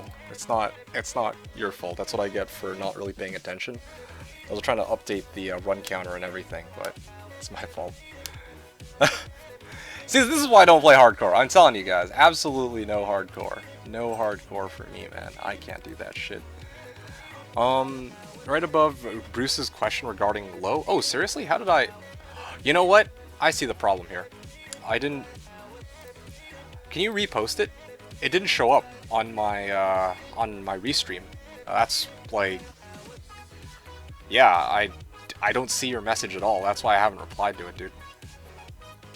I ignore my questions? No. I'm not gonna ignore it. It's fine. Like, I didn't really lose out on anything except for 10,000 gold, so a little bit of XP and my pride, but... Well, I got the Tiki! Look, what matters is I got the Tiki, okay? If I didn't get the Tiki, I would have actually been a bit upset, but that's okay. That's okay. We got the Tiki. That's what matters. That's what matters. Who's laughing now, Countess? Anyway, yeah, so you're gonna have to get used to this, Furry, if you plan to hang around, because oh no, that's okay. I've had a good run. Anyway, what do you mean though, the spy, about getting your build to work, quest bug Dury? I don't see your question on my restream, so just post it. Post it again on chat, please, if you can. Yeah. Didn't realize you had said something, and it hasn't shown up, so. Good thing you have 0 XP. Yeah, this is a very prime example of why I decided to level before I started non-stop running Countess. You see what I mean? I think that was a really good call.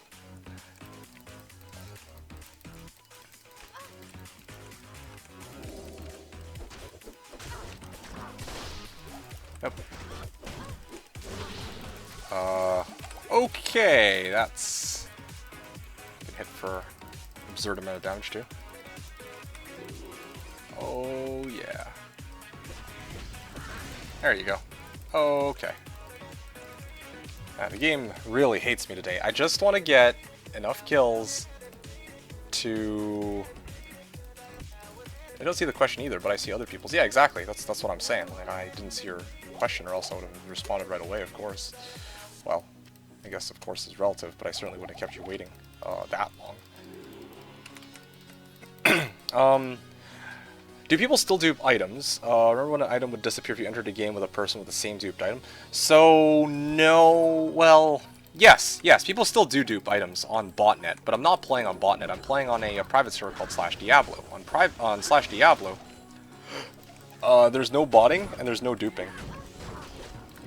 So that's the idea here.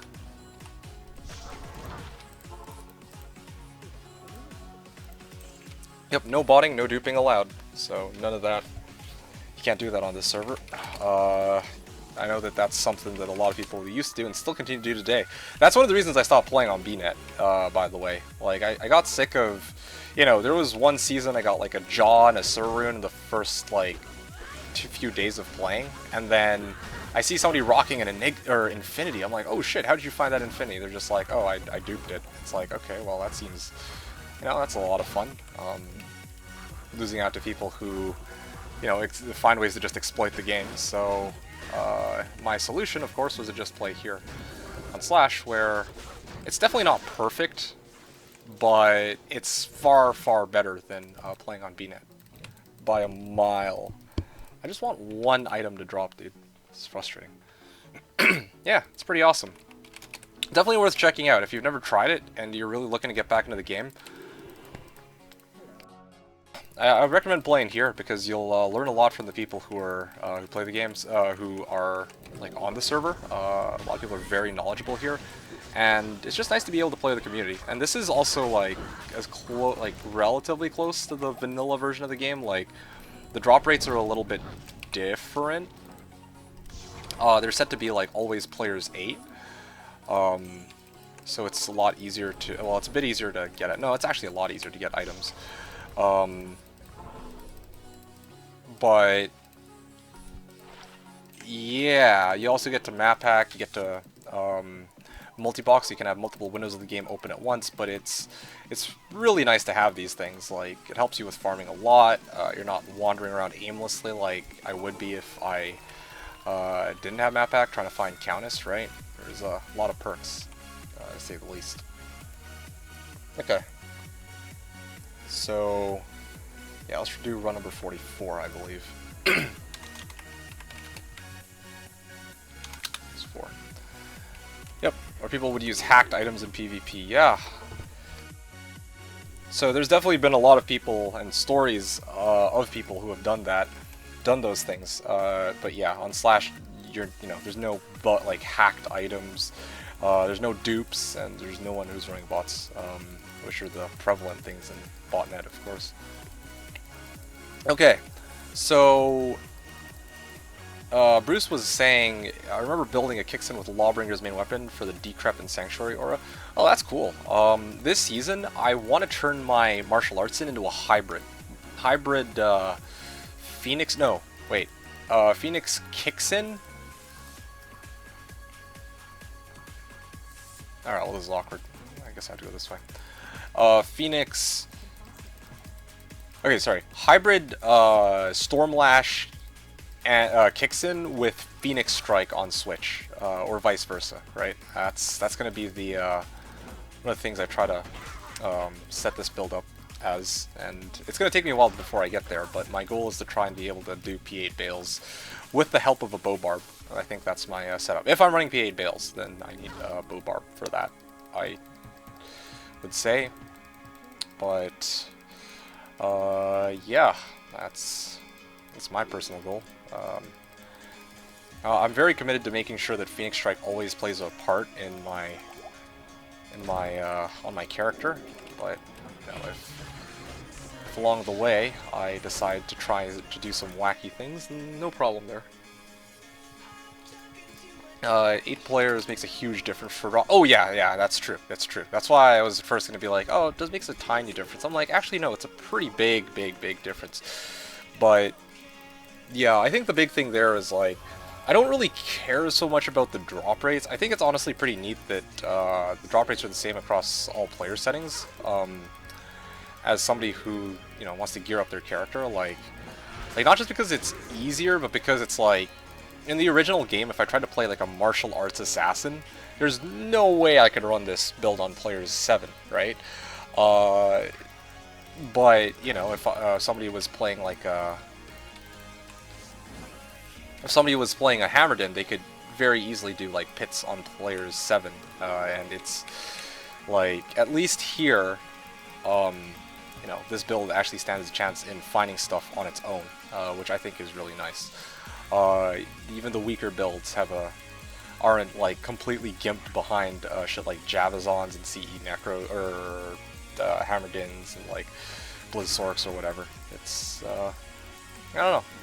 That's one thing I actually like about the drop settings here being this way, but it's a discussion for another time.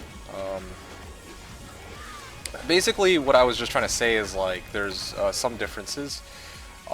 in terms of like just the drop rates and like being able to use map pack, but the core gameplay is the same. You get to use the same characters. It's not like this character got buffed or nerfed from the original game. You know, same rune words, same everything, same uniques, same set, yada yada yada.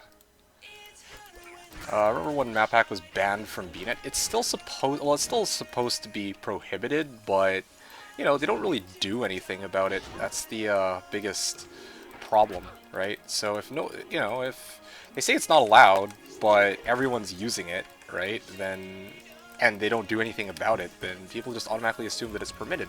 Like bots have run rampant for so fucking long, and it's at the point now that because Blizzard has done absolutely nothing about the bots. As of recent, people are just like, oh yeah, bots are totally permitted in this game, and honestly they should stay that way because like bots are keeping this game, like legit people say shit like this, like bots keep this game alive, and I'm just like, okay, yeah, right, okay, makes sense to me, man, whatever.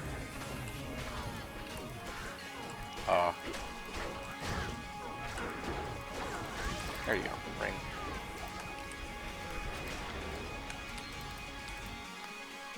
So the only advantage of playing higher than P1 on Slash is experience boost? Yes, that's right. That's absolutely correct. The only advantage is XP.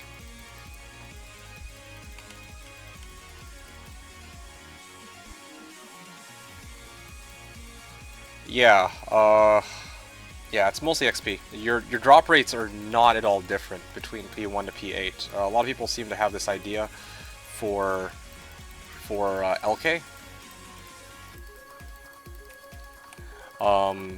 That when they ran LK, it was better on players 7 on Slash, but it's not. It's actually pretty cool for making more builds viable. Yeah, that's kind of how I feel about it, to be honest. Like, that's one reason I was very committed to playing this MASIN. If it were vanilla, there's no way I'd be willing to play this build on fucking vanilla drop settings. Like, no way, bro. No way. Anyway, sorry, Jerry, or Boo, rather. What is the most MF you have ran in the past? I'm going to test Chaos with 500 MF tonight. What's my opinion on high MF? MF is a scam. No, I'm messing. I think MF, honestly... Okay. Really try to figure out what it is you want to get from having high MF. This is what I say about high MF, okay? Boo. Like, a lot of people swear by having like shit tons of MF. I think in Fatty's case, he ran like 700 MF back when he was running AT. Talk to USA, or the guy who gets like 2 D-webs and like a fucking Griffs, or no, wait. I think there was, the season I played my Poison Necro, I remember he got like, or no, the season I played Barb, I think, my Singer Barb, he happened to get 2 D-webs and a Griffins, I think, within the same week, having like 400 MF on his characters, right? So you can kind of see the results of that. The bottom line is, if you're trying to get like TC80 or level like TC87 items, or orange boxes, as I guess you would, I think are the more important term here. If you're going for like TC87s or like orange boxes, like, you know, you're gonna want to stockpile as much MF as possible. But if you're just farming runes, then who really gives a shit? If you're running cows, especially, who gives a shit? If you're running chaos and you're doing seal glitch, who gives a shit? If you're running LK, not a, like, doesn't matter, right? But if you're doing full clear chaos, wait, what the fuck am I doing? Whoops. If you're running full clear chaos, for example, then, or like AT, and you are looking to try and okay, that was a close one. If you're looking to try and get like a D-Fathom, D-Web, Griff's Eye, COA, Tyraels, that kind of shit, then absolutely you're going to want to stockpile as much MF as possible. My question is, what are you looking for? Are you looking for the most amount of like wealth quickly? If you're looking for the most amount of wealth quickly, then honestly I wouldn't even really try to gun for orange boxes. Because, yeah, if you're going for orange boxes, you must full clear. And if you're full clearing, then it's likely going to be a fair bit slower than if you were to just focus on going for perps, which comes a lot more quickly from seal glitch or from cows. So in my case, like, yeah, that's why I'm asking. Yeah, that's why I'm meth runs for the win. Yeah, no, meth runs are great. Like they're especially if you quest bug them. You're gonna be getting lots of like mid tier items like.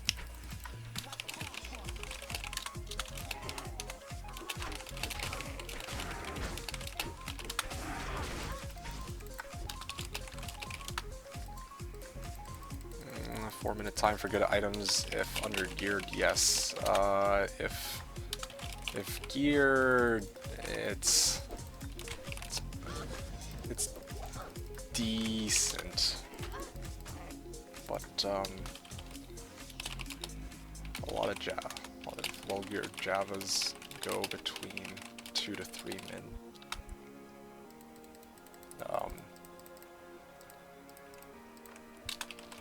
And then fully geared is like 30 to 2.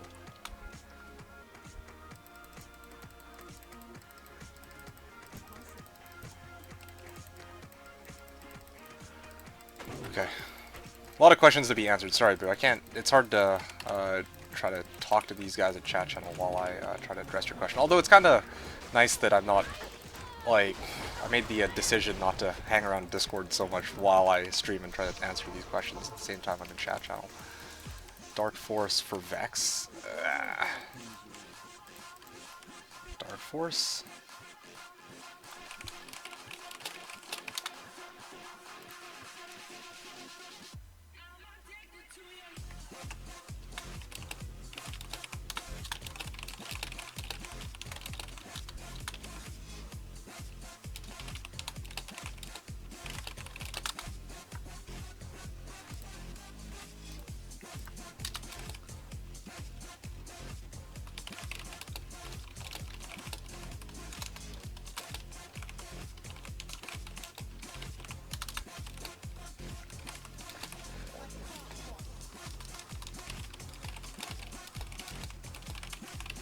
So, yeah, Nicolo's asking. Actually, I could have actually just answered Nicolo because he's on the.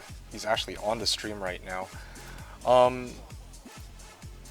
Yeah, Nicolo's asking if Dark Force for Vex is a good price for a 2/2/2 Dark Force spawn when Spirit Shield is a thing, like Homunculus is a thing. Like, yeah, you lose out on 30 FCR on Homunculus, but you like Vex for a 2/2/2 Dark Force. That's not even a full. That's not even like a 3/3/3 Dark Force. Like not even a perf Dark Force, and it's what like. Uh, like you could turn that Vex into like a Hodo. You can split into Gull Ist and get other equipment. No man, that's not even. It's not even close to worth it. At least not in my opinion. Okay. What else? I'm backing out here. Hey, Rizot. Rizit? I think it's Rizit, right? Rizit, this is not on botnet. This is on the private server Slashdiablo.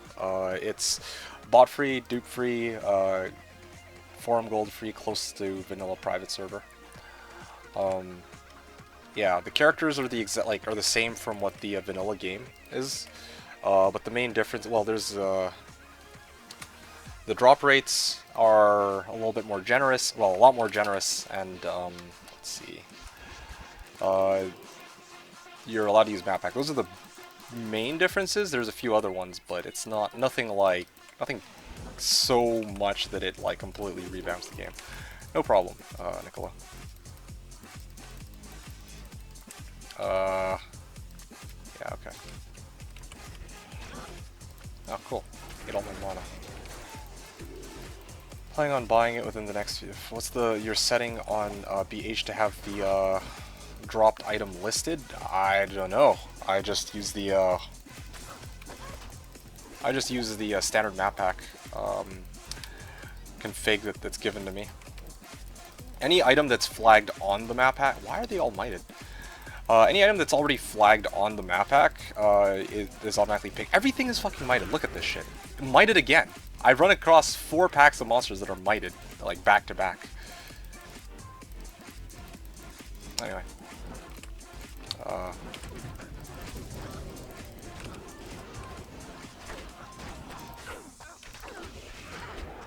Okay.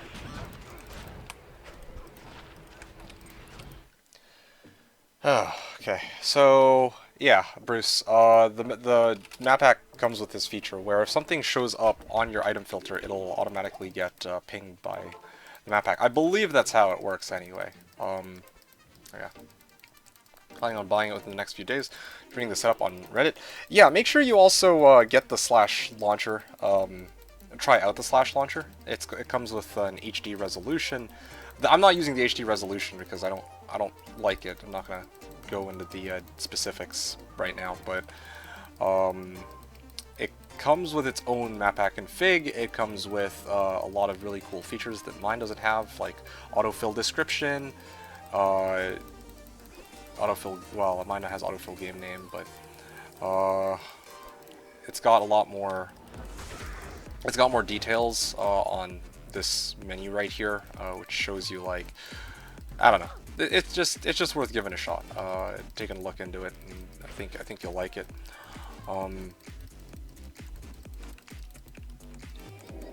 Yeah, the player says cracks. The player.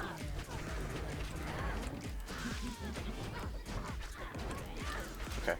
Well. Oh, she's dead. Hey, what's up, Sippywook? Is that how you say? Is that how you say your name there? I'm doing all right. How are you this fine evening? I'm just doing some runs. Don't know if you're still hanging around, but yeah, I'm trying to, of course, get people on board with what Slashdiablo is. Today, like this season, I'm running this martial arts assassin. It's one of those relatively unpopular builds that everyone likes to shit on and say it's completely unviable, but it's actually, it's got some things about it that are pretty cool. It's a really fun build to play. It's definitely not very efficient, but it's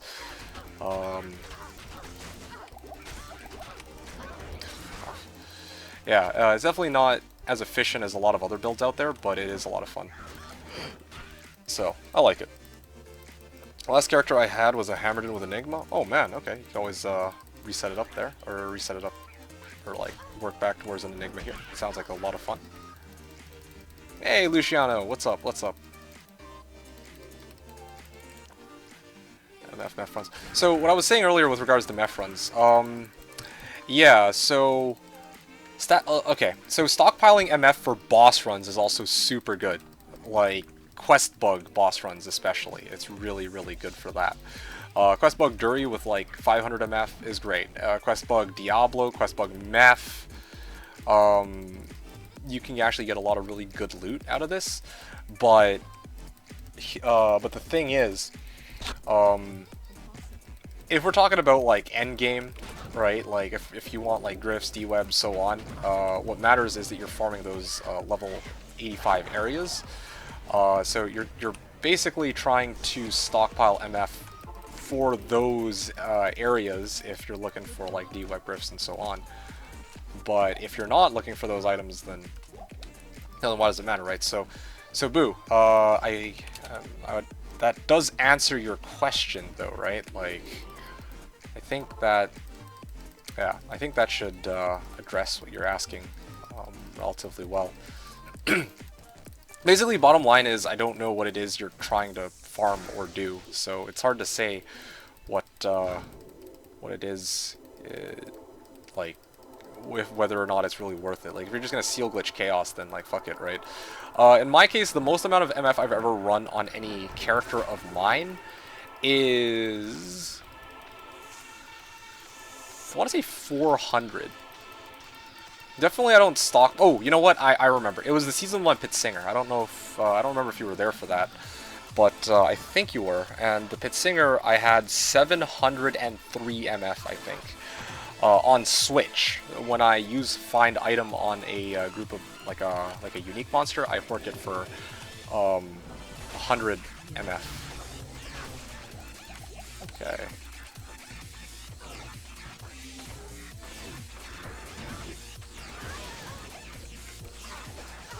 Ow.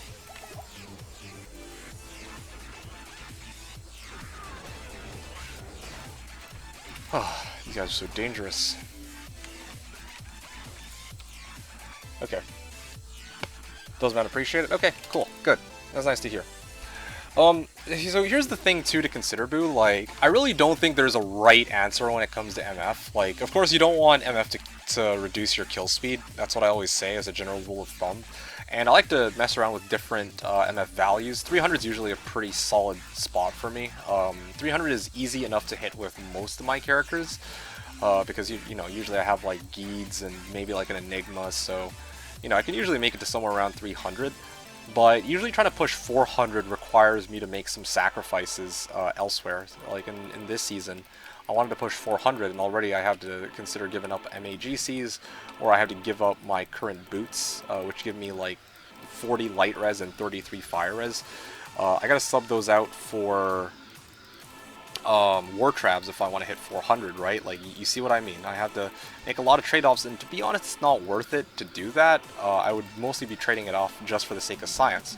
What am I really gaining out of boosting my MF like 2 or 3, maybe like, let's say 50 to 60% when my character's MF is already at 300, right? Not that much, like maybe for some people it's worth it, but you gotta look at those diminishing returns where okay, like, here, let me kill Countess and then I'm gonna show you something. Diminishing returns. So, diminishing returns.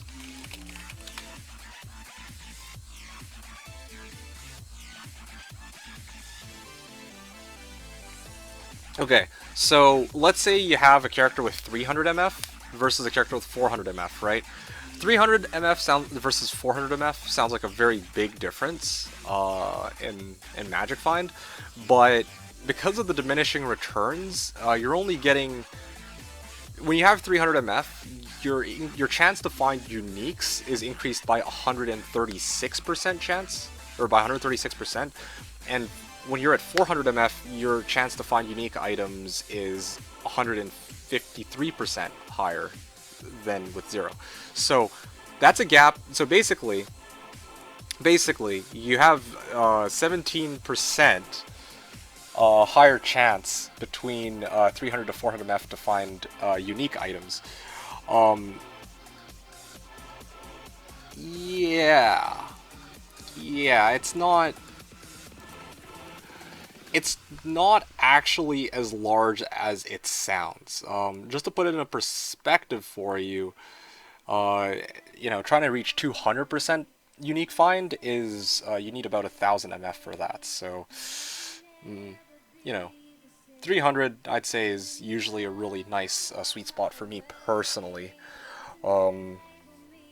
My Poison Necro that does full clear Chaos with 1 Nova, I don't sacrifice damage for MF. I only stockpile about 150 MF on that character. But once again, right, like, there's other people who run 125 FCR, Poison Mancer in pits, with a D-Web, and the monsters are so weak that you don't need like 10 PNB GCs in your inventory, like 5 of them. You can replace your entire inventory with MFSCs, and your Poison Master will still completely dominate everything in pits, which is probably probably the fastest way to get orange boxes on the server right now, I think. Right? Like, well, anyway, I don't know. I haven't done the math on that. There's also like AT farming. There's also Pindle. There's like, you know, Pit Zerkers, blah blah blah. But yeah, there's like a lot of different things to look at that you can look at, that you can tailor your build towards, right? Like, I personally tell you that MF isn't that much worth it, that much more worth it, but once again, right, like, if you talk to USA, who likes to stockpile a lot of MF on his characters, you would probably get a very different response. Anyway, that's all I'm going to say about it for now. Let me know if there's something else you were curious about, but I think that covers more or less what you wanted to hear. As I was also mentioning though, like, quest bug bosses, you gain a lot more from doing quest bug bosses, right? With high MF, but yeah, if you're looking for D-webs and whatnot, that's a different story, of course. Anyway, so the spy. Yeah, Spy was saying earlier, I think he's still around, he's saying, I'm in hell, my gear is shit, and I can kill him, take some time, but I can kill him. Oh, okay, that's really cool. Alright, yeah, because earlier you'd said that you were duking it out with Duriel. I'm actually impressed that you're able to take on Duriel right now. What level are you, by the way? Yesterday when I rushed you, you were like level 17, weren't you? Now all of a sudden you're, okay, hold on a sec. Okay, well, close enough. You're level 71 with a barb as your only character? Oh shit, you must have been going hard at it. How did you level, dude? Can't imagine getting all the way to level 71 with a barb since last night.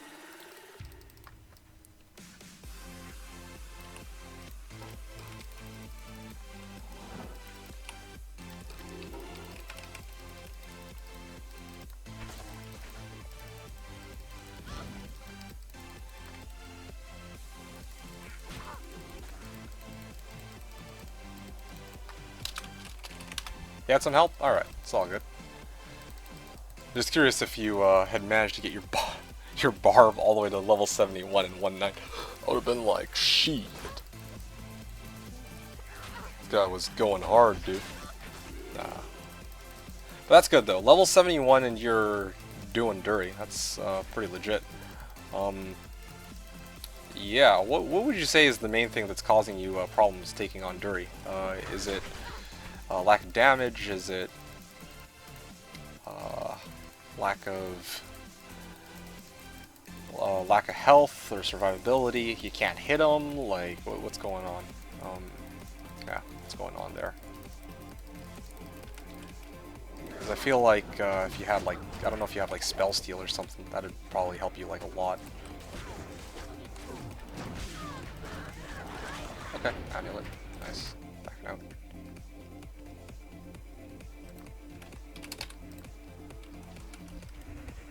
Keys do I have now? 2 keys still only. That's fine.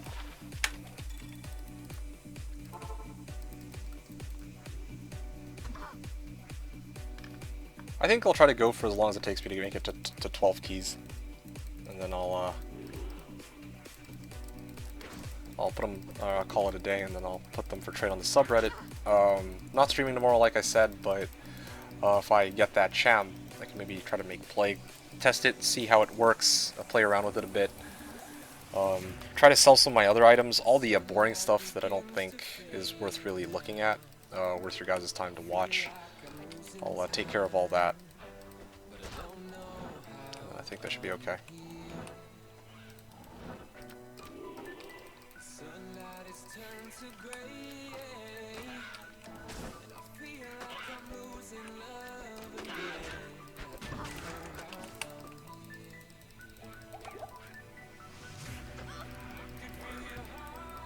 Wow.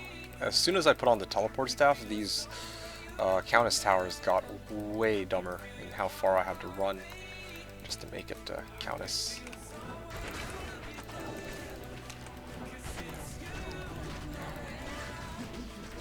Oh, magic resistant. That's okay. Cool, Tiki. Rex Gull Gull. Okay. Good luck with finding somebody who wants to trade out for low Vex Skull Gull. Maybe somebody might do it. They really want to make their infant, but doesn't seem like a easy thing to do.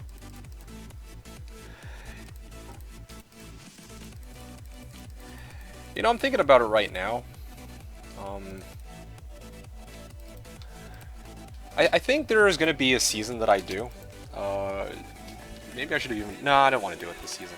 That's not the purpose. That wasn't the purpose of this season. There's going to be a season that I'm going to want to do going forward where I actually level my character myself. Like, actually play through the game myself. Although I don't know how I'm going to want to do that, if I want to play, like what kind of, like...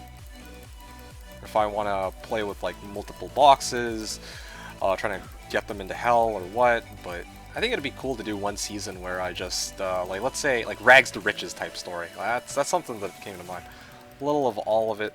My damage is kind of bad. Yeah, let me guess. The main weapon you're using for the damage is I think, black, right? I think you're rocking 2 blacks.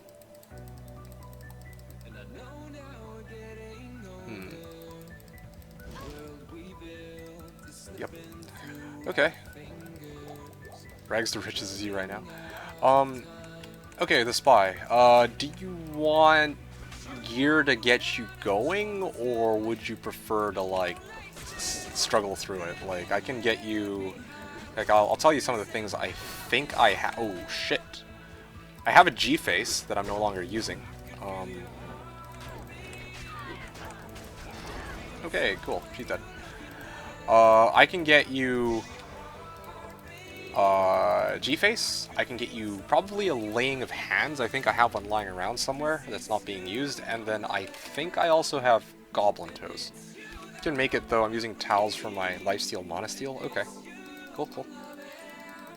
Karak's saying rags riches you right now, isn't it? Yeah, you're right, you're right. But what I mean by rags is like... the reality is, Karak's, like, I ran Reset Night with a team, okay? And... I started this character at level 63, but imagine if I started this character from level 1. You know what I'm saying? That's what I mean by rags to riches. So there's rags to riches, and then there's rags to riches. So this season, I think I tortured myself enough with making the martial arts in the first place. I'm not really gonna lose sleep over... Oh wow, he actually did end up trading his... No, he actually had a certain... Never mind. People will call it solo self-found. Ah, yes, Tyrant. But probably it wouldn't... Solo self-found isn't entirely accurate either. I guess you could call it like solo self-found on Reset Night. Well, welcome to the stream, by the way. It's called solo self... Like, it would be solo self-found on Reset Night, but after Reset Night...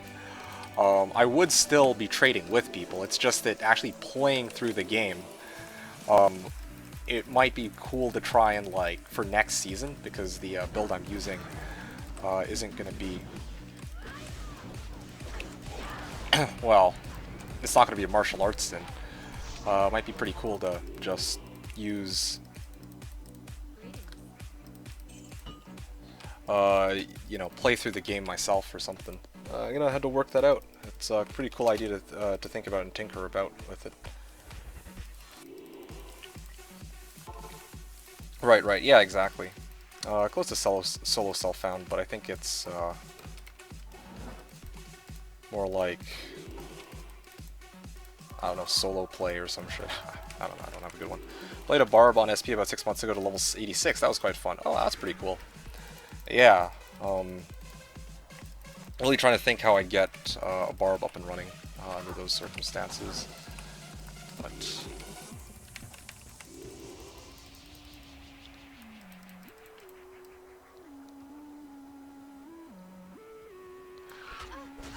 Luciano was asking earlier, ever listen to the Come Town podcast? I've never heard of that. Fisting. Shit ton of Ishuda runs. Yeah, I believe that. Eldritch, I think you mean, runs. I'm actually kind of curious how long it would take me to make it to level 86 if I played a Barb. I'd probably rock my Barb in pits, to be honest, and I'd just make a pit singer. That's probably how I'd go about doing it.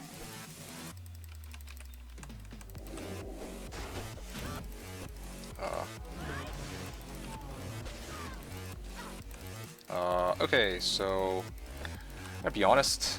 If I step in that, I'm pretty sure I die. Okay, good. I'll let my merc deal with that.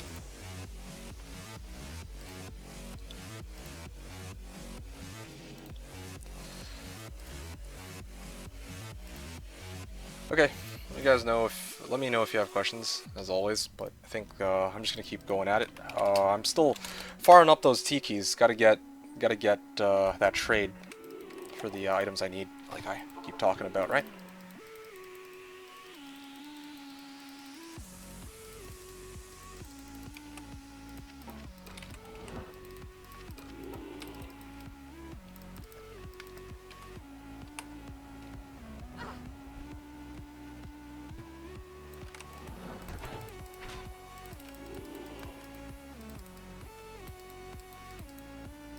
How many T keys you need? I was gonna gun for 12. My plan was this.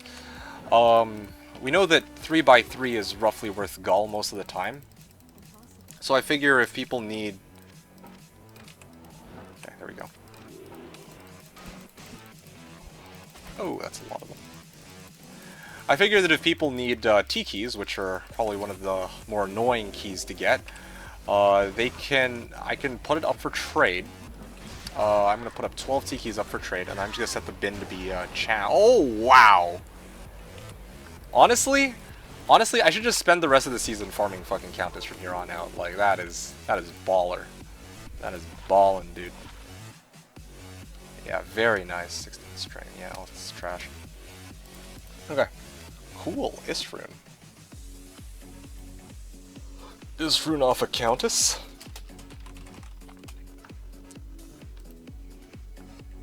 Okay.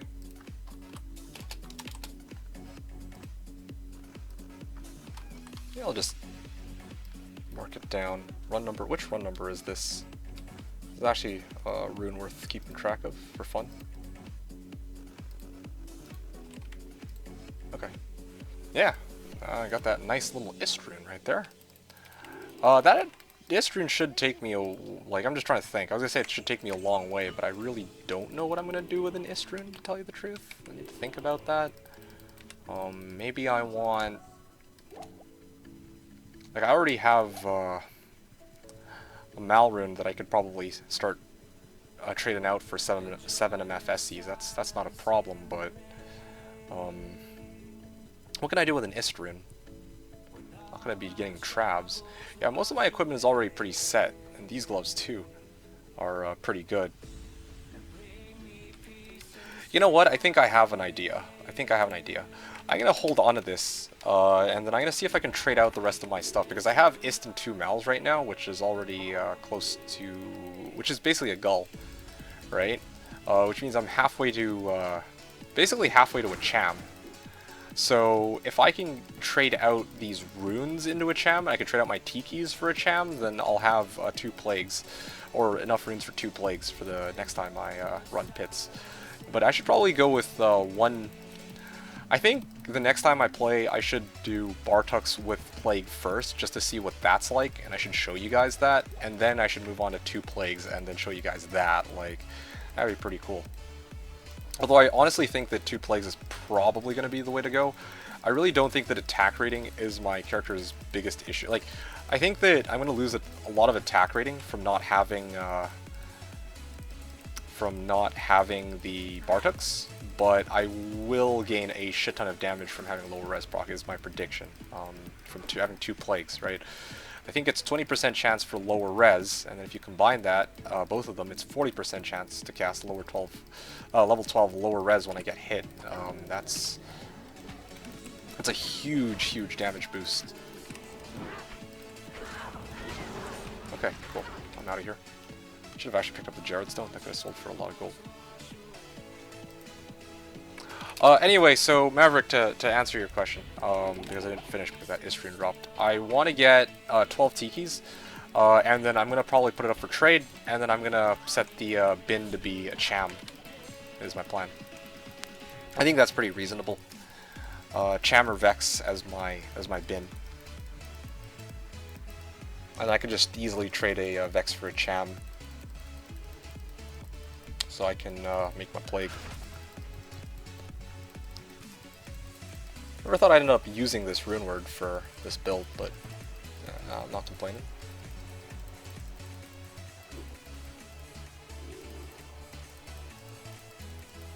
Okay, let's avoid.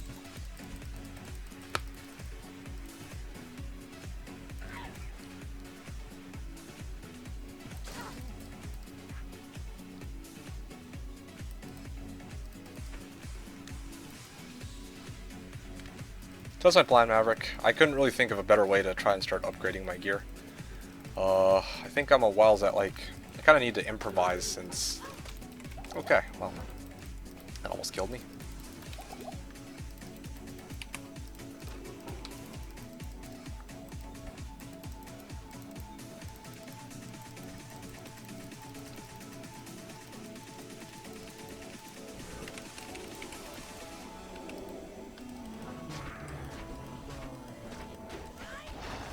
Antlers, okay. Armageddon Shockwave. This should give me a good damage boost. What can I do for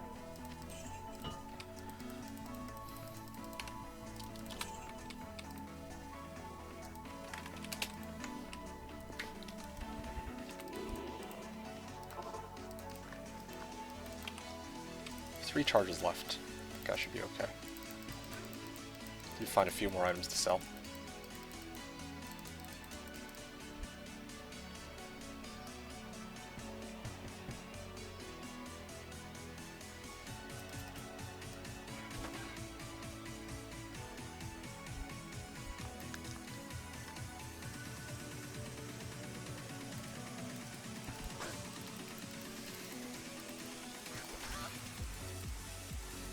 Let's go this way. Actually, no, not that way.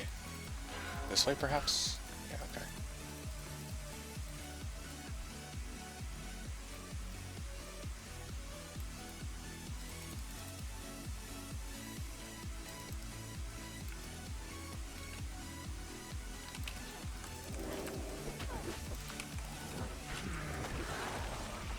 Okay.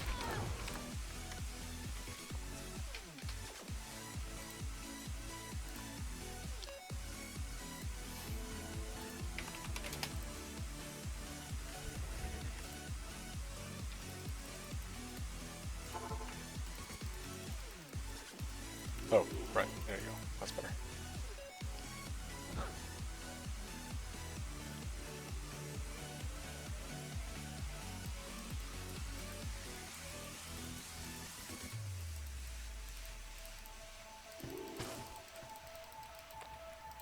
Actually, wait. I can probably... Nope, never mind. I was going to try to teleport over, but I can just run it.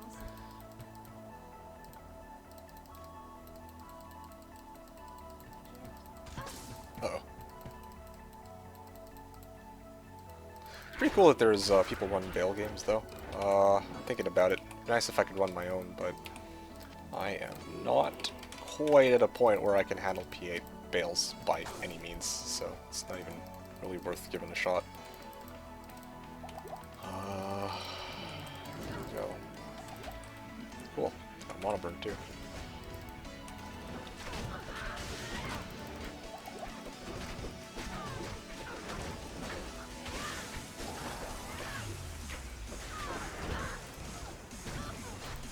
Okay, I'm out of here.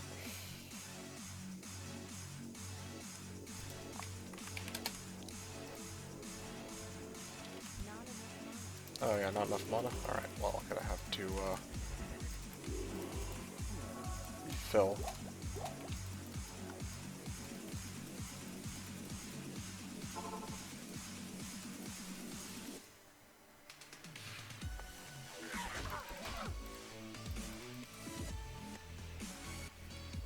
Another hour and a half to go.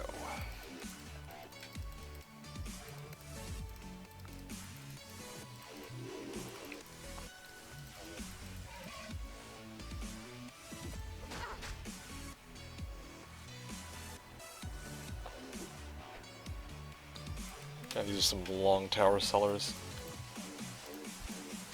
It's pretty cool I can just do the gotta go fast, though. Ow.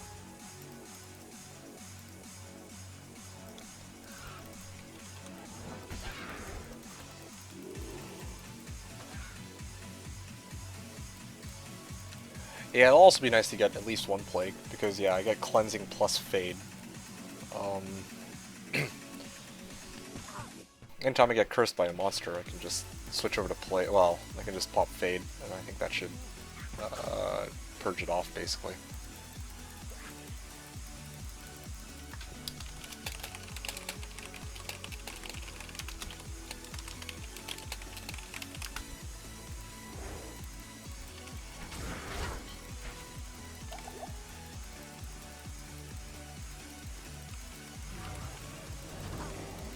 Alright.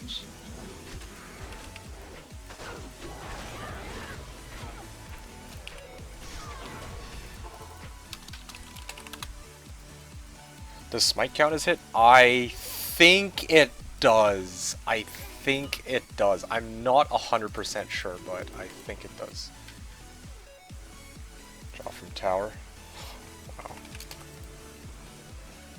Does smite count as hit? Oh wait. Yeah, so... I don't think smite does. Or I think smite does. Trying to think about the what if here, or the like the catch. And they were healing. Okay, then maybe not. Okay. So there's an issue there. So what you gotta understand is, I think smite triggers it, but PMH doesn't work on the Ubers. It works on Uber Diablo, but it doesn't work on Uber Meth, Uber Bale, and Pandemonium Diablo from Uber Trist. For those guys, you need a source of open wounds to deal with them, or if you want to be really unusual, then you could go poison too to stop their regeneration, but it's not, you know, obviously these are both very, well, yeah, open wounds is usually the way to go. I also actually found this out the hard way, to be honest. I was trying to run Ubers a while back, like a while back, okay? And the Ubers run I did,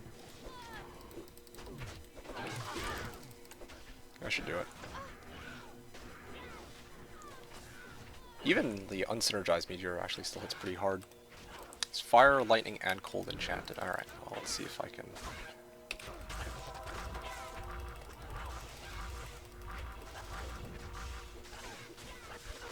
I really don't want to walk into that. That looks like death, dude.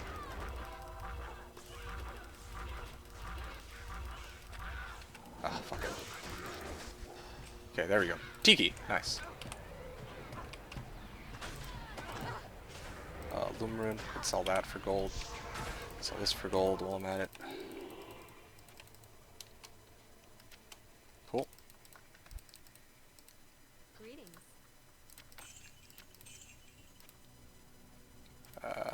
Just a little bit short, I think. Still got one charge here. Run number 67, Tiki. I believe I am now up to 9 Tikis, so I need 3 more. So that's looking pretty good. Yeah, I think I'm I think I'm closing in on I think I'm closer than I thought, actually. Let me just double check this. On my trades mule, let me just double check. Did I take one from yours on? No, I didn't. Yeah, I mean, I will take it. Like, if if I need it, then I'll take it. But I mean, right now I've already got 5, 9. I've already gotten 9 keys myself. I just need 1 more or 3 more, and then I'm pretty much set. Yeah, I set myself a pretty reasonable amount that I can do. I think that's the last of my tele charges for this evening. Well, for this set of runs. Anyway, but yeah, so I don't know why it's like that, but you can't use PMH on Ubers, except for Uber Diablo, I think. I remember there was one time I tried to run Ubers without Drax. Like, it was a journey, like that.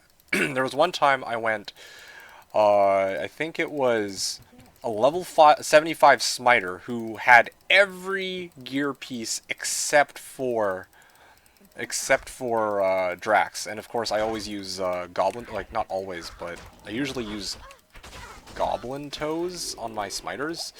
So I didn't actually have a source of open wounds.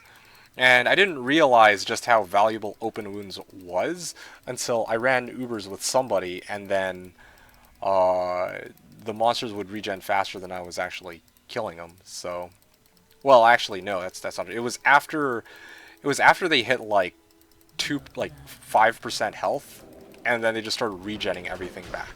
It was pretty nuts.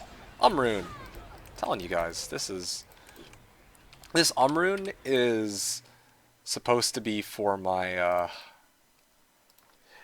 this is gonna be for my plague, okay? This rune that rune that I just got is obviously for my plague, and I'm honestly just getting better luck from Countess overall compared to running anything else.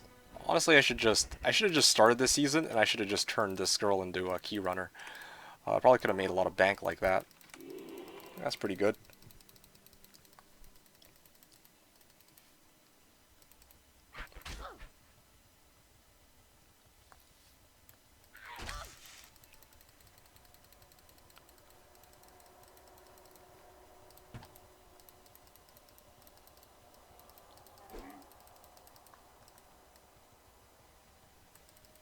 Any sources of open wounds off the top of my head? Gore Riders, of course.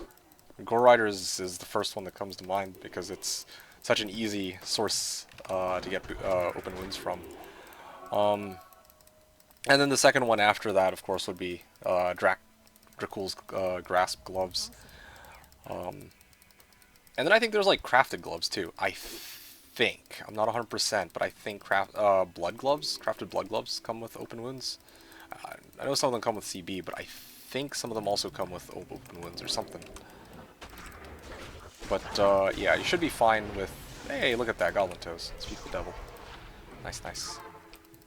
I don't know if... Yeah.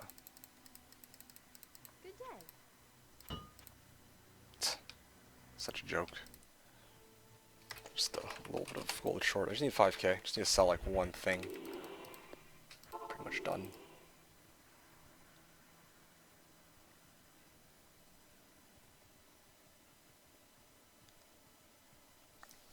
It was pretty fun running this build like I'm Sonic or something.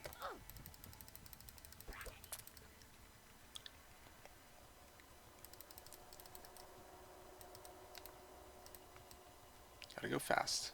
Makes me wonder what would have happened if I went and maxed out on faster run walk small charms instead.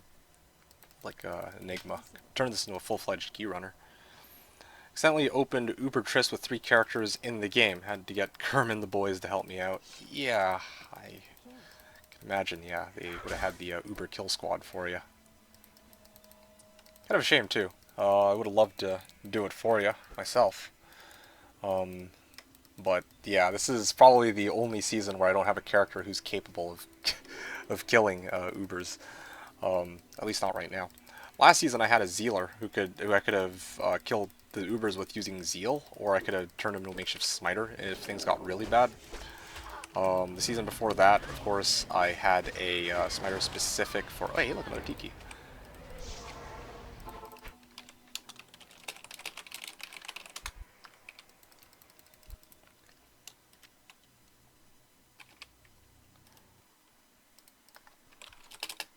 Gee, Ubers. Oh, man. Kids nowadays will never know what it was like to do Uber leveling. Oh man, that used to be the shit. Okay, no, I'm getting sick of this. I need to... Okay, here. This guy surely...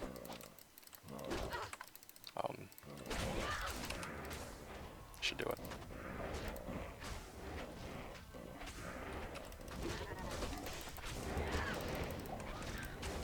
I just want one item. Like, any item to drop. Ugh. Okay. I think my map pack is filtering the drops. Because there should have been something that drops by now. Or that dropped by now that I could sell for... Here you go, chain boot. Ogre Axe. Okay. Surely this Ogre... Oh, perfect. 20 IAS, 2 War Cries. That should sell for 35k. Because it's got plus skills on it. There you go. That's better. Now I can do this run in peace.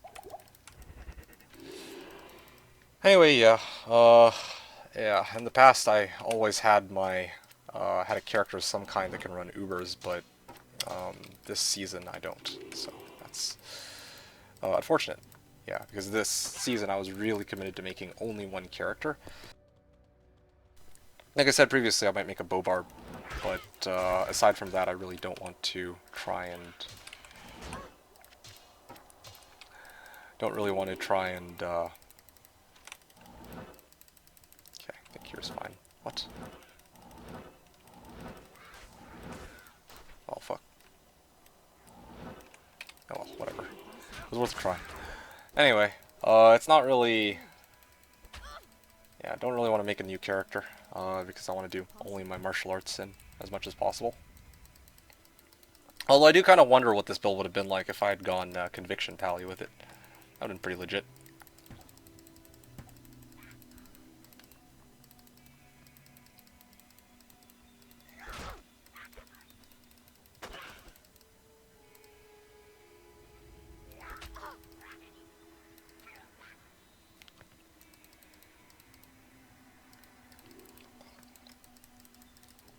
Oh.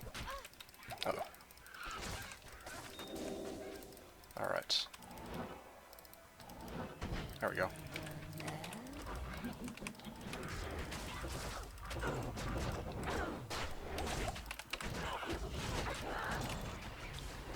Set Amulet. And a Gladius. I'm gonna go with Gladius on this one for gold. Hello. Tankards. What can I do for you?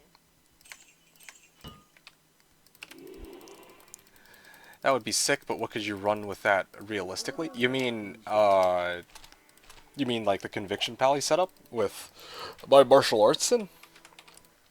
Honestly, pretty much anything. That would mitigate that's the whole main problem. Okay, the two biggest problems with my build, early ladder, attack, well, three biggest problems. I lack damage, I lack attack rating, and I lack a tank to soak up all my damage. Or to soak up all the hits for me. And having a Conviction Pally would have solved all three problems, because, yeah, Conviction reduces defense, right? It reduces res, and all I would really need to do is just sit there, and most monsters would be hitting my, well, a bunch of monsters would be hitting my Pally, and the damage is split between me and my Pally, and then I could just capitalize on that and just start charging up as many of my skills as I feel like, right? And I know that my character is going to be sitting there, so it's not like stupid like the Merc. Wouldn't you lose a lot of speed? Ah, so that's where things get a bit interesting. What I would do is I would probably run pits. Okay, definitely not chaos. Like I could, but it's just too slow. What I would do probably is I would use my Sin, because she has a lot of speed. I would try to lure all the monsters together in one central spot, and then I would TP in my Conviction Pally, and then I'd massacre them, and then rinse and repeat. Yes, CMJ, I would like to become very famous. And if I could just hit something, that'd be... This is a fucking joke. Still can't hit shit.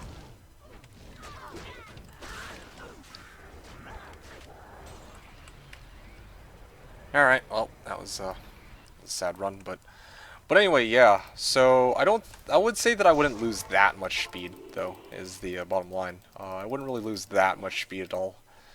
I just need... Yeah, I really just need,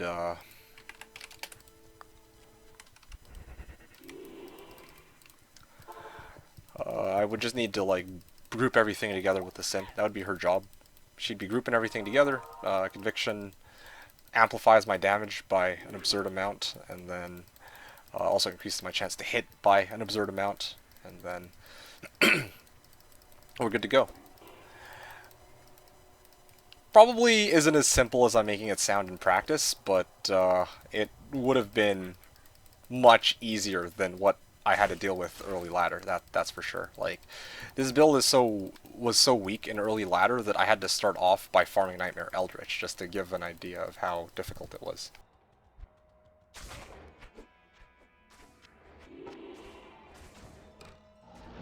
Okay, yeah, that was great. I don't know if y'all saw that, but that was makes sense to me. You want to try it out? You can use my palette. No, it's okay. It's okay. I'm just saying, like, theoretically, I could have done that as an option. I chose not to do it, just because it's well, I mean, here's the thing. Like, even if I do it now, like, it doesn't really make that much of a difference because now my build is actually viable for Hell. I'm talking about, like, if it were day 1 or day 2. Way back before I got all the skillers, before I have these Bartuks and everything, then I could have totally tried that to amplify my damage, my attack rating, or my chance to hit.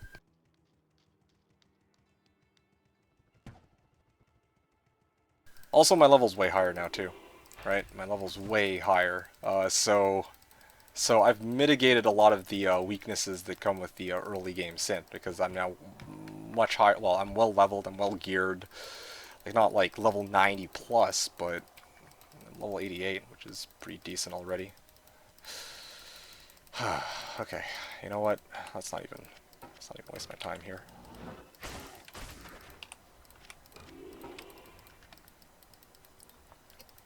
You know, I did that in the previous season, Carax. It was a couple of years ago. There was one season where it wasn't no drop 0 for all player settings. It was like better drop settings than vanilla, but not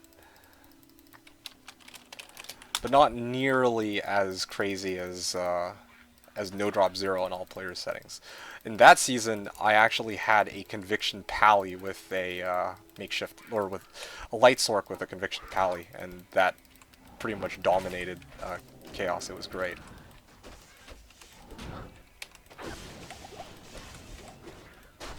Okay, well, this also works. Yeah. Something I've done before, but which I'm not too keen on doing again. It's kind of annoying to have to multi-box multiple characters. I think people who've been around for a while, particularly Seth and Maverick, I don't know if they're around right now, they'll probably vouch for me on this. They've seen me multi-box multiple windows before. Like, it's not like I'm terrible at it. I used to multi-box 3 windows. Never quite made it to 4, save for the season where I was doing the summoning druids, of course. But after those seasons where I multi-boxed multiple characters, I definitely didn't want to keep doing that. Like, Bobarb ideally was the only character I really wanted to multi-box, and I think that was it. I'm here, kinda. Yeah, okay. Cool. That's fine. That's fine. I mean, not to pull you out of your lurking state. I'm just reflecting on the use of a conviction pally to try and make the run a lot easier for places that I'm farming, especially Chaos. I remember that season I went Conviction Pally, Light Sork, and Bobarb into Throne Room even, and I was able to run P8s with that setup. It was pretty janky, but it definitely got the job done. Granted, it was a Light Sork, but I don't know. I think it'd do wonders for this character if I started running pits, but anyway, that's something that we'll probably not be finding out anytime soon, since I'm not really intending to start this martial arts in from scratch again, just to test out that theory. And besides, like, this is supposed to be a solo journey, so, like, why bother? Alright, let's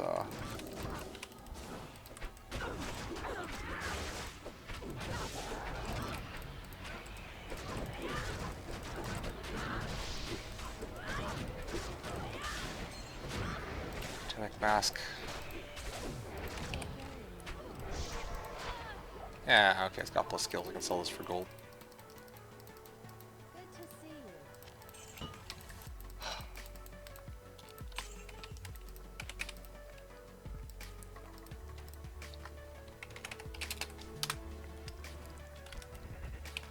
Okay, so I only need 2 more, okay? I only need 2 more Tikis, and 1 if I steal Seth's, but here's the other thing too, Seth. If I steal your Tiki, then that means I get to stream for less time, because this is 12 Tikis is where I draw the line, yeah. Who's your favorite hireling? I always kind of like the Barb. I mean, oh man. It's like I want to say it's the Act 2 Merc, but that's mostly just because they have it. Like they're so overpowered. Like they have their stupid aura, and they also have the ability to wear pole arms that give them auras that are actually useful. I don't know. I honestly don't know.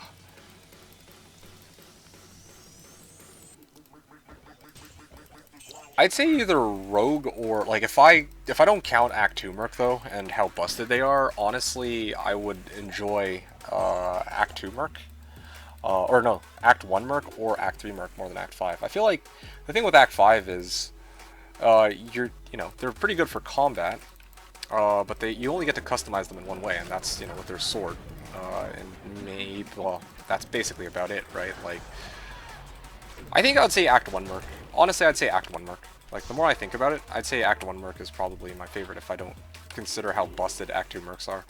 Yeah, or a Hireling is just so overpowered. I don't even think that's a fair comparison just because of that character. But to be honest, like, let's take that off the table for a second, okay? Let's pretend like Act 2 Merc doesn't exist. I would say Act 1 Merc would be my favorite. I feel like it's the most unique of the 4 in that it's not really melee combat like Act 2 and Act 5, and it's ranged like the Act 3 Merc, but I think the reason I don't like the Act 3 Merc is even though you get to customize the shield, the sword, the helm, and the armor, you don't really have ways to make that character do a lot of damage by itself, in my opinion. Like, you can't really get it to do stuff by itself. You know what I mean? Like okay, you can throw like double dreams on it, so it gets like holy shock auras, but that still won't really be doing very much. Or you could go like Griffs. You could throw a Griffs on the Merc, and try to pray that they spam charge charge bolt or lightning or whatever. But at the end of the day, it's just not very strong. So yeah, I'd say Act 1 Merc because it's some combination of unique and because it's also some semi-viable if you can get the right equipment on it too, right?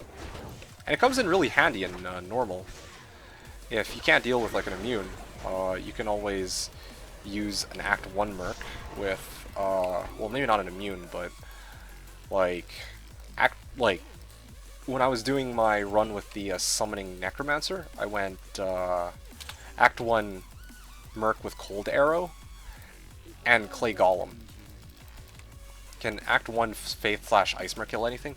I would say so, yeah. I mean, you could throw Wind Force on her, or you could throw Faith on her, and then she herself... I mean, I haven't actually tried Faith on a Merc, like, actually looking at how much damage she does. Usually if I have a Faith on a Merc, I myself am running a Boa, so I'm usually the one doing most of the damage, and she's kind of the aura bitch. But she usually packs a pretty hard punch herself, too. And like, aside from that, like, let's take damage off the table for a second, you know? She can use Harmony Bow, so she can boost your speed. She can use the Wrath Bow, so she can, I think it's when she hits a monster or when she gets hit. I can't remember which. She'll cast, there's a chance she casts Decrep or Amp or whatever. Like, there's a lot of different cool bows you could use for an Act 1 Merc. Even Ice, I think, some people have used in the past. There's a lot of different ways you can build your Act 1 Merc, so... I'd say that Act 1 Merc favorite hireling is my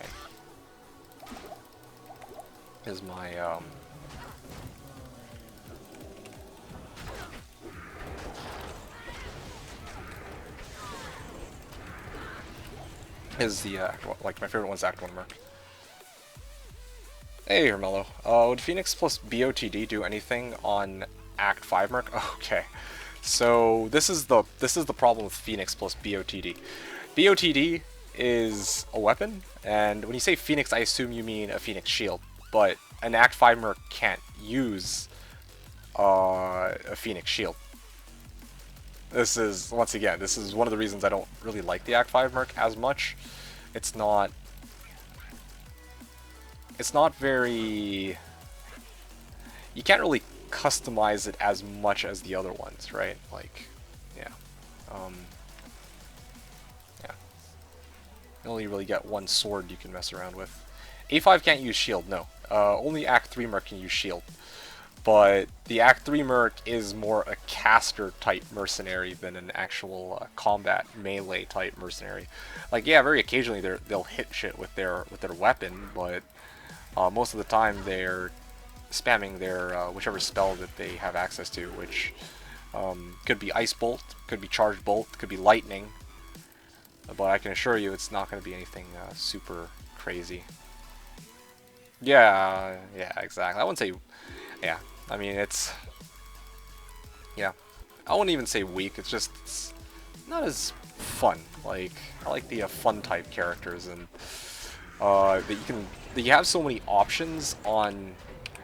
so many viable options on an Act 5 Merc, or on an Act 2 Merc, makes them really fun, but obviously it's not, you know, that's just not fair because they just have access to so many overpowered rune words and items and skills. It's just like, what the fuck? I don't know.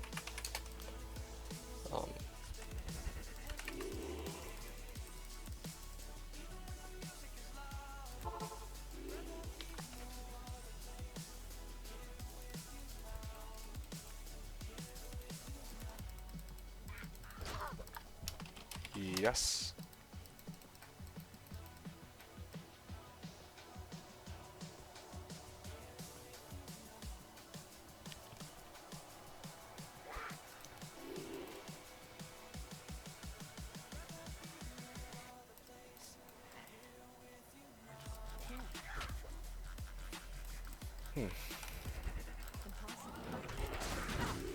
So how's it going with you, Furry? What are you up to right now?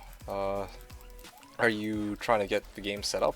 Are you trying to set up Slash? You said earlier that you were going to play Slash later this week, but I don't know what you're up to right now.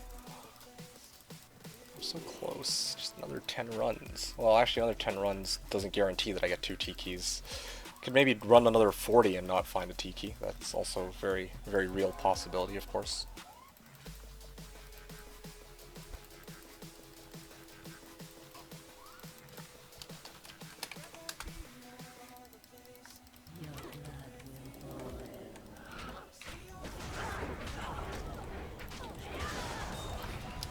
I mean...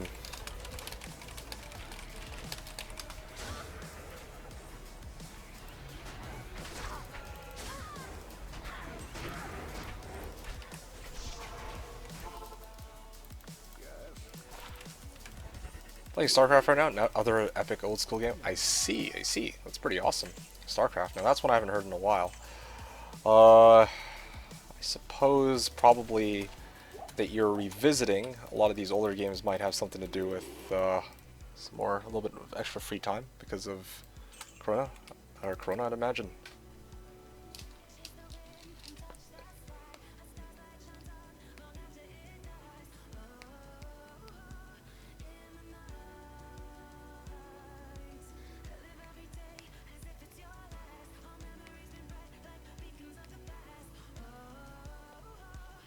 I got D2 the day it came out, and I remember the BNet servers were total garbage for at least a month after or on release. Oh yeah, dude, that sounds about right. You couldn't handle it back in the dial-up days. Oh yeah, sounds about right. Yeah, we've definitely come a long way since the game first came out. That's for sure.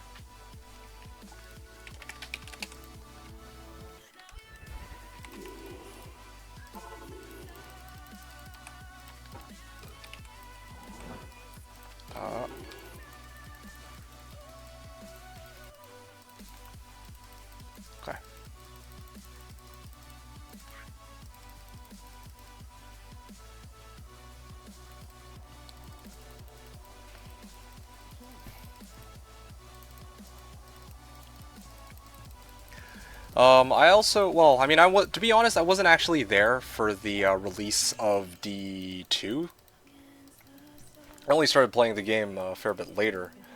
But I can tell you which release I was here for. And that release was... Uh-oh. That's,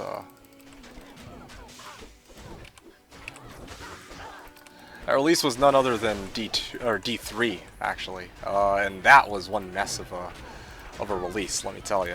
That one was interesting. First area in Act 5 Hell was a power leveling zone when LOD came out? Oh man, yeah, that's a whiles ago. I don't, well, for me, I know that there has been lots of people who, when they show up to this, stream, they talk about, they talk about 1.07, 1.08, and 1.09. I think those were the three patches that they would talk about. They talk about 1.09, how there was like these bugged or white rings or Aki rings or some shit like that. White items, there you go, that's what they were called. And there was also like, I think 1.07 and 1.08 had their own really cool nuances. Like, I think boas used to be super busted. So, yeah, that was the thing way back then. But, nowadays, it's not quite like that anymore, of course. The glory days. Oh, yeah. Yeah, I hear you, dude. You know what I'm curious about, though? I wonder if they were to ever, like, release, like, let's assume that, let's just say they released a 1.15, which actually had balance changes. I wonder if people would look at this meta the same way people look at 1.07 and 1.08 and 1.09. Like, people look at those versions very fondly, but the game's been like this for so long. Now imagine that all of a sudden, like, they rebalanced it so that, I don't know, maybe Blizzsork isn't as broken. Or, you know, Sork Teleport got removed or something, and everyone would be like, oh man, like, I remember, you know, back in my day, we used to have O-Skill Teleport on a Sorceress, you know, like, I've always wondered about that. And any characters besides Barb and Pally?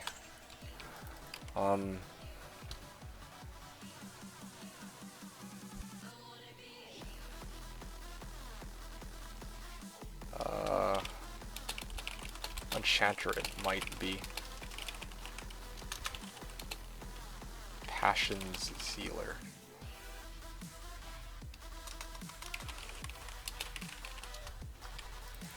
There you go. Fuck yeah, the glory days. Oh man. I remember playing on this comp in my room, not even having a big enough HDD for a full install, having to put in the cinematics disc. Oh shit, yeah. No, you don't remove it, teleport, give it to every character? Sure. Then we'll look back at this metaphor and be like, I remember when not every character had a mobility skill. Just imagine that. And I remember when Enigma ran rampant, but now it's not like that anymore. Enigma got like removed or some shit, I don't know.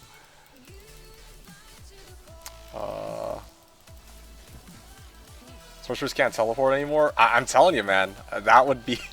then you look back on these days and be like, oh, I remember when the Sorc used to be able to teleport, right? Like think about it. Just yeah, they changed the meta after like 15 years.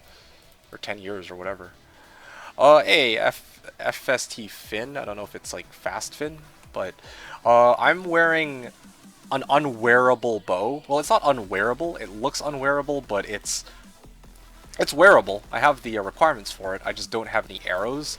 And that's intentional because I'm not really doing anything with this bow except for running with it. Because it gives Vigor Aura, right? Harmony Bow is the only rune word I think that gives Vigor. So I just on switch have it to boost my speed.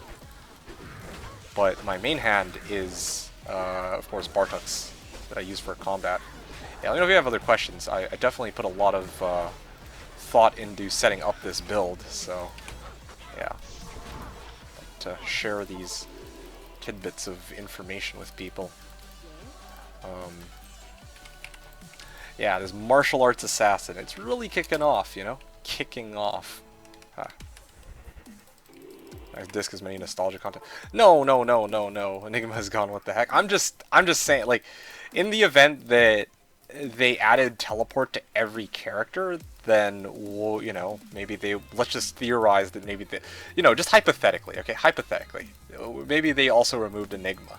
And then now people would look back after that patch and be like, man, I miss 1.13 when Enigma used to provide teleport and not every class had teleport. Or some shit like that. Like, it could be a thing. Maybe then no one will play Sork. I actually don't know. Okay, there. Yeah, so you see, fast one, I can just run around with my Harmony, use my Dragonflight to teleport to a pack of monsters so I can go a little bit quicker. Okay. Kinda wish you could at least Dragonflight to like a fucking barrel or something. That'd be pretty good, you know? Like, why does it have to be only monsters? That's what bothers me. Like, how cool would it be if you could Dragonflight to like a crate or like a super chest? Would it be broken? Maybe. Would it be any more broken than any more broken than Sortelli? Probably not. Oops. Enigma Hammered in Chaos Sanctuary was nice. I mean, that's still the meta though. Like, people still do Hammered in into Chaos Sanctuary. The only difference with the Hammered in is that at least now the undead aren't immune to your hammers. Yeah, and they don't take 50% extra damage from hammers either, so it's not... Yeah, Hammered in, I remember in the past, it used to be, like, it used to be unkillable. Well, not even unkillable, but, like they could do everything.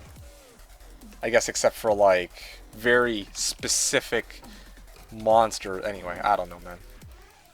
They at least struggle with Act 2, and Bale Wave now, but aside from that, it's, like, still very, very strong. Lycan Druid. You could do 08 Valks and 08 Windforce when I played in 1.10 or 1.10. They were the shit. Oh yeah. My patch, I think, the one that I remember most fondly was 1.12 because Ubers had just come out for the first time. I think 1.11.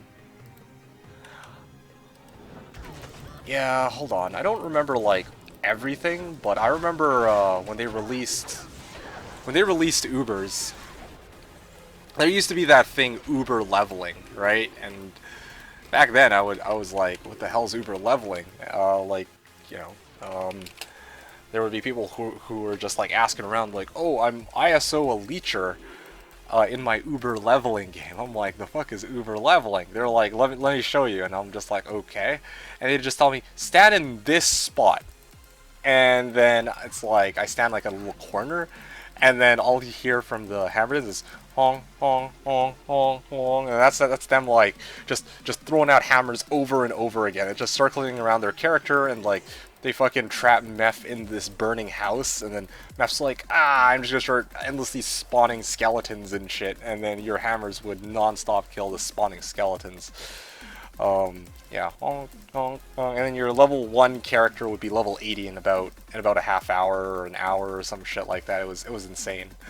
And then I remember people would set up like you know, maybe they get like a rock or something, and then they just hold down their like left click with it, their shift key and their left click key, and then they just go out for a walk, like to take the dog out for a walk, or like they just do whatever they felt like. Come back maybe like 30 minutes later. At that point the game was like super laggy for some reason, then they'd be like, okay, well, time to give the game a break. So they like run into Act 1 for like a couple minutes, then they go back and repeat the process. Oh man. My quest bug Duri just dropped 3 TP scrolls. Yep. Sounds about right. He'll do that even when he's quest bug. No getting around that, man. Jared still? Sure. Lycan Druid with Egged Bugs Hellslayer Fanatmark with If Warpike. My physical was 11k to 32k. Oh, crazy. Remember the Bear Sork doing Ubers? Oh man, Bear Sork. Uber leveling was so good. Dude, Uber leveling was like the GOAT, okay? Like, no. The one thing I miss from all the days that I've played in the past of D2 has to be Uber leveling. Yeah, has to be Uber leveling. Like I mean, it had to go. It honestly had to go. There's no way they could keep that in the game. But it was hilariously broken. It was actually so funny just watching your XP bar. Like, you could get a character leveled up to 80 in under an hour, basically. It was great. Loved it. Absolutely loved it. Just how comedic it was, not so much how healthy it was for the game. Because yeah, obviously it kind of invalidated every other leveling method. If you could get like your hands on a key set, but yeah. Anyway, had a boas like people nowadays are like, oh yeah, leveling people in chaos or level 85 areas is the way to go. And yeah, Uber leveling though, oh, it was something. And then when you're done, boom, new torch. Yeah, exactly. So really, it was as dumb as it got. Like, there's nothing that gets dumber than Uber leveling. At least in 1.12. Of course, the you know, Aki rings or whatever, white rings, or white items, I mean, or I think dupes were pretty rampant in 1.07. I think SOJs were the go-to currency, and more than that, back then, their like rune words I think didn't exist. Like they did, but it wasn't like the new rune words, right? Like oh, Tiki. It didn't show up on my map pack either.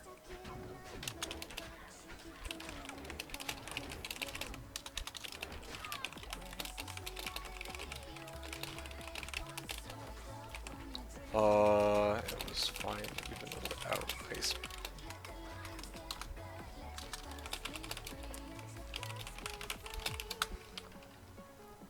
Okay, cool.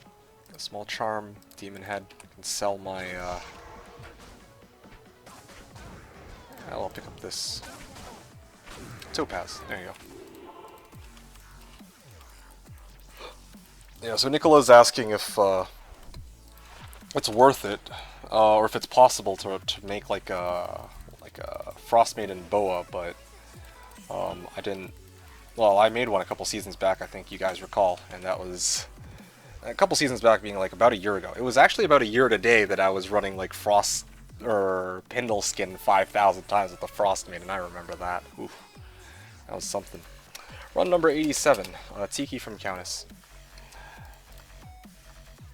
Had a Boazon at 1.08 that was super OP with Pierce and Guided Shot with a Bariza. Oh man, yeah. You could Guided Shot off guys with Bariza, or with PvP, yeah. What are the quest bugs? Oh, you mean like howdy quest bugs? Or quest bug? Quest bug just refers to like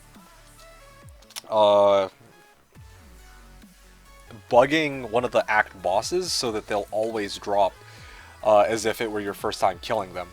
So if it's your first time killing, let's say like Mephisto, and you know he dies, he'll drop only items that are unique, set, magic, or rare, and like maybe some gems and jewels and charms. But after that, like after you kill them the first time, usually act bosses will never drop from their, you know, quest drop thing again. But there's a couple ways you can get quest drops from the act bosses, right? If you have a character like this game, for example, if I make a game with this character, and then another character joins my game but hasn't killed, let's say, Diablo, and then they go and kill Diablo in my game, they don't get the quest, right? Because I've already killed Diablo, and so for them, they won't be able to get the quest in this game. But the game will still treat the kill as if it were a quest drop. So that's one way to do it. You can do that with any act boss. But Andy and Duriel have specific ways of being quest bugged such that they can always drop like pull rune. Okay, sure. Yeah, you can set it up so that they'll only they only drop from their quest table. You do it once and then you never have to do it again. It's pretty nuts. Pull rune Countess 88 and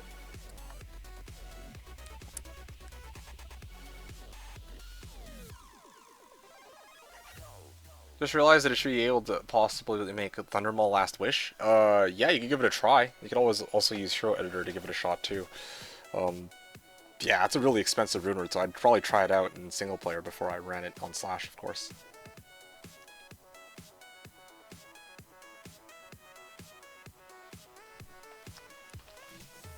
Shippers V Combs just took it that way.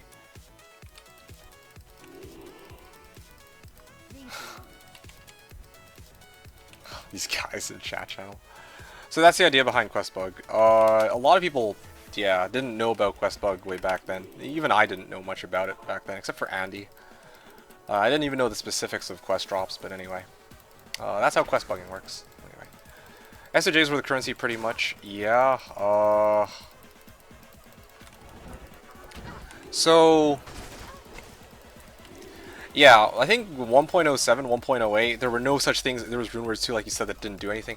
Yeah, there were like very small, like these rune words that existed didn't actually give like crazy insane bonuses. But then like I think 1.09 introduced a lot of the really busted rune words like Enigma, Infin, and so on. But before that, it was great.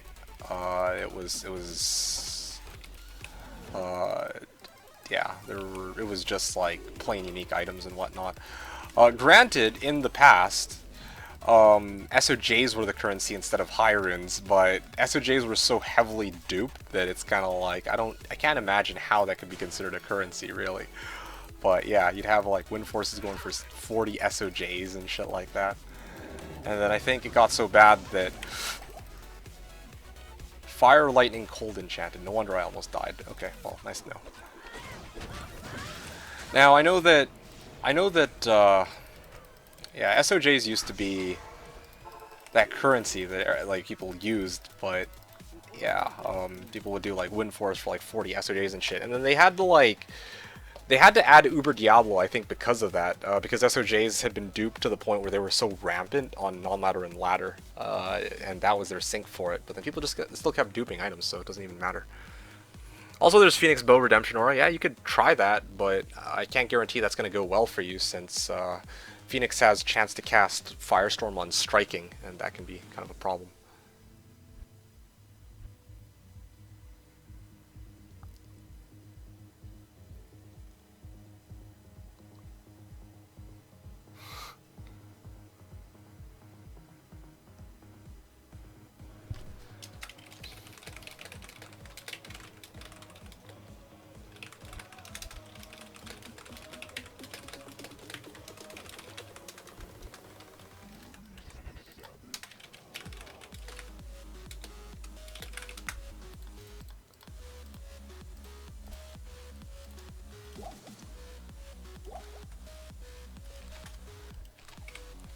Anyway, real chisme talk? I don't know what that word means. Is Dan always as toxic? Well, this is the thing, like, actually Dan used to be a lot more toxic, towards people than he is now. Like, yeah. Nowadays, he shows up every now and then. The way he talks is a lot more, brash than most, but usually he has a point, usually. How did this argument even start in the first place? I don't even know.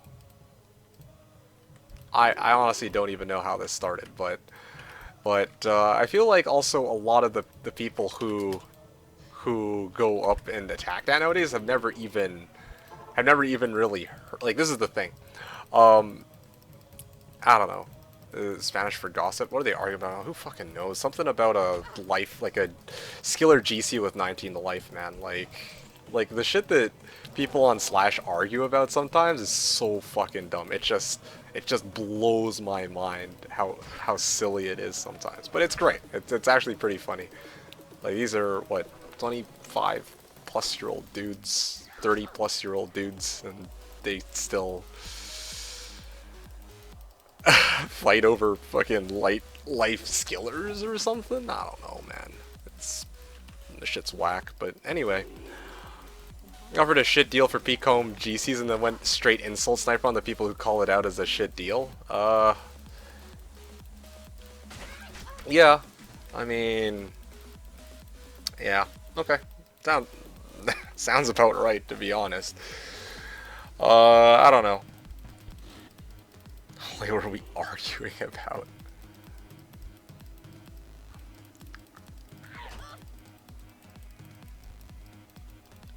But yeah, when you say, is he always this toxic? Honestly, no. In the past, he's been more toxic. Nowadays, this is very mild compared to what he was like in the past. And also, a lot of the time when he is actually saying stuff like this nowadays, like in the past he used to be a lot more active on chat channel actually, but I think he got a lot of shit from people to the point where he was just like, nah, fuck this shit, it's not worth it. And now there's people who will call him out who've never even heard of him before, but in today's case might be well warranted for this deal. Yeah, Dan's making the argument they're Peacombs or what, I don't know, man. That's just messy. Doesn't even... What do you buy like an ist?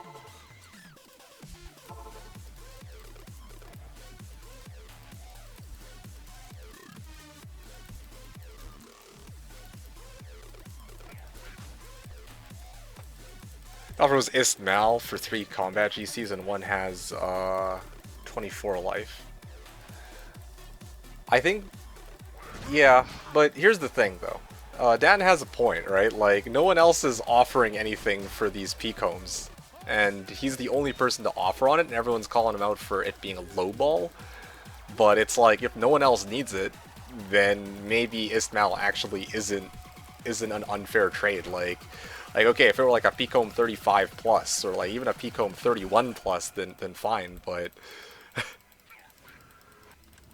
but yeah, no one needs it.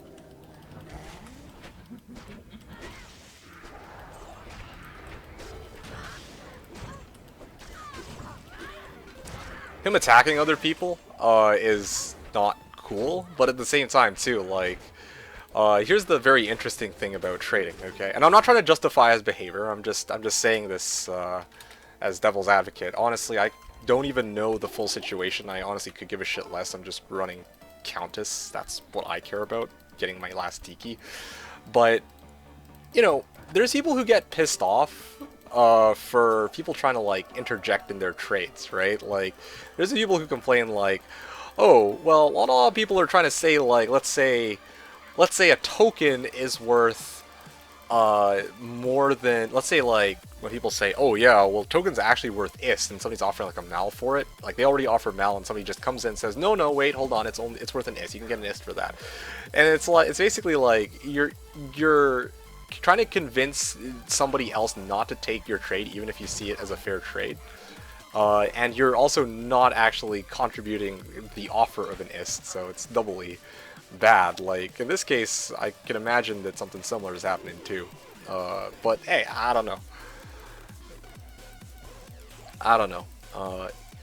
Ist mal for Peacombs, I don't know, man. Offer's an offer.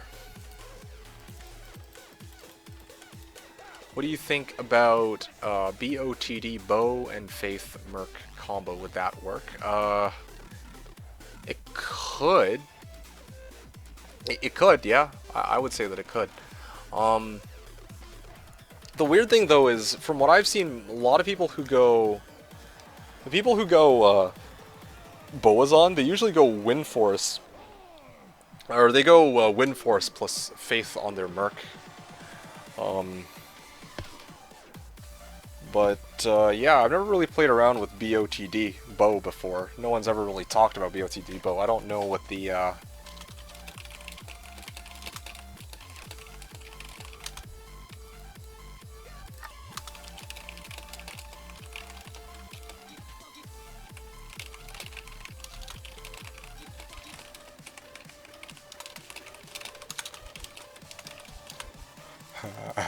Moltres, perfect timing.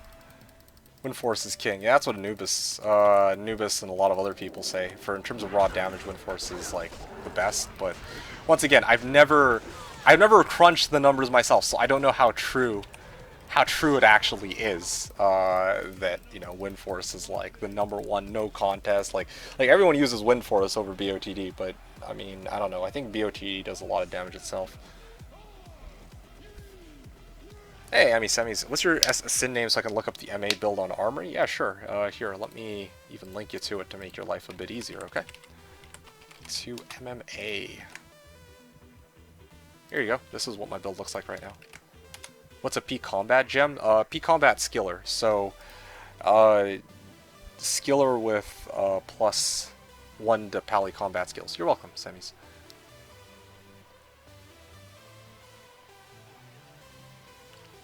The starting bit of an item. These skills for trade.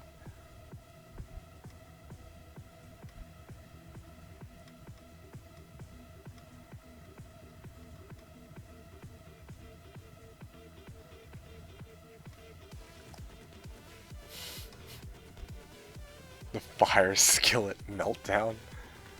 Oh man.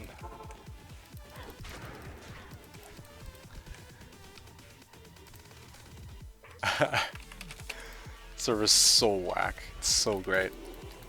Yeah, but honestly, this is one of the reasons why I stopped trying to trade with people too. Like I don't trade nearly as much as I used to. It's just not worth the headache sometimes. Like what the fuck? Like if I have items that are actually worth a damn, then I'll do it. But a lot of people at this point are just pinching like pennies. It feels like for these GCs.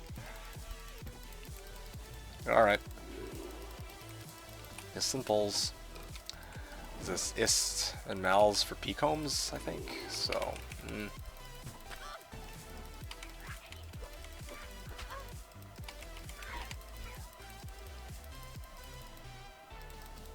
How come I don't play POD? Because I really like the original version of the game. And I have my own issues with POD.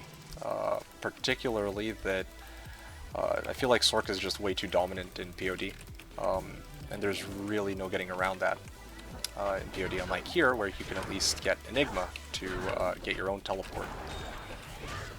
Those are, I think, the two biggest problems for me on POD. It feels like too much of a departure from the original game, also, so it's like both those things, because yeah, those are the two main reasons why I'm not the biggest fan of it. Of course, I always recommend it to people to at least try it. I tried it, and I just didn't enjoy it all that much. But yeah, those reasons are mostly why I don't play on BOD.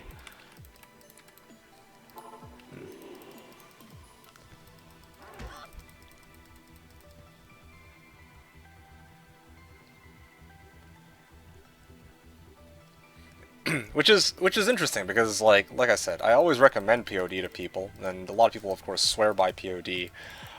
Some people who even tune in to check out my channel, they themselves play POD, even though they hang out here from time to time, right? So.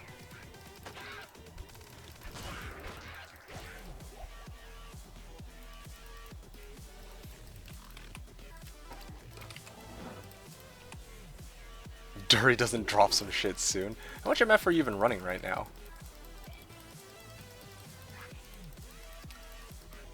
The other thing too, by the way, JK12, the other thing too is Slashdiablo just reset its ladder this week, like last Friday.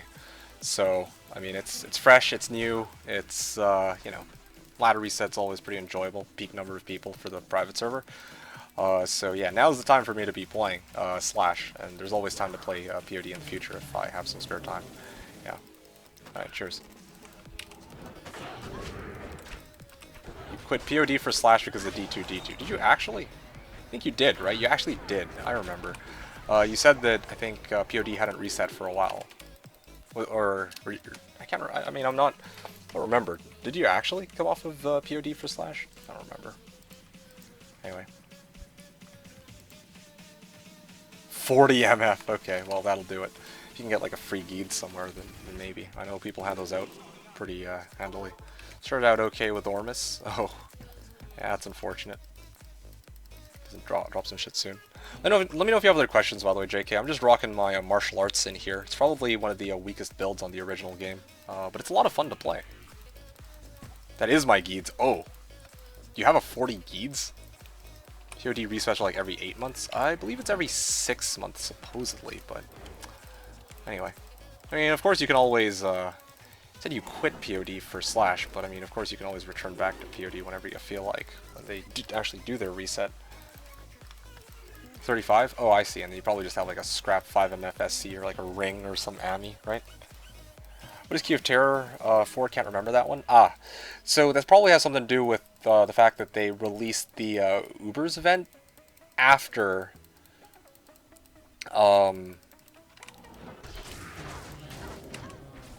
there we go.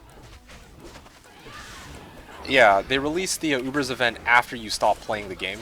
But yeah, in order to fight Uber Declo or Uber Mephisto, Uber Bale, and Pandemonium Diablo,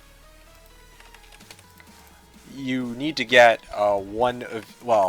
you need 3 key sets, or three of each key. Okay, 3 terror keys, 3 hate keys, and 3 D keys. Yeah, once you have these, basically you can open a portal to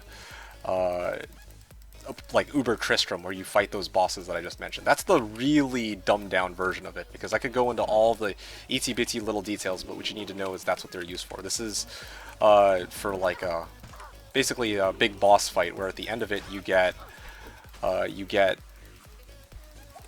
the Hellfire Torch, this thing right here, which is one of the best items for... Something's very wrong. Okay, there we go. Yeah, so if you kill the 3 bosses, you get a Hellfire Torch.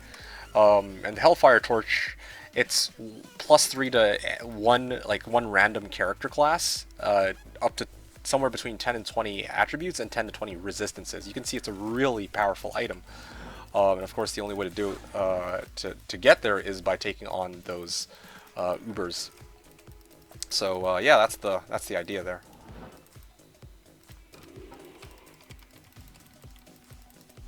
So much better. Oh man. Quality of life improvement. Anyway, there's a lot of people on this server who actually like both. Some people who don't like one, but they like the other. You know, I would never say that POD is better or worse than Slash or what. They're very different, I would say, but that's just me. There's a lot of stuff that, like for me, like one of the reasons why I'm playing on Slash is because it's like the original game, right? Like, okay, yeah, you don't use SOJs to spawn declone, but that's kind of a change I can live with, because like it makes no sense to sell 80 SOJs to spawn a declone on a private server. Even the drop rates, I don't really give much of a shit about that. But the thing that POD provides is it gives a lot of new content. It tries to rebalance the game, changing rune words, changing items. It tries to make a lot of builds more viable. Yeah, those are the main things. Those are the main things for me. The thing is, Nicola, you're saying that 4 MF 7 FC. I'll take at is for all. I mean, I found an today, so this is actually perfect. Yeah, no, agreed. Okay, perfect. I'm pretty much done here, so let me just Lemrune run number. Yeah, I think one of the issues is like for me, I like the original game. Like for me, it's kind of it's sort of a nostalgia trip, right? That's one of the reasons I like playing this, playing on Slash. I know I mean, for Nicola to say like, oh, it's message must not have gone through. Enjoy. Ah, solid, dude. Oh, awesome.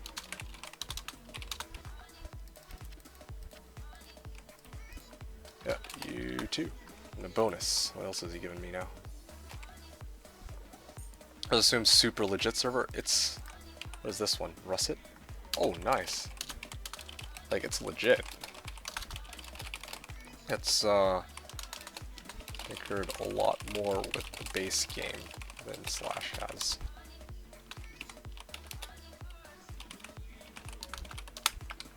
Alright, sweet. There you go. That solves my MF problems. That's one headache done and over with. I can tweak my MF as much as I like now.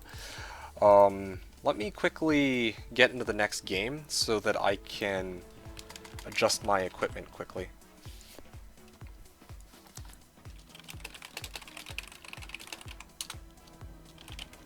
Although others will say different. So the thing is, like, Nicola was saying POD is like median, but I really don't agree with that. Like, median feels like a really far departure from, like, I mean, there's different ways to look at it. For me, it's kind of like a spectrum in a way. It's like Slash isn't quite the base game, but it's relatively close to it.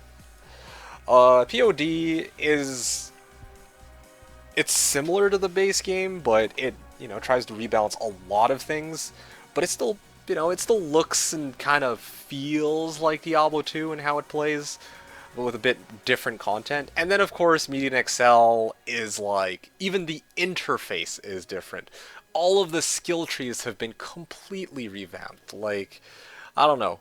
For me, like, Median XL is a really radical set of changes to the base game, so I don't know. That's my take. I mean, my take of it. Nicola's like Slash 10 out of 10, POD 7 out of 10, Median 1 out of 10. The weird thing is, I actually enjoy Median. I actually enjoyed my time on Median more than POD. I guess it's because like Median is like so radical that I expect that it's going to be something that just blows my mind because it's so different.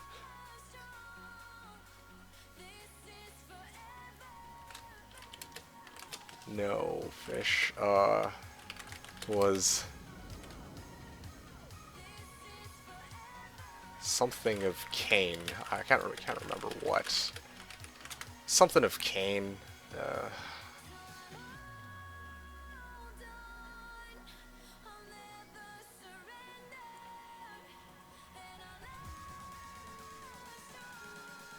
It doesn't even feel like Diablo Apocalypse was vanilla, but had, oh wait, items a little bigger stash. Realm of Cain. Yeah, there we go. Realm of Cain. Oh man. There you go. Okay, so run number 97 coming up. Anyway, hopefully, yeah, it doesn't sound like we're, hopefully it doesn't sound like we're just shitting on POD, JK. Like, that's not my intention here. Oh, although, you might have already gone.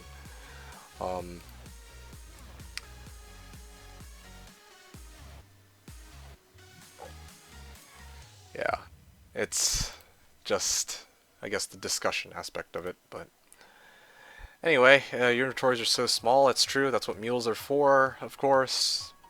A bit of a pain, but that's how it is. Is Hell Ancient still a bit of a pickle? I can handle Hell Ancients. I can handle Hell Ancients as long as somebody else lures some of the Ancients away. Like, I can't face tank all 3 Ancients. But as long as I can isolate them one at a time, it's fine. POD and Median are 2 totally separate games. Love both, but they are super different. Oh, so you've tried POD. Yeah, I don't know, man. I think they're very different. Or they're different, but varying levels of different. That's, yeah. Ups to that dude for churning out YouTube content the way he wanted to. You know, sometimes it was drawn out, just flat out misleading. A lot of it was misleading.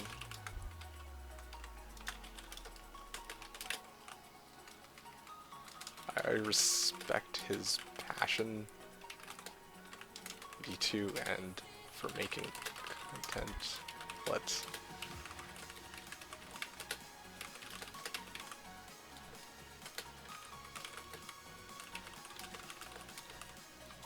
Duh.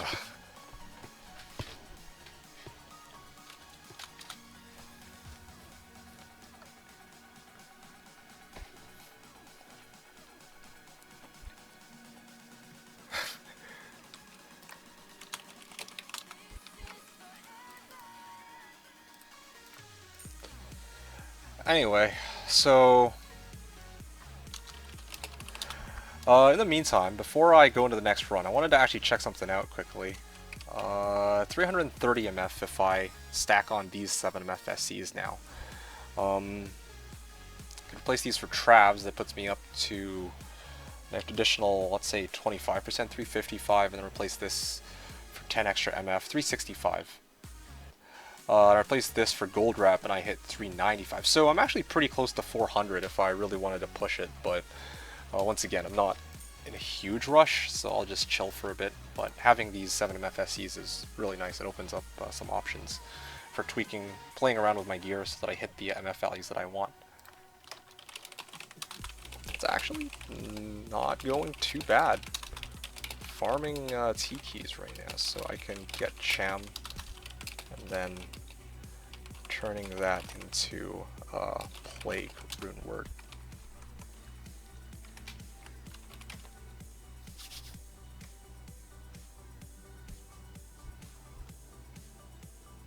I got a Cham.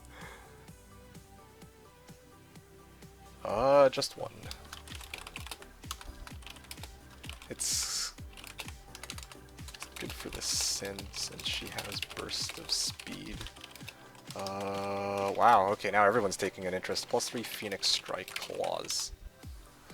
Okay, yeah, love both, but they are super different. Oh, by the way, Furry, your question was, Hell Ancient's a little bit of a pickle. I realized that you meant in general is Hell Ancient's a bit of a pickle. It's a very big pickle for me.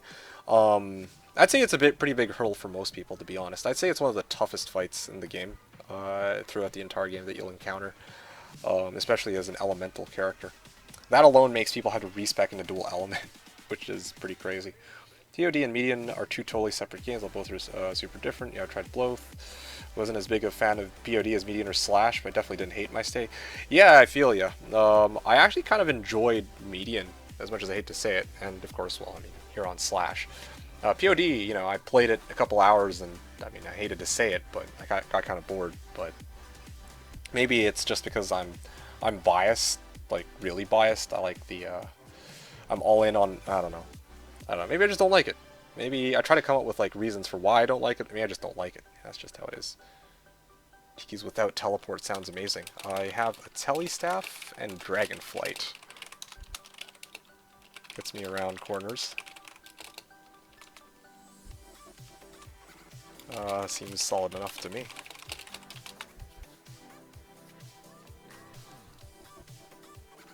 And yes, Andy. Martial arts in here.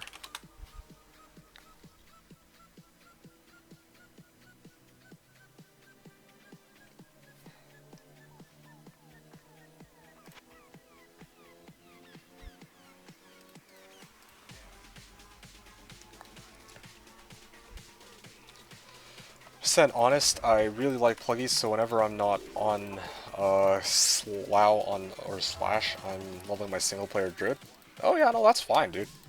I totally see the appeal for Pluggy. I always recommend Pluggy to people if they are playing single player. I think it's just, especially because like a lot of the people who play this, well, I can't imagine anybody who would really want to play like vanilla D2 over Pluggy, since the Pluggy doesn't. With Pluggy, you get a lot of quality of life features, like being able to see what your, basically this menu right here. I think you also get unlimited respecs. That changes the game, admittedly. That's the main thing. Like having the option to do unlimited respecs changes the game a lot, but if you don't like it, you can always turn it off, or you can just even ignore that button where you can respec your character. It's definitely something that if, you know, people tune into my channel for the first time, like I'll tell them, if they ask me, oh, well, I want to play single player, what mod should I use? I'll definitely tell them Pluggy. because it's just so nice being able to have unlimited respecs, especially as somebody who's never, or who's revisiting the game, right? Like, there's so many people who it's like, oh, well, I kind of messed up my character already, time to respec or make a brand new character, and that's a huge, huge time sink. So it's nice that, yeah, respecs are in abundance for Pluggy, so I kind of like that.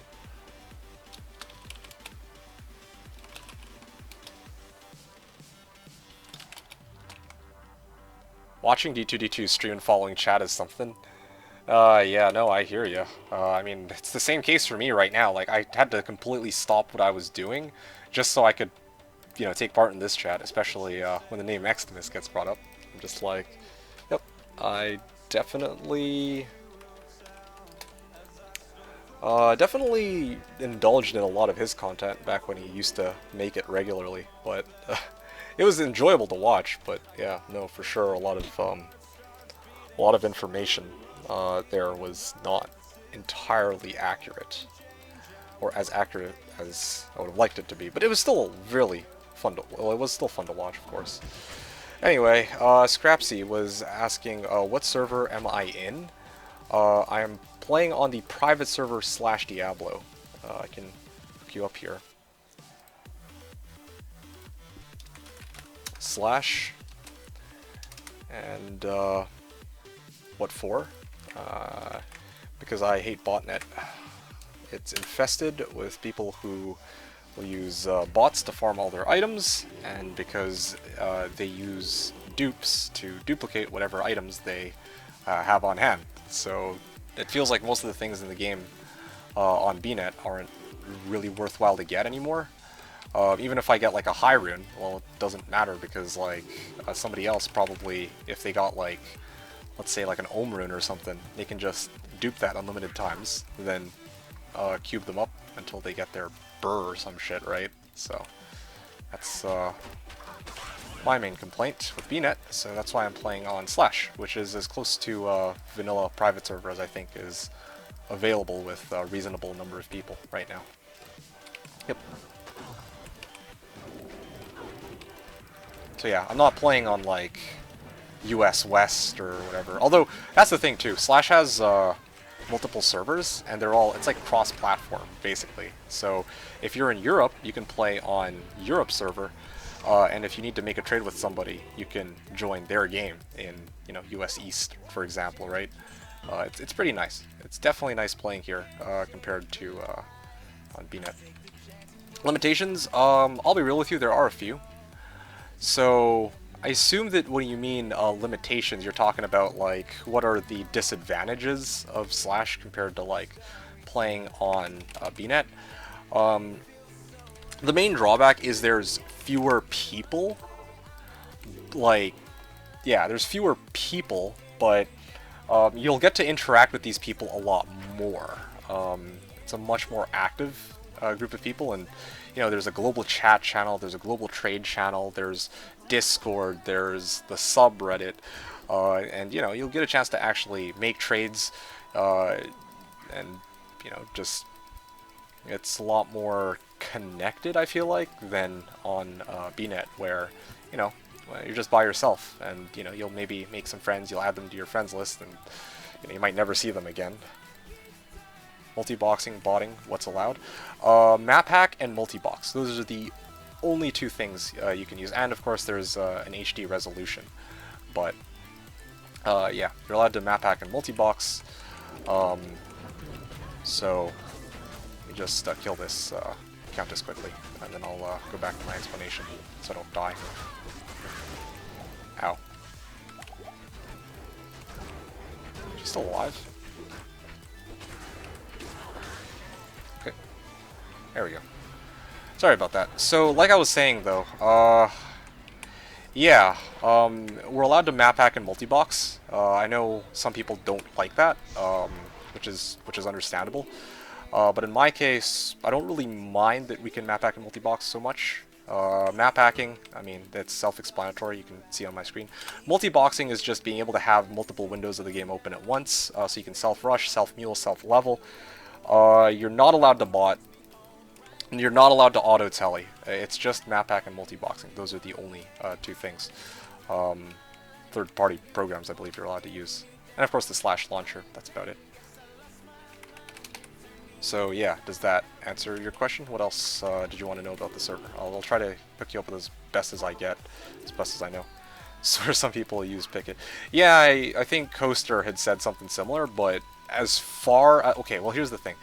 As far as I've played in public games, it's very rare for me to for an item to drop and for somebody to insta-grab it.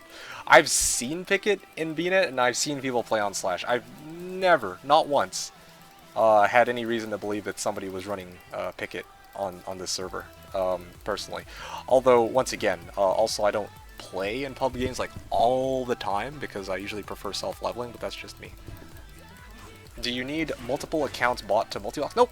Nope, not at all. That's another upside too to playing on this and even other private servers. As long as you have like one CD key, well hell, you don't even need a CD key. It's just like you don't even need your own CD key. You just need a CD key for the install of the game. Once you have the install of the game, the private servers don't actually check for your CD keys. So when you're asking about yeah, Hellrune's not worth anything. No.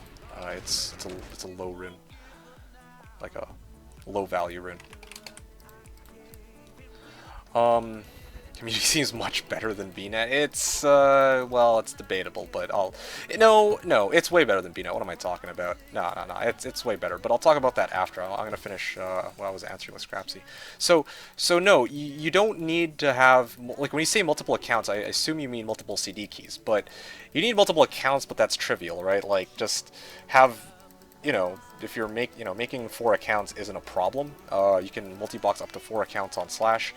But if you're talking about like actual CD keys, then yeah, Slash doesn't check. So as long as you have one install, you can have up to 4 windows of the game open at once on Slash. Well, like active online at any given time. Does that answer that question? I think it does. E2 isn't paid account. You just need one CD key, and at that, you only need that one CD key so that you have an install of the game. It's not even like the server checks, right? So you could. You could technically just pirate one from fuck knows where, and you could use that CD key for the install, and then you can just set up the Slashdiablo launcher, and that should do the trick. So yeah, what else? What else are you curious about? Ooh.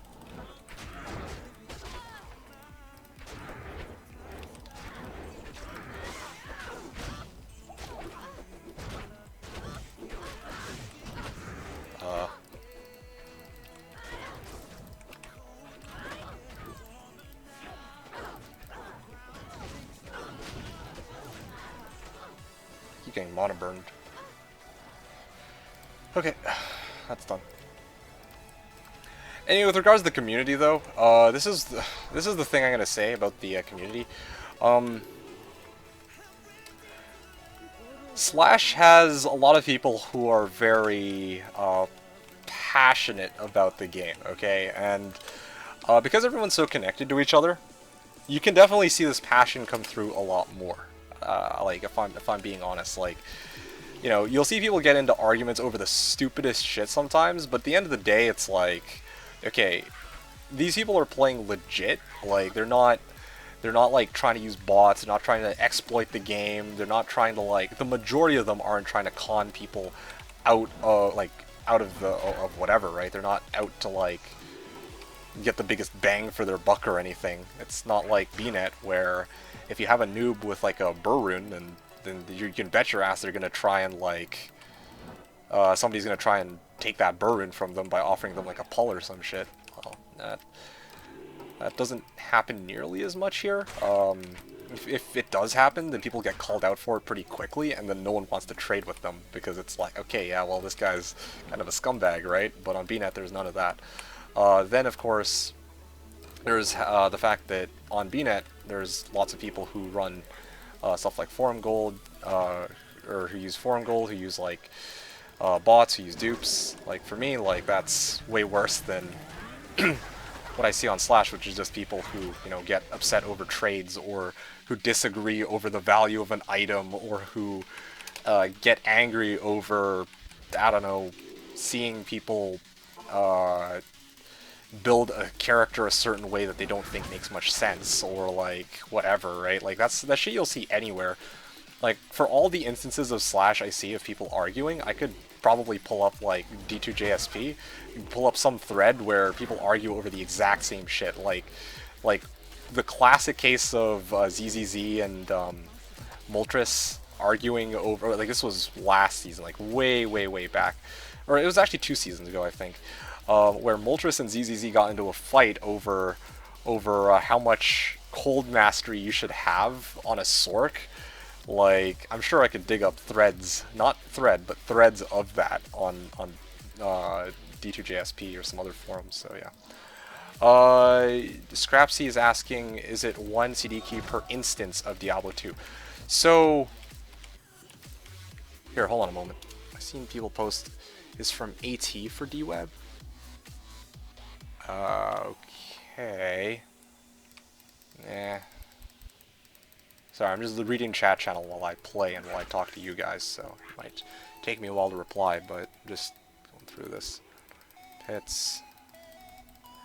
Anyway, exactly what you mean about passionate. Yeah.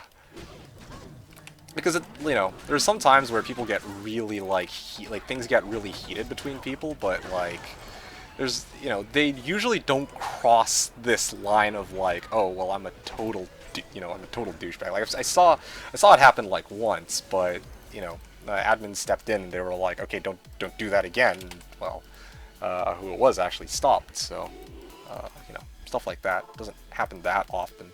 There's always going to be situations like that and people who do that from time to time, but yeah, it's not as bad as some might think. Anyway, yeah, like Anubis said, you just need 1 CD key. How is it 1 CD key per instance of Diablo 2? So no, you just need the CD key to install Diablo 2 on your computer. As long as you have a Diablo 2, like if you have Diablo 2 installed on your computer, doesn't matter if it's like a legit CD key or if you have like multiple CD keys, as long as you have Diablo 2 installed on your computer, you can run 4 windows of the game, no problem. You don't need multiple CD keys to have multiple instances of Diablo 2. In the past, there was on BNet there was D2 Loader, which required, of course, you to have 1 CD key for every instance or every connection that you had to the server. But like I said, this is a private server and it works quite differently. The only reason you can only have up to 4 connections at a time is because that's how the server's set up. They, I think, don't want people, like, everyone to have access to players 8 and not have to play with anybody else, I think, is the reasoning there. But, yeah, you don't need, like, 4 CD keys, you just need 1, Scrapsy. How often does the ladder reset? The ladder resets every 4 months, so the reset that just took place was last week, right? Last Friday? There you go. So it was last Friday, and now, at this point in the ladder, yeah, let's go this way.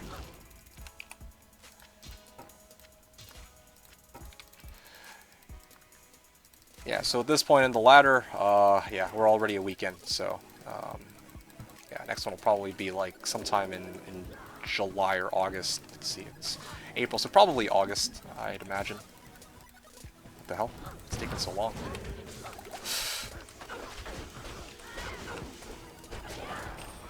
Chainmail, okay. Oh, good. Do you still level in Bloody Foothills? I remember being able to power level it. So, answer to that is generally not. Generally, no.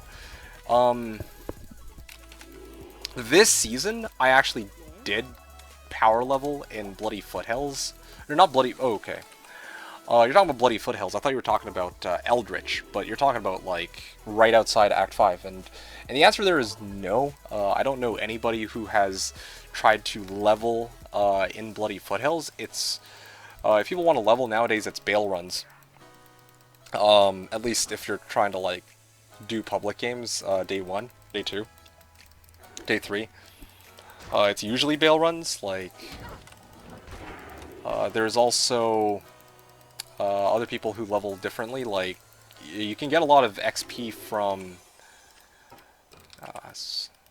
well, thank fuck that I have this telestaff. Even though this is a dead end, I can save myself some time here. So...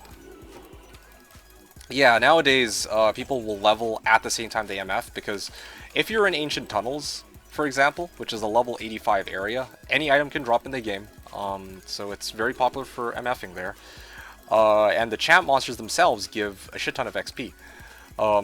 Even me right now is a level 88. I was level 87 earlier, and I was getting about 2% per run when I was running Ancient Tunnels, right? So that's, you know, if you're like a Blizzsork or something, you can actually self-level just by running Ancient Tunnels non-stop. That's one option you have. The other option you have is also like you could farm Pindle or some... well, I mean, this is like, it's very uncommon for people to do this, but I mean, some of the characters that I've run, I've leveled in Pindle, and I've leveled them in like really bizarre spots, basically. But yeah, Pindle was the big one for me. Like, I remember I was playing a Frost Maiden Amazon a couple seasons ago, or 3 seasons ago, to be precise. And that character, I went from level 70 all the way up to level 93 from running nothing but Pindle skin. Yeah. Is there certain items that only drop from Pindle and like one other mob? No. Well, sort of. There's a lot of items in this game. There's a select few items that belong in a specific category called TC87 or Treasure Class 87. And the items in this specific category can only be dropped by monsters that are level 87 or higher. Well, no, that's not true. Monsters that are level 86 and 85, I think, can drop them, but they're not... it's not nearly as likely. It's like much lower if it's not a level 87 or higher monster. It's still really low as a level 87 monster, but a fair bit higher. Now, in this case, there's some items that can only be dropped by these here, hold on. Maybe I think I'm kind of skewing the explanation a bit. This is one of those things about the game that's a little bit more difficult to explain, because it's like game mechanics. It's not so. It's a little bit more abstract. So for it's like this, right? There's a lot of items in this game.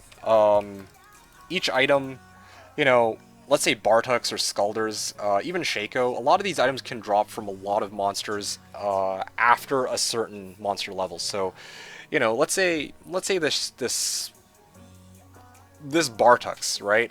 I don't know what level 61 monster can drop this, or what monsters are level 61, but at the very least, some level 61 monster drop this.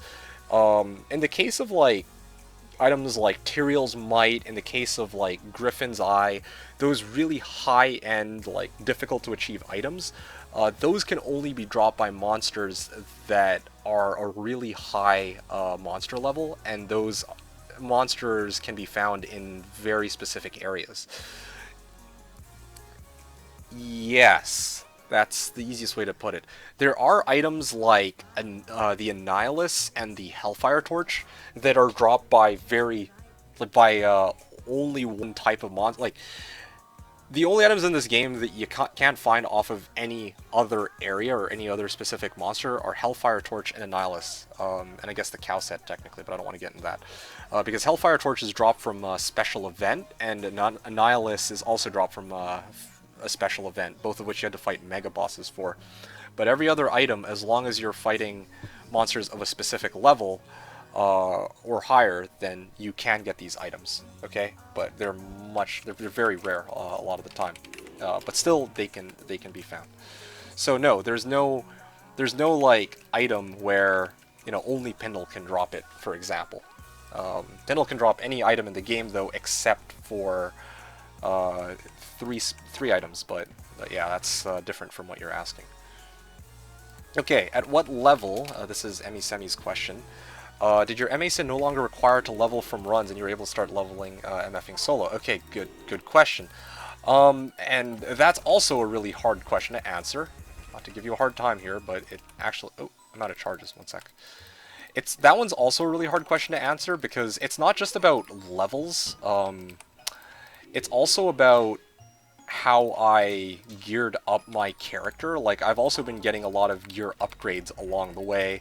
And even as a player, I've gotten much more familiar with how to time my skills and how much I know about the character. Things like, you know, always being able to run the game on GS4 now, for example, or expecting that my Phoenix Strike might not always hit, or popping Fade and shit like that, right?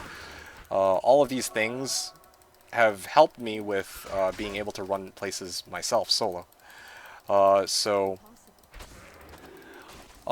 It was like at around level 72, I began running Pindleskin, and I was able to do it myself. It was difficult. It took like a minute for each run, something like a minute, 45 seconds to a minute, but it was doable. It just wasn't as quick as later when I got much more familiar with how to play the build and I got better items, right? So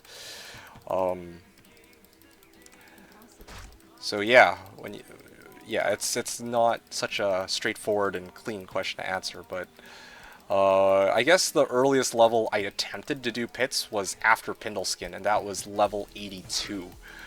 But I probably could have done pits earlier than that, even like levels 77, 78, if I really wanted to, but I thought that Pindle was probably the best option I had, because I felt like dropping meteors with Shadow Warrior was the way to go at the time, okay? So, yeah, hopefully that answers your question. And something else to consider too, I ran, to be honest, I was very committed to doing 1,000 Pindles and 1,000 Nightmare Eldritch, but it's not like that's because they were the optimal spots for leveling. I just want to give you an idea about something. I think it's here. Okay. So what you got to understand, in single player. One of the things that I delved into was how many runs it would take to get me from level 61 to 62, level 62 to 63, and so on for Nightmare Eldritch, okay?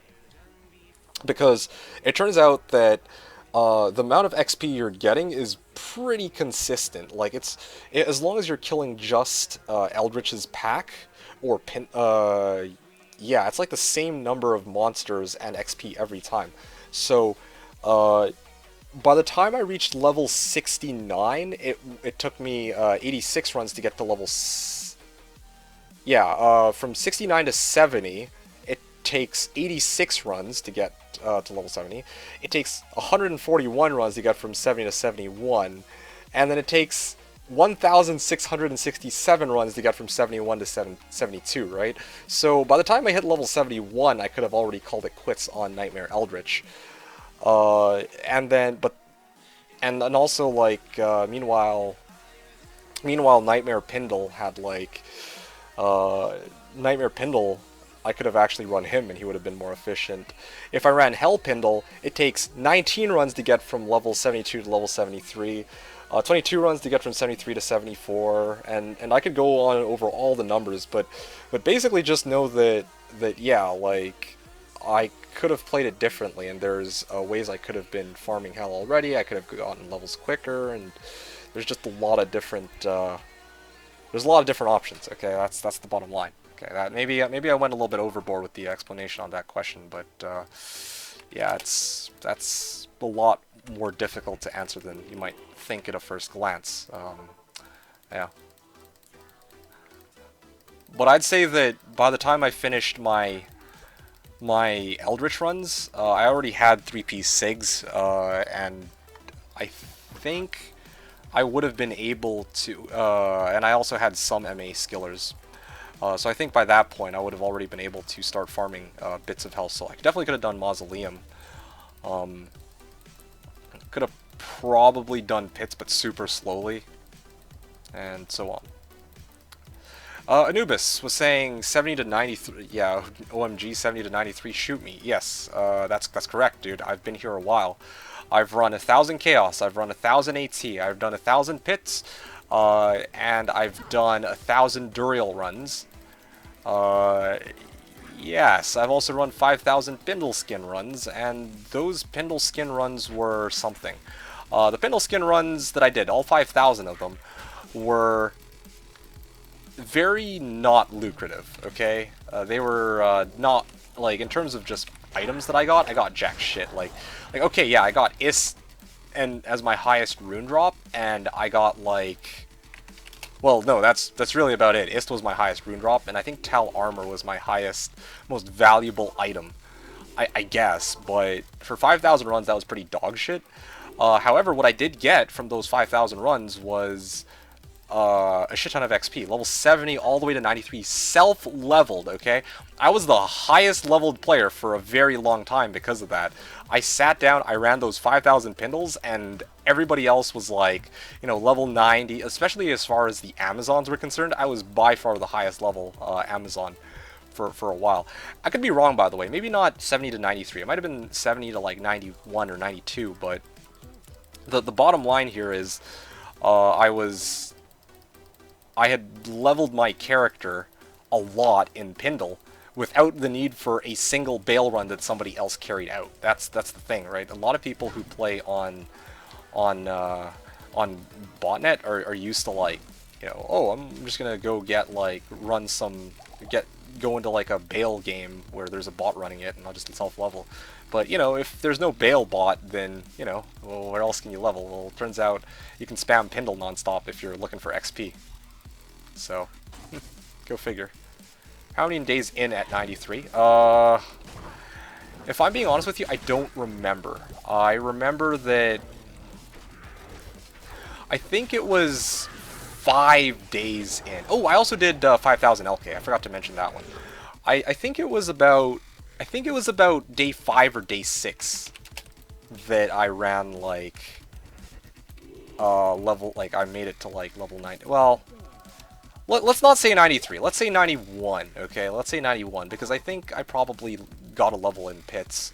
Yeah, I think I probably leveled up to at least 91 or 92, though. And I think that was like day 5 or day 6 that I went and did that. Because I remember starting my Pindle runs at day 1. As soon as we were done, reset night, I was farming Pindle, like straight up Hell Pindle with my Frost Maiden boa. And I think the first night I ran about 500 or 500 to 1,000. I can always go back and check my past streams and see for myself. Okay, well, that was lag. And then I think the following night I ran like 1,500, and then the following night after that I ran another 1,500 or so. And then finally ran another 1,500 on the last night or some shit like that. It's been a while. I don't remember the exact numbers, but because that was like a year ago. But yeah, it was something like that. Yeah. So Furry was saying okay, so this was a while ago, but I remember that loot profile was only in Pindle and a few other mobs. Yeah, so it's because those monsters have a very specific eye level. Or sorry, a very specific monster level, and so because of that they can actually drop these really high-end items. There's more to it than that, but once again, I don't really want to like get into the super specifics, especially because like I don't know all of the super specific stuff. There's plenty of sources for that, and I think the bottom line here is just that yeah, there's a lot of monsters that drop these items. It's not just like a select few. Okay, so I'm probably going to run another... Let's see, what time is it? I'm probably going to do about another 8 runs. Yeah, I'm going to do about another 8 runs, and I'm going to... Like, if I don't get it within 8 runs, then I'll cave in and I'll just steal Seth's Tiki. But otherwise, I should be done after this run, or these remaining keys. I'm at 10 plus 1... Yeah, I'm on my last Tiki. I've been on my last Tiki for the last 25 runs. Man, these These runs have been flying, though, let me tell you. Okay, hold on a sec. I can Dragonflight to this one. I can piece it out of here.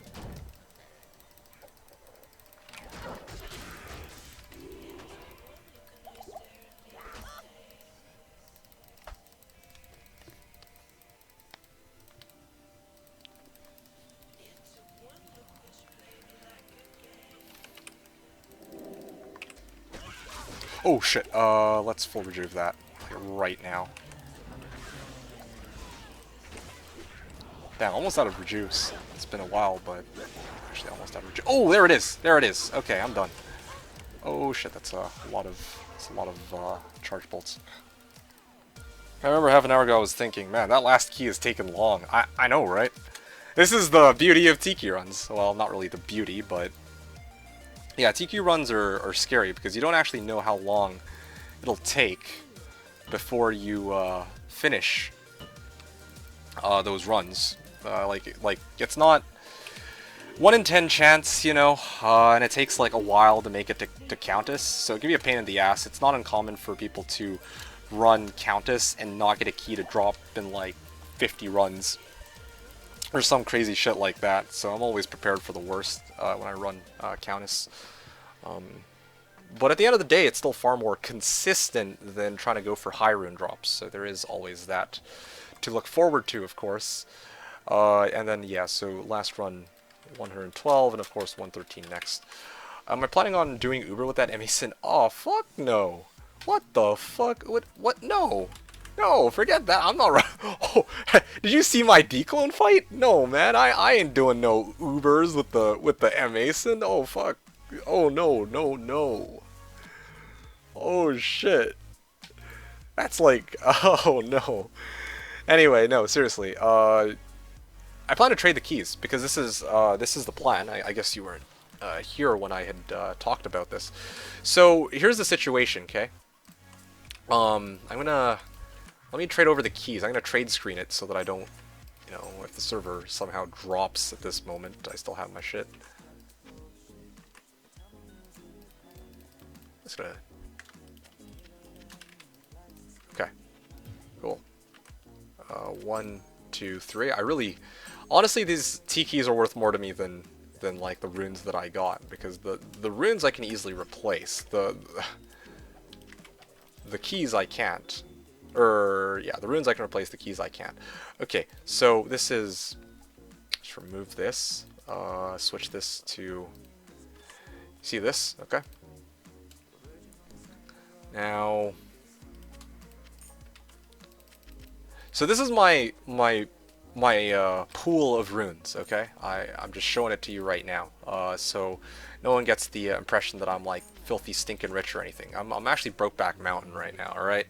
I'm stuck with Lems, Mal's, Almond Pulp. Now, I said to myself earlier, I'm like, okay, I could run pits over and over and cross my fingers that another purple box miraculously drops, but I'm like, wouldn't it be cool if I just tried this method instead, where I farm a shit ton of T-keys, because people want T-keys. People need T-keys. If they don't need it right now, they're gonna need T-keys later, okay? And everyone knows this.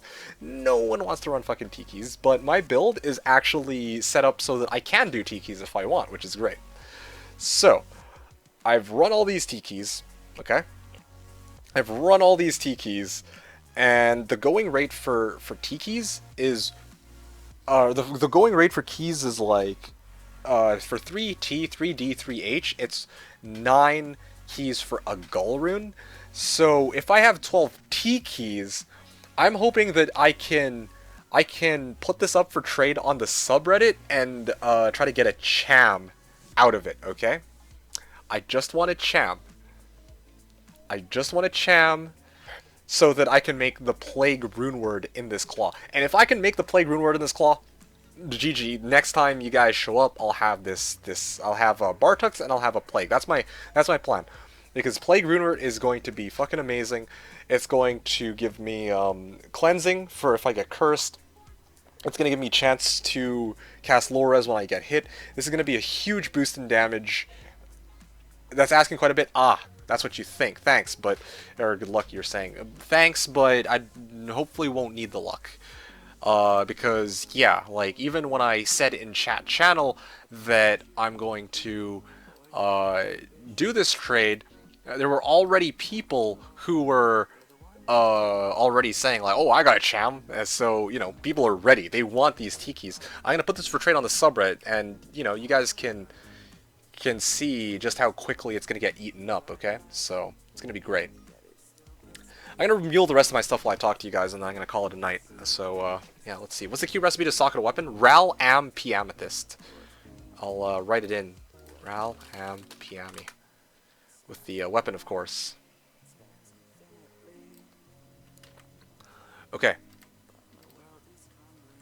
I'm surprised that this season, this is the first season where, like, I'm running Assassin in a while, or that I've run Assassin in a while, and all the torches that are for trade are fucking Necro torches and Barb torches. Like, do we actually have a shortage of Necros? There's no way. Like, what?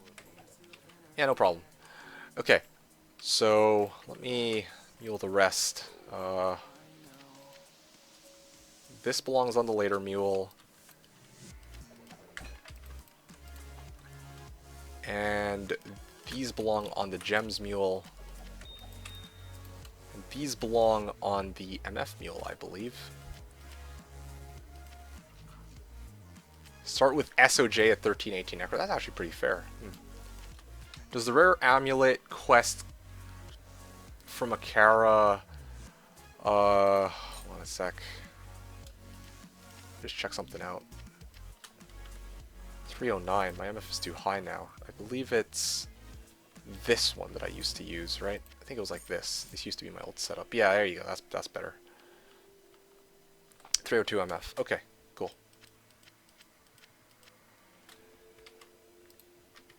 Oh yeah, you guys can't see. I was on the wrong window. Oopsies. So, does the rare amulet quest come from Akara still go by your sea level? There's no rare amulet quest from Akara. Akara gives you a rare ring. There's no... I don't believe there is any quests that give you a rare amulet. Yeah, Ormus will give you a rare ring after you finish the Gidbin, and you get a rare ring after saving Kane from Akara in, I think, Nightmare and Hell difficulties. Okay, runes. Holding off as long as possible to get that. Yeah, I believe it still does go, for the ring it does go off your eye level though, I think, or your character level, sorry. I'm not 100% sure. But I think it does go off your eye level, or your character level. I also hold off on talking to Kara, but that's not because I'm trying to get like the best ring possible. It just so happens that I don't really...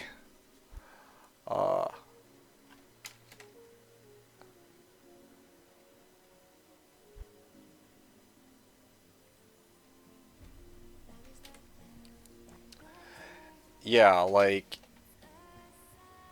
Yeah, I don't usually ever talk to Kara, so that's the thing. Nicola was saying, yo, I made a Necro, but can't... Okay, you know what? I'm going to read the rest of this after. I'm just going to finish muling. I'm almost done, and then I think I'm going to be calling it for the night anyways, so that's that.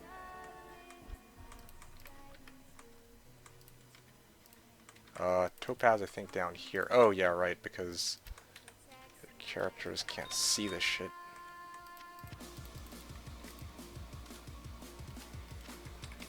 Okay, and then finally, of course, this telly staff on... I might actually keep the telly staff, to be honest, but these have to go somewhere, and they should temporarily be put on my Charms Mule. Okay. Looking pretty good. I'm almost at 400 MF. I have to trade out some of my skillers, which I'm not too happy about, but I mean, I gotta make some sacrifices. Anyway, in the meantime, just wanted to check this out. What did Sorks get when they lost Tally? No, you misunderstood my my rant from earlier. What I was saying was, imagine a meta in which the Sorks got their teleport removed. If such a thing happened, then like in the next patch, okay, if this Blizzard suddenly woke up today and they said, hey, we're gonna remove teleport, sucks to be you, goodbye, then yeah, imagine everyone is going to look back on this patch, right, the current one right now, which will be the old patch if this new patch was rolled out, and they'll be like, Oh, well, shit. I missed the days where Sorks had telly, you know, but Sorks still very much have telly, so don't worry about that. Okay, so Nicola was saying, yo, I made a necro but can't seem to get first kill done in cows. Okay. Probably the reason for this is your merc is too weak. What weapon is your merc using? You need, like, a lot of the damage will be coming from your merc, of course, so that's pretty huge. Oh, yeah, exactly. Now you're on board with me. Also, Boo was saying, I'll start with SOJ, and then all of a sudden, I guess looking at this exchange, somebody whispered him to say something. Something like, oh, well, that's not enough. Or something, I don't know. If you can, look up Mr. Africa. Okay, cool. I will do that.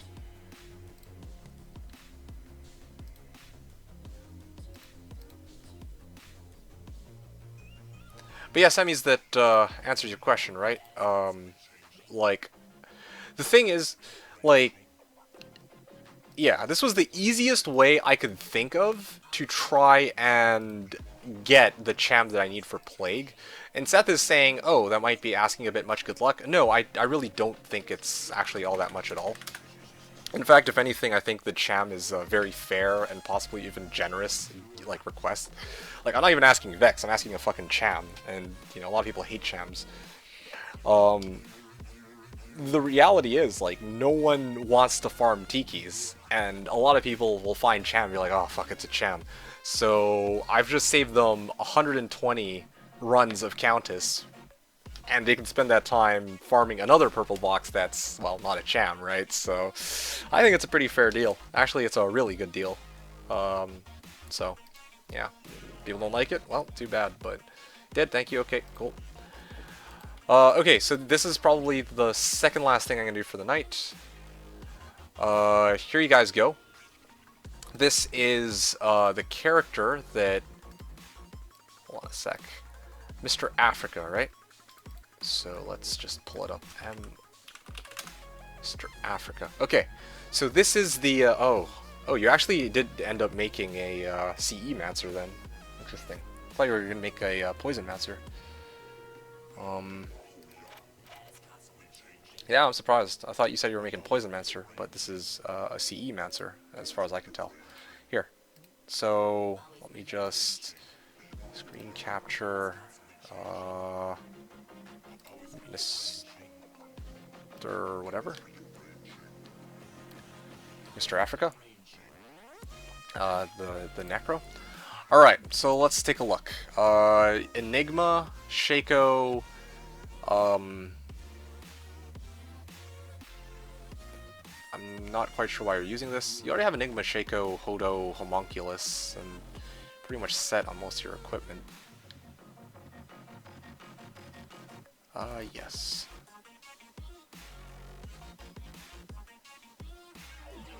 Yeah, you can even replace this with Spirit if you wanted to hit your 125, but anyway, let's not worry about that so much. Your Merc. You said you can't get the first kill. This is news to me. You have an Eth Fort. You have Eth Insight. I assume this is yeah, this is an Eth Insight. You don't have the Iron Golem for some reason. Kind of Thieves. Probably messed up. The goal was to get Poison Mancer. Okay, because... Okay, yeah, no, definitely this isn't right. You have respect your character into doing... Okay, no, this is... Yeah, this is definitely not right. Amp damage and corpse explosion is usually for when you're trying to do, like, you know, CE Mancer into cows. You use Bone Wall to herd everything together. You amp a pack and then you start bombing them with corpse explosion. That you also branched out into Poison Nova plus Poison Dagger is not quite how the build is supposed to work. I think you got it mixed up.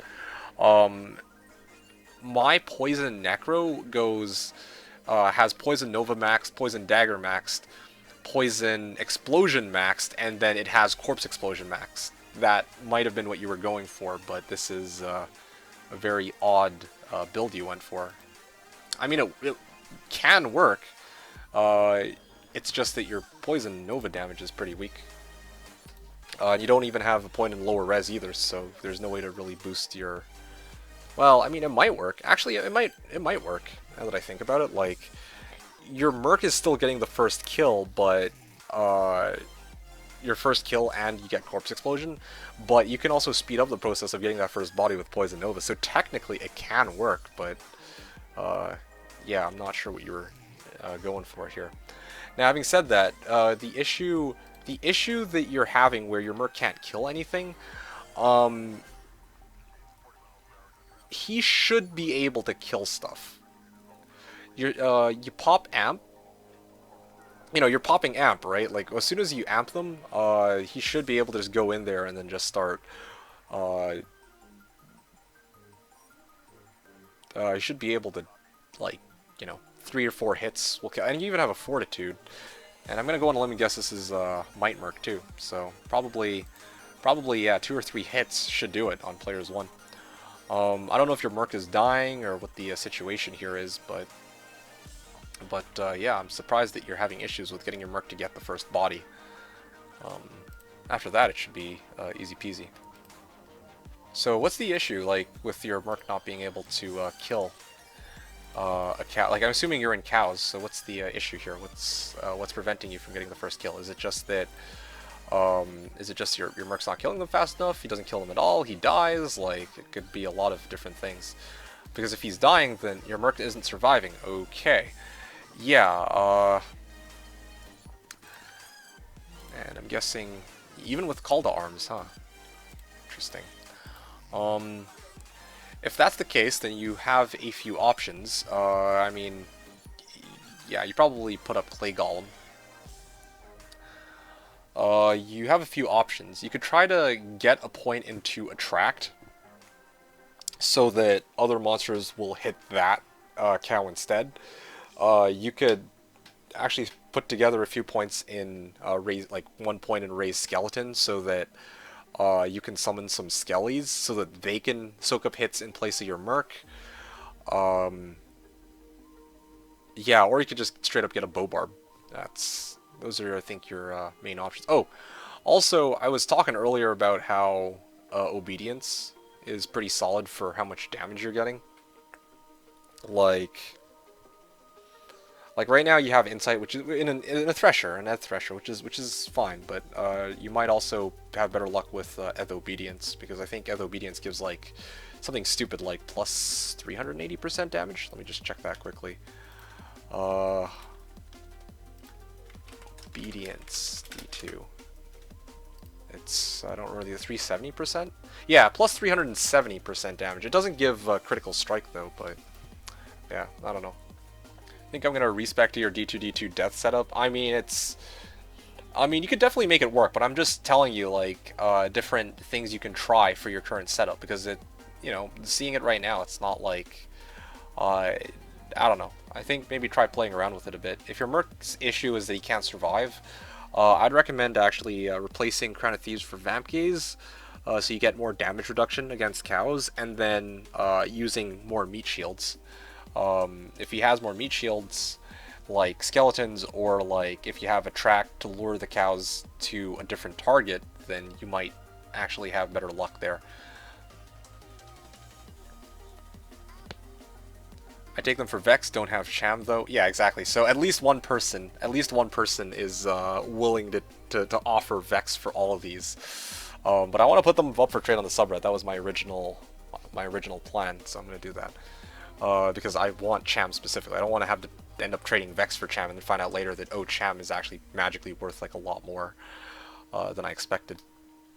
I'm doing cows easy with a weaker as shit Merc. Let's be real, we can afford to need BOTDs or something. Maybe you can, I don't know. Okay, well, that's pretty much it for me.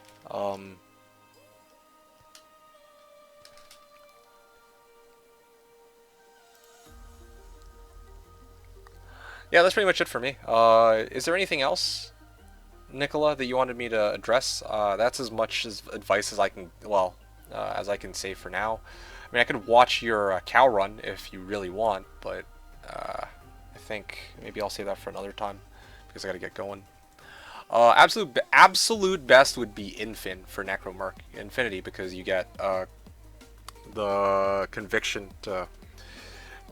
You have the conviction on cows in a certain radius, and that boosts the damage by a lot on them. To be honest, I think EBOTD might be better because it does the most damage, at least in Players 1, but anyway, some people, like most people, will swear by Infinity, but there's this lingering suspicion in the back of my mind that EBOTD for cows might be better, just because your amp is probably going to cause you to one-shot the cows anyway. So, trust them numbers. Yeah, I typically trust ZZZ with numbers too, to be honest, but, I mean, at first I was very like, oh yeah, but I mean, you get a lot more damage out of Corpse Explosion and CE.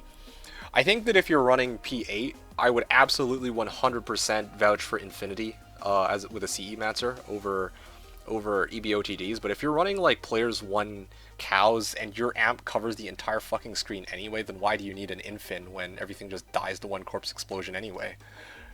Anyway, so that's kind of what I was thinking anyway. I'm not really qualified to say which one's better in my opinion, just because I already like I don't play CE Mancer. Dan, who's the guy who always plays CE Mancer, says Infinity is the GOAT, and I think Maverick does too. But honestly, from what I'm thinking, like just off the top of my head, like if EBOTDs does more damage and allows you to get the first corpse, and it gives lifesteal, it's like, well, you know, you can use that to just plow through cows, so whatevs, right? What are you guys even talking about here? What are they talking about? I don't think I want to watch my run. I actually would, but nah, I'll say that for another time. I gotta get going, dude. Little bitch ZZZ likes cursed GCs. Usually wrong with you all. I want that charge. Seriously? Damn, these guys want curses GCs. That's insane. You know, see if I can get to work. Yeah, sure. And I mean, even if you fail here and there, it's fine, right? Like, part of the theory crafting process is learning what works and what doesn't. It's kind of like me and my martial arts assassin. That's where a lot of the fun of the game will come from, in my opinion. So try different things. See what works, what doesn't, alright? And, yeah, I'll leave you with that. Alright. Put bin had to have Sham. You can get more than Cham. I honestly think I could get more than Cham. Maybe. Kind of tempting.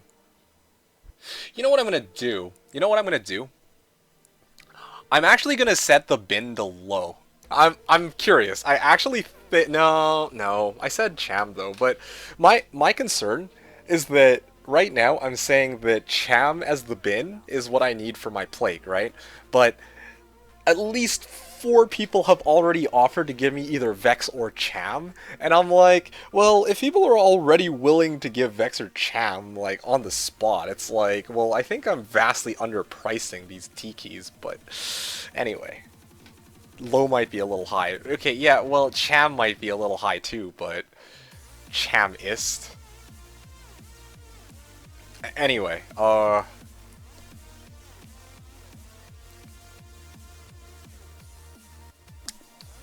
might be a little high. I don't know. I need to think about it. Furry was saying goodnight. Look forward to seeing, presumably me on Slash sometime next week. Yeah, same to you, man. Take it easy. Hope you had fun hanging out here. Man, these guys are going all out in chat channel. Cham Gull, Cham-ist. Cham Gull, honestly. The really weird thing here is, like, I'm asking for a Cham, you know? Whatever. I'm gonna do it. So check this out, okay?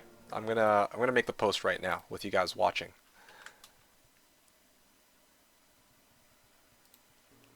Okay. You guys see this? Okay. Okay. You guys see this? However, for Gull-ist. Okay, cool. Submit new text post for trade. 12 T-keys. ISO. runes. Bin is going to be Cham plus Gull? Cham plus Vex? I think Cham plus Gull. Honestly, Cham plus Gull. I'm happy with Cham plus Gull at that point. Yeah, we'll see. Search of runes. Bin Cham plus Gull, and current offer is. Well, there's no current offer. So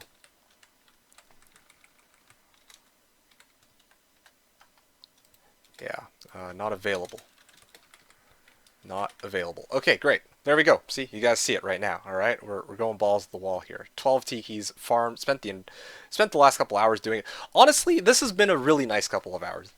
This actually feels like it's worth it. Like I'm not getting massive amounts of high runes, but it feels better than running tiki or pits and not really finding shit because my run efficiency is just too slow for pits.